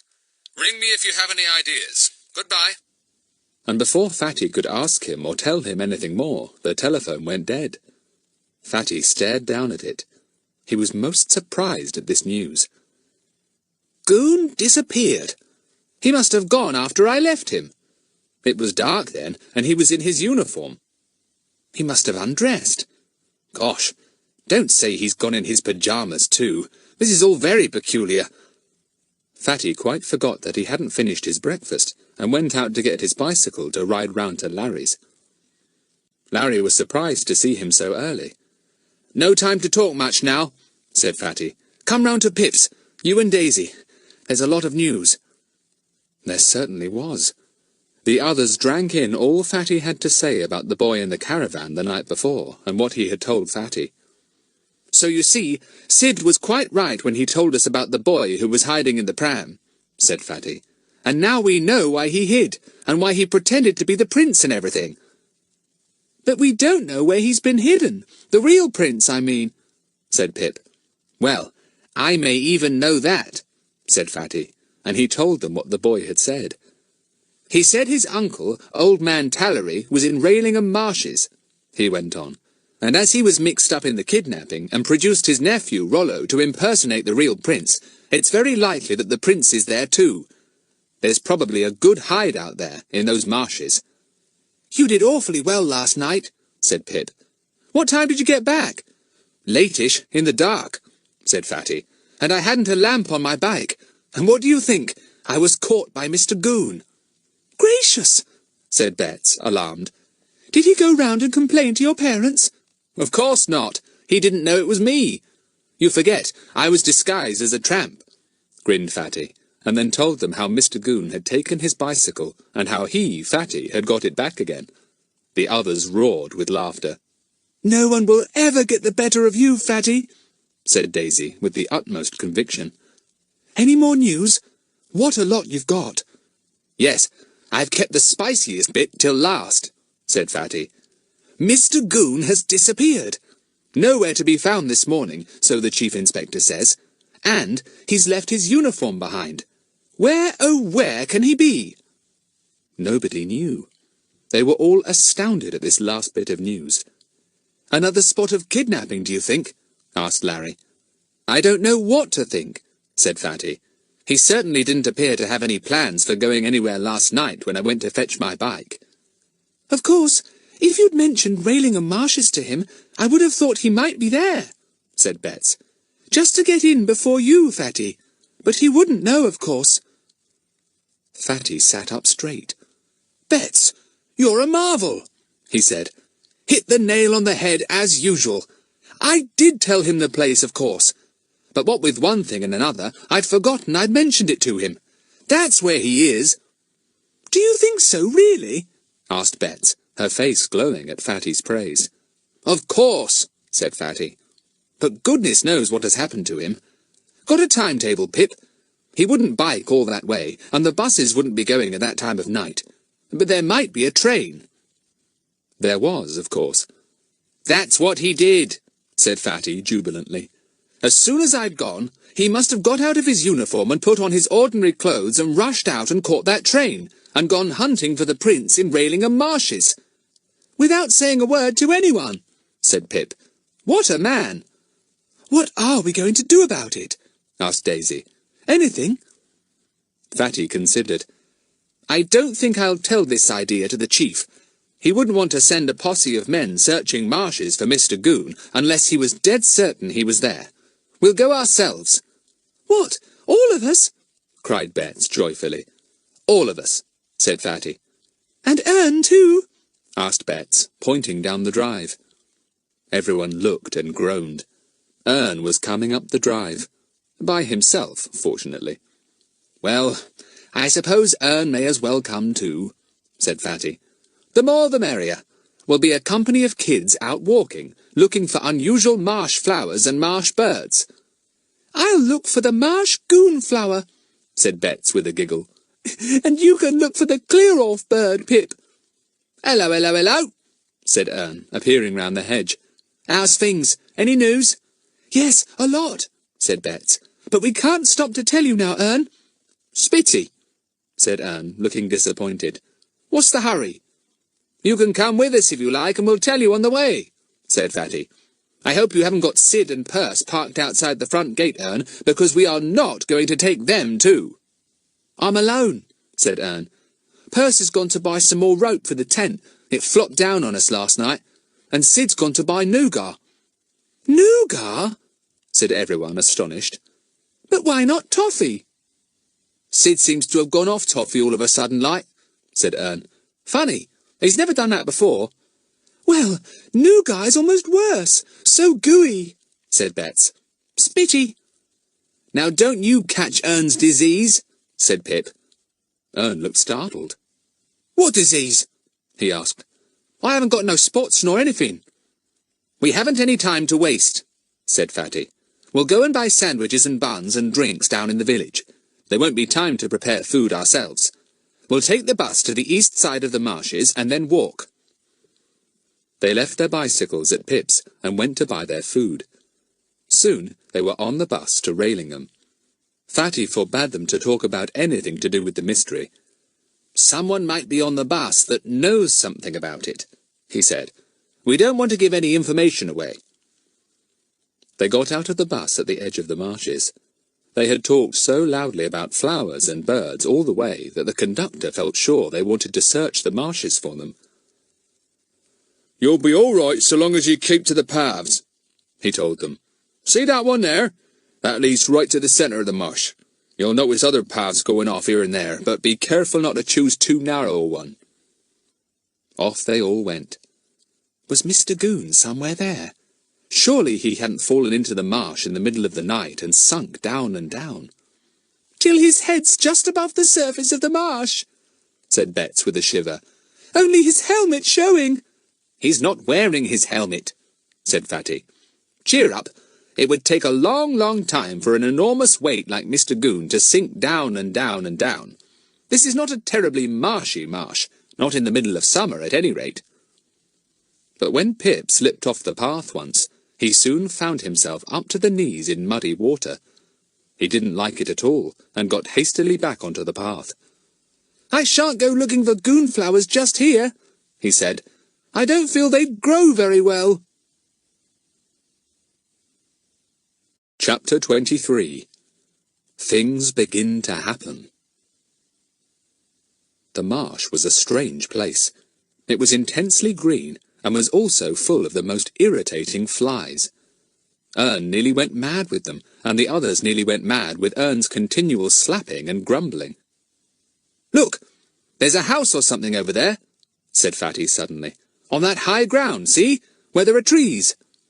How nice to see trees again, said Daisy. I was almost beginning to forget what they looked like. Ern, stop slapping about. You keep making me jump, and it's too hot for that. Let's take this little path, said Fatty, stopping where a narrow path curved off the main one they were following. It seems to go round the back of that copse of trees. It looks almost a wood, really, and we could reconnoitre without being seen. What's reconnoitre? Said Bets at once. Spy round, have a snoop, said Fatty. If Ralingham Marshes is a hideout for Old Man Tallery and the Prince and his kidnappers, we don't want to be caught. But they were caught. They stole down the narrow little path that skirted the copse, looking carefully down at their feet to make sure they were going to tread safely, when two men rose up from beside a turn in the path. They had been lying behind great tufts of rushes and couldn't possibly be seen. The children stopped, alarmed and shocked at such a sudden, silent appearance. The men looked quite ordinary countrymen, though both had very dark eyes, and a rather odd accent when they spoke. "Hello," said Fatty, recovering. "You startled us." "Why do you come through this dangerous marsh?" asked one man. "It is not fit for children." "Oh, we're on a walk," said Fatty. "A nature walk. We're not trespassing, you know. This marsh is common ground." "But you are trespassing," said the other man, and his dark eyes snapped at Fatty. "This land belongs to that farm over there. See it?" "Yes," said Fatty. "Well, we're doing no harm. Now we've come so far, we'll go right on to the other side." "Not this way," said the first man, and he planted himself in Fatty's way. "You can go back to the main path. I've told you. You are trespassing." "What's up that we can't go this way?" said Fatty impatiently. "Anyone would think you had something to hide." "I say, look," said Larry suddenly, and he pointed up into the sky. "What's that? A helicopter, surely. Gosh, it's not coming down into the marsh, is it? It'll sink." One man said something savage to the other in a foreign language. Both glanced up at the hovering helicopter. Then the first one pushed Fatty firmly back. "I'm having no nonsense," he said. "You'll do as you're told, all you kids. Go back to the main path, and if you're wise, keep away from this marsh, see?" Fatty stumbled and almost fell into the water on one side of the path. Ern, angry that anyone should have dared to touch his beloved Fatty, gave the man a violent push too. He lost his balance and went headlong into the marsh. "Stop it, Ern," said Fatty angrily. "What's the sense of doing that? We shall only get into trouble. Turn back, all of you, and go to the main path." The man who had fallen into the marsh was extremely angry. He clambered out, calling orders to the other man, still in a foreign language. "You can come along with us," said the second man to Fatty grimly. "You hear? Walk in front of us on this narrow path. We'll show you that we mean what we say when we tell you you are trespassing." The helicopter was still hovering over their heads. The men suddenly seemed in a great hurry. They made the children squeeze by them on the narrow path till all of them were in front. Then they made them march ahead quickly. Nobody said anything. Fatty was thinking hard. That helicopter was about to land. Where? There must be some small landing place cleared for it somewhere near. Who was it going to take away? The prince? Then he hadn't yet been spirited away. Those men had been on the watch for anyone coming through the marsh that day. Something was going on, that was clear. In silence, the two men hurried the children along. Bets was frightened and kept close to Fatty. Ern was scared too, and forgot all about slapping at the flies. And all the time, the helicopter hovered about overhead, evidently waiting for some signal to land. Round a corner, they came into a big farmyard. Pigs were in a sty, and hens wandered about. It looked very homely and countrified all of a sudden. Ducks quacked in a pond, and a horse lifted its head from a trough where it had been drinking, and stared at the little company. A very big farmhouse lay back from the yard. Its tall chimneys showed that it was old, probably built in Elizabethan times. There was a small door in the wall of the farmhouse not far from them. The men hurried the children over to it, opened it, and shoved them all in, giving them a push if they thought anyone was not quick enough. Down a long passage, up some narrow curving stairs, along another passage with wooden boards that were very old and uneven. The passage was dark, and Bet didn't like it at all. She slipped her hand into Fatty's, and he squeezed it hard. They came to a door. The man in front opened it. "In here," he said, and in they all went. Fatty put his foot in the doorway just as the man was about to shut them in. "What are you doing this for?" he asked. "You know you'll get into trouble, don't you? We're only kids out on a walk. What's the mystery?" "You'll be kept here for a day or two," said the man. "There are reasons. You came at an unfortunate time for yourselves. Be sensible and nothing will happen to you." He kicked Fatty's foot away suddenly and slammed the door. The 6 children heard the key turning in the lock. Then they heard the footsteps of the 2 men as they hurried away down the passage. Fatty looked desperately round the room. It was small and dark, lined with oak panels. There was one small window with leaded panes. He ran to it and peered out. A sheer drop to the ground. Nobody could climb out there with safety. "Fatty, what's all this about?" said Ern in a frightened voice. "It's awful." "Shall I tell you what I think?" said Fatty in a low voice.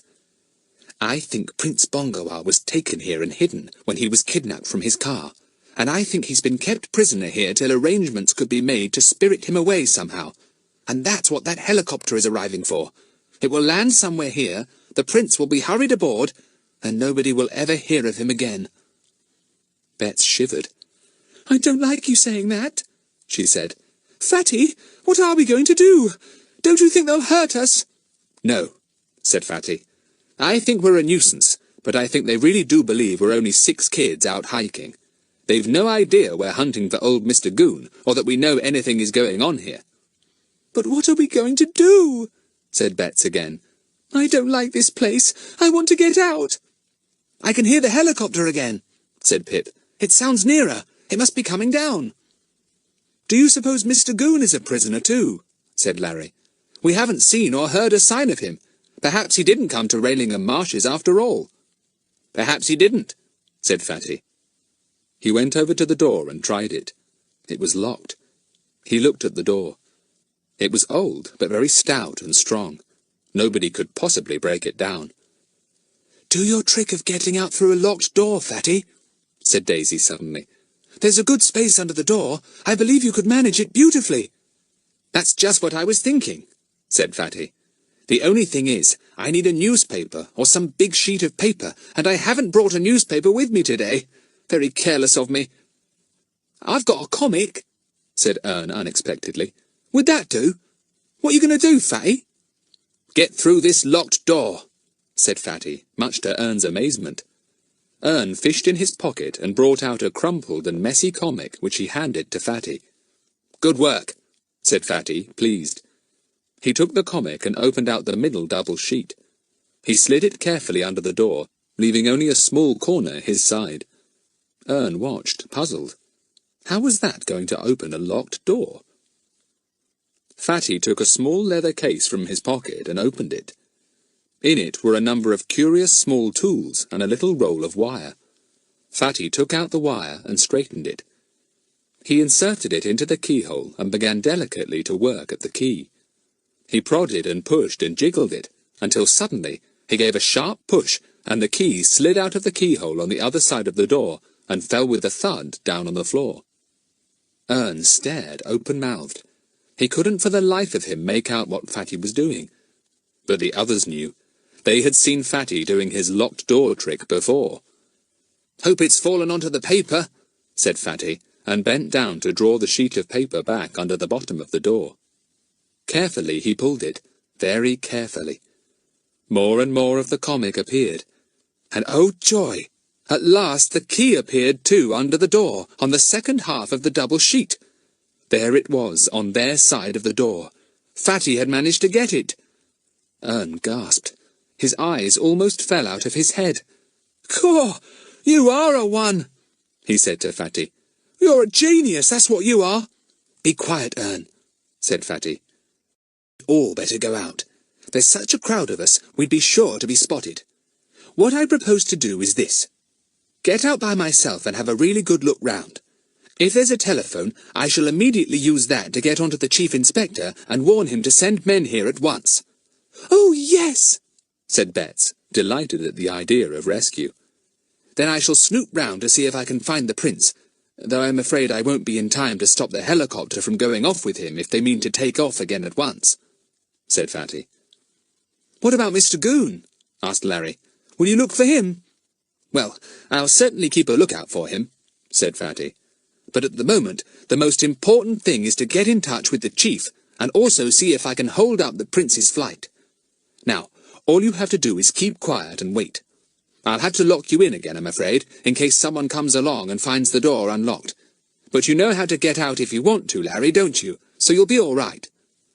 "Suppose someone comes and sees you're not with us," said Betts in sudden alarm. "I don't expect they'll notice," said Fatty. "They haven't counted us, I'm sure. Well, s'long." "So long," whispered the others. "Good luck." Fatty disappeared down the passage, after carefully locking the door behind him and leaving the key in the lock. He was very cautious. By good chance, they had come at a most important moment, and Fatty did not mean to throw his chance away. The telephone! That was the most essential thing for him to find. Where would it be? Downstairs, of course. In the hall, probably, which would make it very awkward indeed to talk into. He would certainly be heard. A thought struck Fatty. Sometimes people had a telephone in their bedroom. His mother had, for instance, so that if she happened to have a cold, she could still telephone her orders to the shops or talk to her friends. There might be one in a bedroom. Fatty decided to look. It would make things so much easier if there were. He peeped into first one room and then another. Two of them were most luxuriously furnished, considering this was a farmhouse. Fatty stood at the door of one, his sharp eyes looking all round. Then his face brightened. A telephone in pale green stood beside the big green-covered bed at one side of the room. Gosh, could he possibly get to it and telephone unheard? He tiptoed across the room, first shutting the door quietly behind him. He took up the whole telephone and crept under the bed with it, hoping that his voice would be muffled there. He lifted the receiver and put it to his ear, his heart beating fast. Would the operator answer? With great relief, he heard a voice speaking. "Number, please?" Fatty gave the number in a low voice. "It's the Chief Inspector's number," he said urgently. "Put me through quickly, will you?" In under half a minute, another voice spoke. "Police station here?" "This is Frederick Trotville speaking," said Fatty, keeping his voice low. "I want the Chief Inspector at once." There was a pause. Then came the Chief Inspector's voice, and Fatty's heart lifted in joy. "Frederick, what is it?" "Listen," said Fatty. "I'm at the farmhouse in the middle of Raillingham Marshes. I'm pretty certain the kidnapped Prince is here too. There's a helicopter hovering about, and I think maybe we've come at an important moment, when the Prince is about to be spirited away. We're prisoners, sir, but I managed to get to a telephone. We're all here. Ern, too. Can you send men along?" There was an astounded silence. Fatty could picture the chief's astonished face. Then his crisp voice came over the wires. "Yes, I'll send some. Hang on till we come, and see if you can stop the Prince from being taken away. If anyone can, you can, Frederick. Good work." The telephone went dead. Fatty replaced his receiver with a sigh of thankfulness. Help would come sooner or later. Now he was free to do a bit of prowling round and see what he could find. If only he could find out where the Prince was. Fatty crawled out cautiously from beneath the bed and replaced the telephone on its little table. He tiptoed to the door. All was quiet. He opened it silently and peered out into the passage. No one was in sight. "Better look for a locked door," thought Fatty. "That's the only bright idea I've got at the moment. Let's think now. The farmhouse had 2 wings to it, and I'm in the middle. We must have been locked up in one wing. Maybe the prince is in the other." He leaned carefully out of a window to have a look at where the other wing of the house stood out. He at once noticed a barred window. Ah, surely that would be the room. He drew in his head and made his way down the passage. Was there any way of reaching the other wing except by the stairs and the hall? There might be. Fatty came to the head of the stairs. Down below he could hear the murmur of voices coming from some room, and then his eye caught sight of something through the landing window. It was the helicopter. With its vanes whirring, it was slowly descending. Fatty watched it disappear behind a big barn-like building. There must be a landing place there. He frowned. There was no time to lose now. The prince might be hurried off immediately. He went to the back of the landing and found a tiny, narrow passage there. Perhaps it ran to the other wing. He followed it carefully and quietly, and as he had thought, it did run to the other wing of the house. "Now to find the locked room with barred windows," thought Fatty jubilantly, and then shrank back in fright as he heard the sound of a door being shut and locked, and a man's voice saying something loudly. Fatty crouched behind a curtain covering a window, hardly daring to breathe. Footsteps passed by him and went on to the big landing where the stairs were. When all the sounds had gone, Fatty came out again. He tiptoed quickly along the passage, past 2 open doors, and then came to a shut one. It was locked, but fortunately the key had been left in the lock. Fatty turned it, opened the door, and looked in. A dark-faced boy with a sulky, scowling expression looked up. He was about Pip's size, and in build and colouring was very like Rollo, the local boy. "Are you Prince Bongawah?" whispered Fatty. The boy nodded, staring in astonishment at this big boy in the doorway. "Come on then, I've come to save you," whispered Fatty. "Hurry up!" The boy ran to the door and began to speak in a foreign language. "Be quiet," said Fatty urgently. "Do you want to bring everyone up here? Come with me and don't make a sound." The boy followed him, suddenly silent. Fatty locked the door behind him. Then very cautiously indeed, his heart thumping hard against his ribs, he led the boy down the narrow passage, across the landing where the stairs were, and along the passage that led to the other wing. He unlocked the door where the others were and pushed the boy inside. Everyone stared in astonishment at Fatty's grinning face and this newcomer. "I've found the prince," said Fatty jubilantly, "and I thought the safest place to hide him would be here. He can get into that cupboard. Nobody would dream of looking for him in a room where we are supposed to be prisoners." "Oh, Fatty, you're full of good ideas," said Bets. "Poor prince, he must wonder what's happening." The prince spoke perfect English and gave them all a little bow. "I have been a prisoner for many days," he said. "I have been unhappy and afraid. You are my friends." "Oh, yes," said Bets warmly. "Of course we are. You'll be safe now Fatty has got you." "I found a telephone and got a message through to the chief," said Fatty, unable to stop grinning. "Golly, what a surprise for this lot when they find the police coming through the marsh and surrounding the farmhouse." "Honestly, you're a genius, Fatty," said the admiring Ern. "I think you ought to be made a chief inspector at once, I do." "Did you find Mr Goon?" asked Daisy. Fatty shook his head. "No, didn't see or hear a sign of him. I'm beginning to wonder if he came here at all." "Well, it's a good thing we thought he did," said Bets, "or we shouldn't have come ourselves, and then we'd have missed all this." "Did you see the helicopter come down?" asked Daisy. "We suddenly saw it landing behind that big barn." "Yes, so did—" began Fatty, and then stopped speaking and listened. The others listened too. They could hear shouts and banging doors and running feet. What was up? "They've discovered that the prince isn't in his room," said Fatty, beaming. "What a shock for them! Now there'll be a rumpus. Helicopter all ready to take him off, and no prince to be found. Get into that cupboard, Prince, and keep quiet. Don't make a sound. The prince disappeared into the cupboard in double-quick time. Bets shut the door on him. In silence, they listened to the excitement going on elsewhere. Then footsteps came hurrying down their passage, sounding loudly on the wooden boards. Their door was suddenly flung open. A man looked in, his eyes blazing.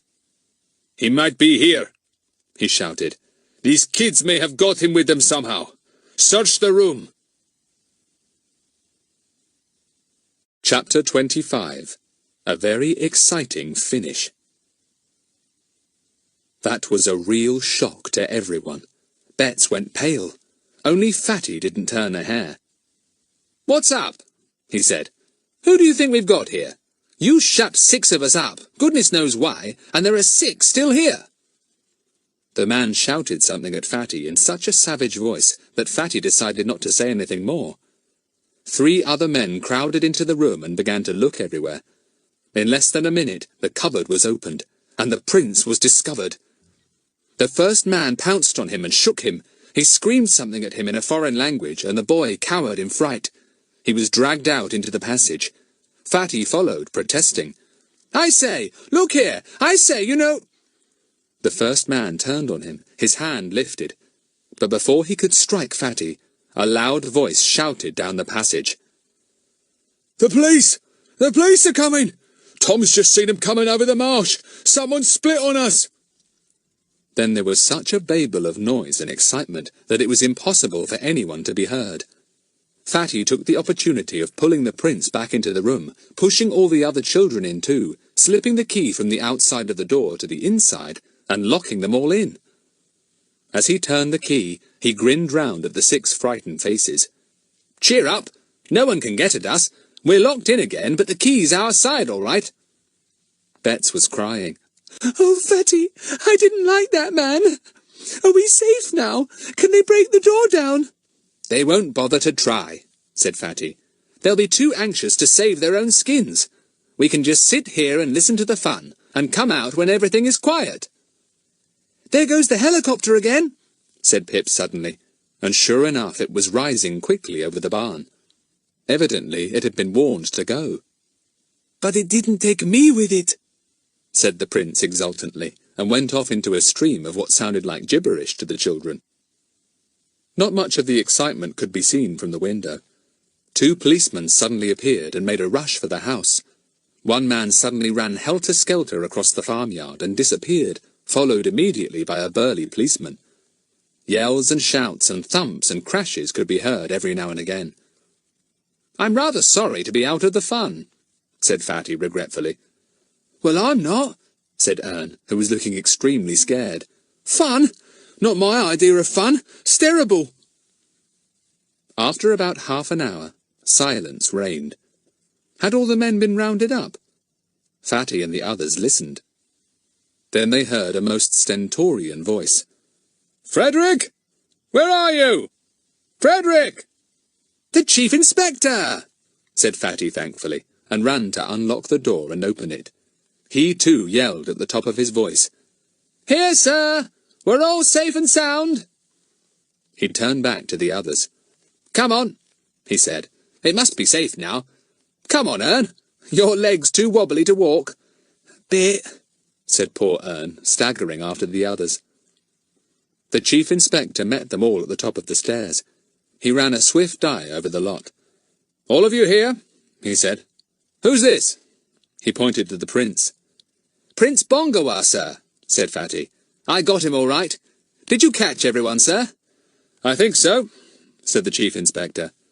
He pulled the prince to him. "You all right?" he said. "They didn't do anything to you, did they?"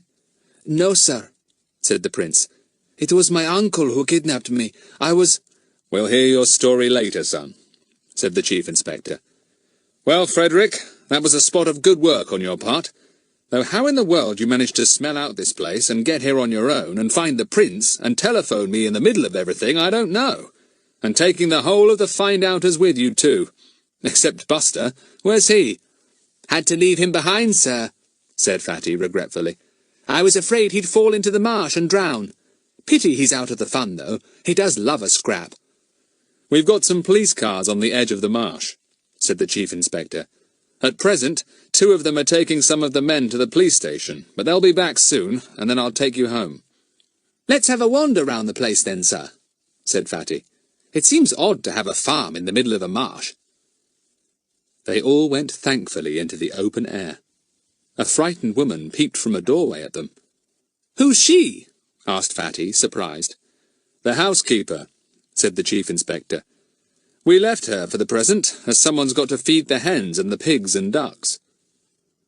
They wandered round the farmyard, and then round to the back of the big barn, behind which the helicopter had landed. A big flat space had been cleared there for the landing. They looked at the cleared space, and then walked round it to a group of sheds nearby.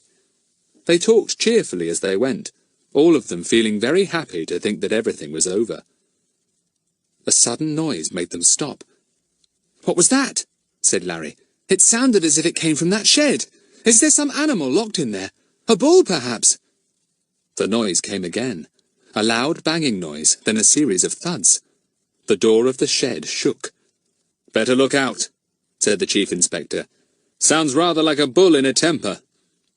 Snorts and groans and yells came next. "It isn't a bull," said Fatty. "Sounds like a mixture of a man and a bull. I'll look and see. Through a window, not through a door." The window of the shed was very high up.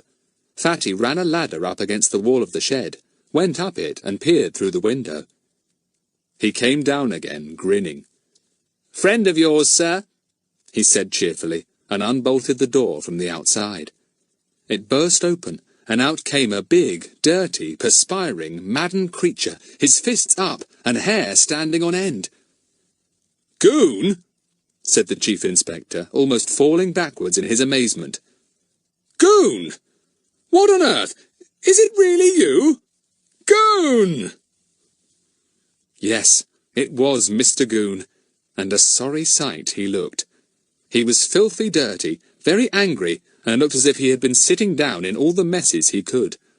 Straw was caught in his upstanding hair, and he panted like a dog. He stared in astonishment at the little company before him, and quietened down at once when he saw the Chief Inspector. "Morning, sir," said poor Goon, trying to flatten down his hair.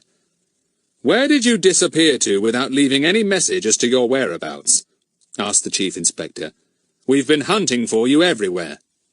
I've got a hunch that something might be going on here," said Mr. Goon, still sounding out of breath. "Caught the last train, sir, and somehow I got lost in these here marshes. I found myself sinking down, and I yelled for all I was worth." "Oh, Mr. Goon, how dreadful for you," said kind-hearted Betts. "Did someone rescue you?" "Rescue me?" snorted Goon, sounding rather like a bull again. "Yes, they pulled me out all right, and pushed me into that cow shed and bolted me in. What for? They should all be arrested, sir. Mishandling the police, punching me in the back." "Don't worry, we have arrested them all," said the Chief Inspector. "You missed that bit of fun." "Oh, Uncle, you don't half look funny," said Ern suddenly, and went off into a loud guffaw. His uncle appeared to see him for the first time. "Ern? You here too? What are you doing here mixed up in all this?" shouted Goon. "I'll teach you to laugh at me." "Behave yourself, Ern," said Fatty severely. He felt sorry for poor Mr. Goon. What a hash he had made of everything, and yet he, Fatty, had given him all the information he could. "It was jolly brainy of Mr. Goon to come here, sir, wasn't it?"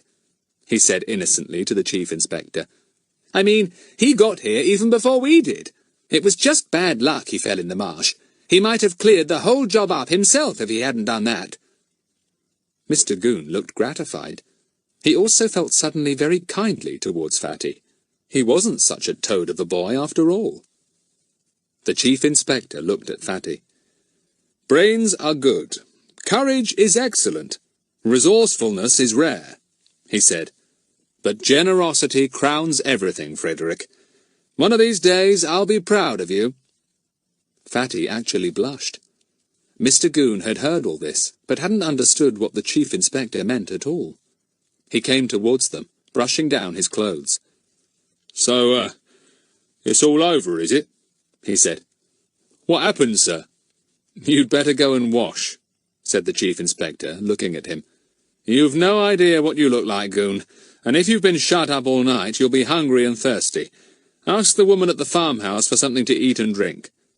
I could certainly do with something, said Mr Goon. You'll call me when you want me, sir. I will, said the Chief Inspector. We're just waiting for the police cars to come back. "S'long, Uncle," called Ern, but his uncle did not deign to reply. He disappeared in the direction of the farmhouse, an ungainly, peculiar-looking figure, but not at all downcast. Hadn't he got there before that boy, anyhow? And hadn't that boy admitted it? Things weren't so bad after all. "It was a peculiar sort of mystery this time," said Betts, hanging on to the Chief Inspector's arm. "At first, there didn't seem to be any clues or anything, nothing we could get hold of. And then it suddenly boiled up and exploded all over us." Everyone laughed.